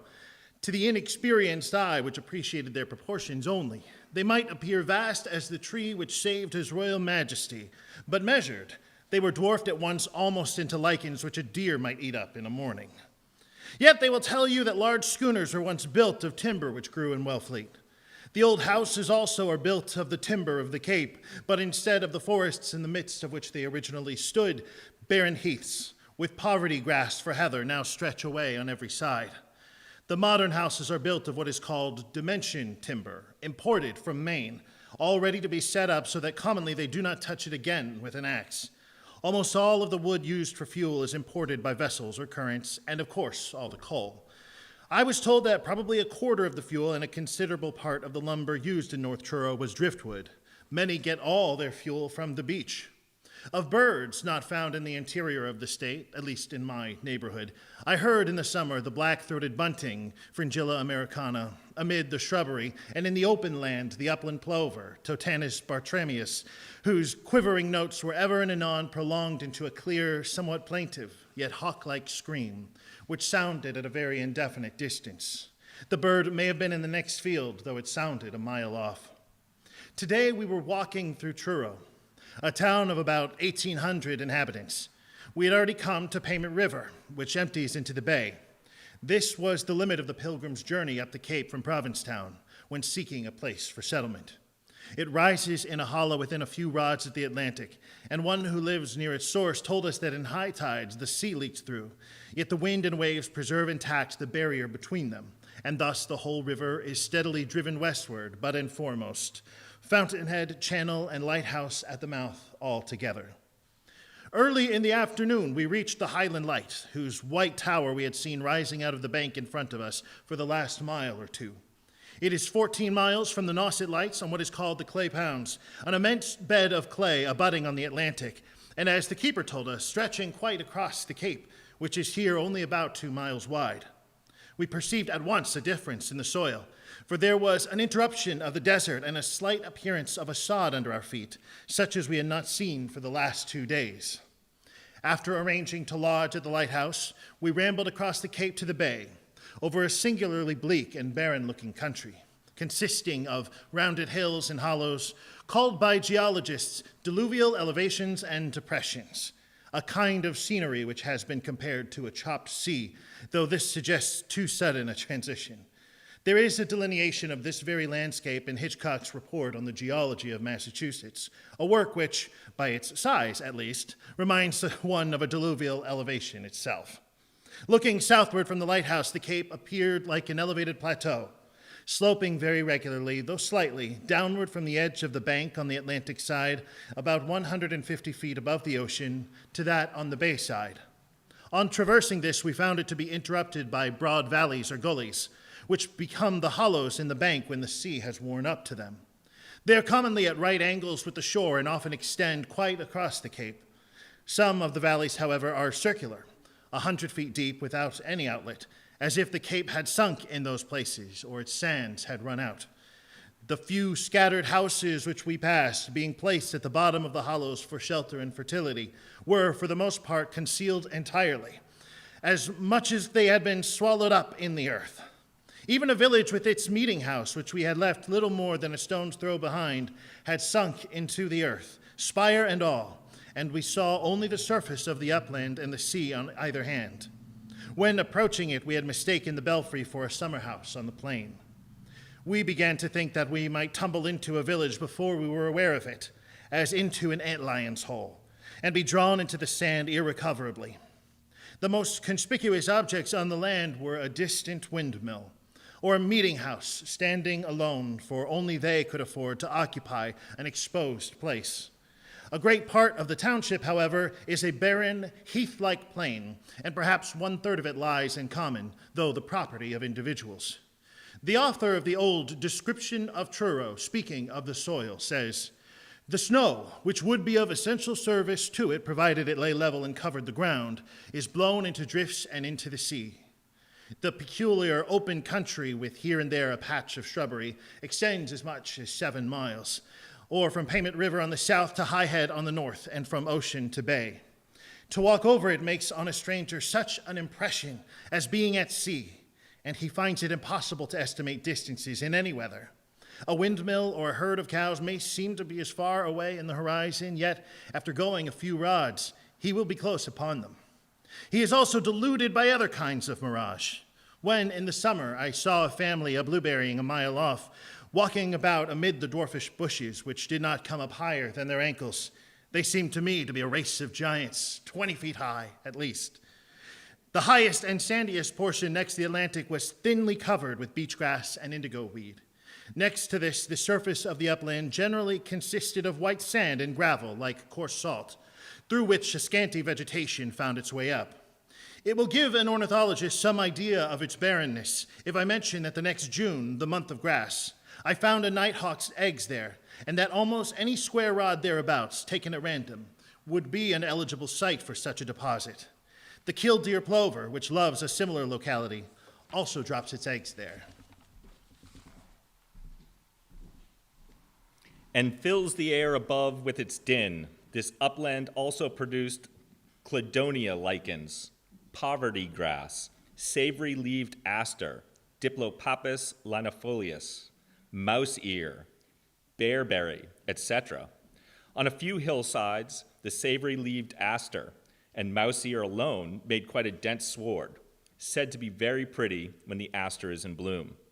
In some parts, the two species of poverty grass, Hudsonia tomentosa and ericoides, which deserve a better name, reign for miles.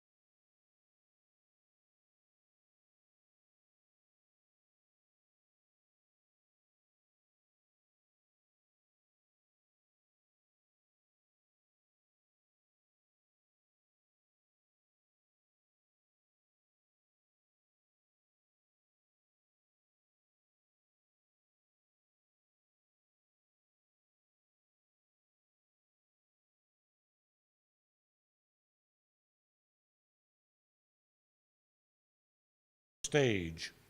One who lived near said that the land was purchased by 2 men for a shilling, or 25 cents an acre. Some is not considered worth writing a deed for.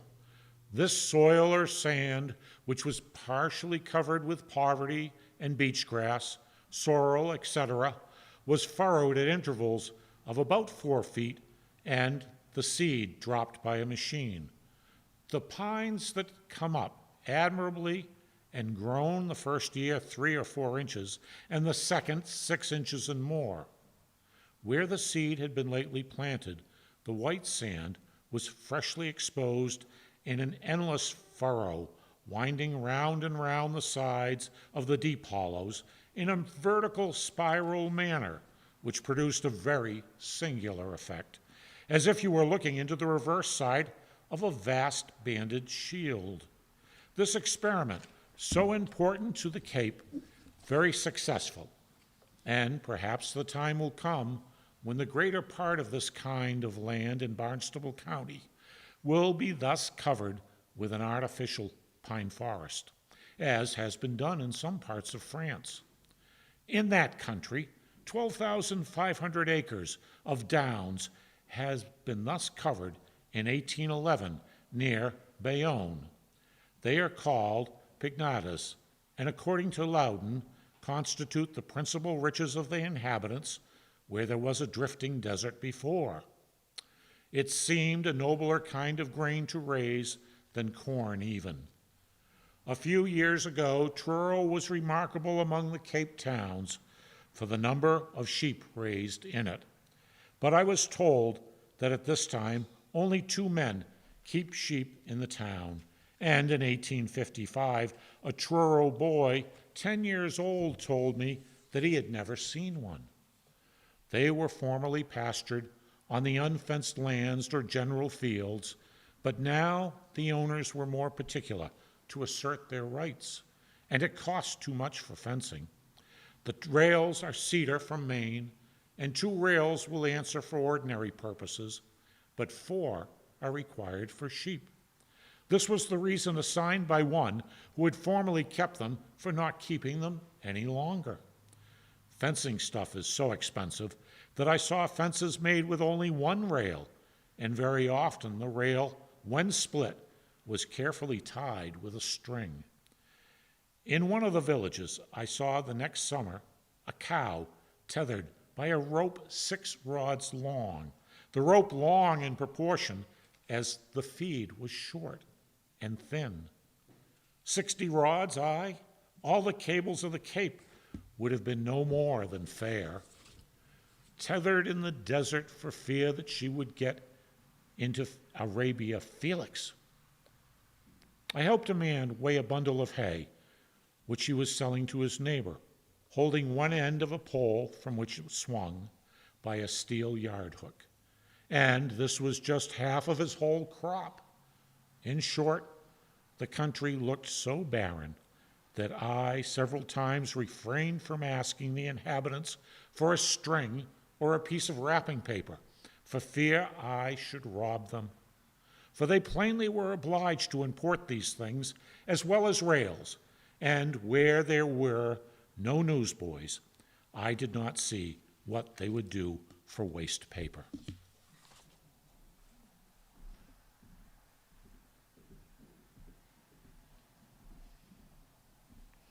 Thank you, everyone. Thus ends day 1 of our Libris Marathonis, Cape Cod, Thoreau's Cape Cod Readathon, presented by Barnstable Land Trust. We're so grateful for you. We know you are dying to know where he's going next and what he's going to eat and how he's going to describe it. But thank you. What a successful day. Let's have a round of applause for all the readers. Thank you so much to our amazing readers, to our volunteers who helped make this day possible, to our sponsors, our partners, our board of trustees, our other volunteers, and of course, our staff.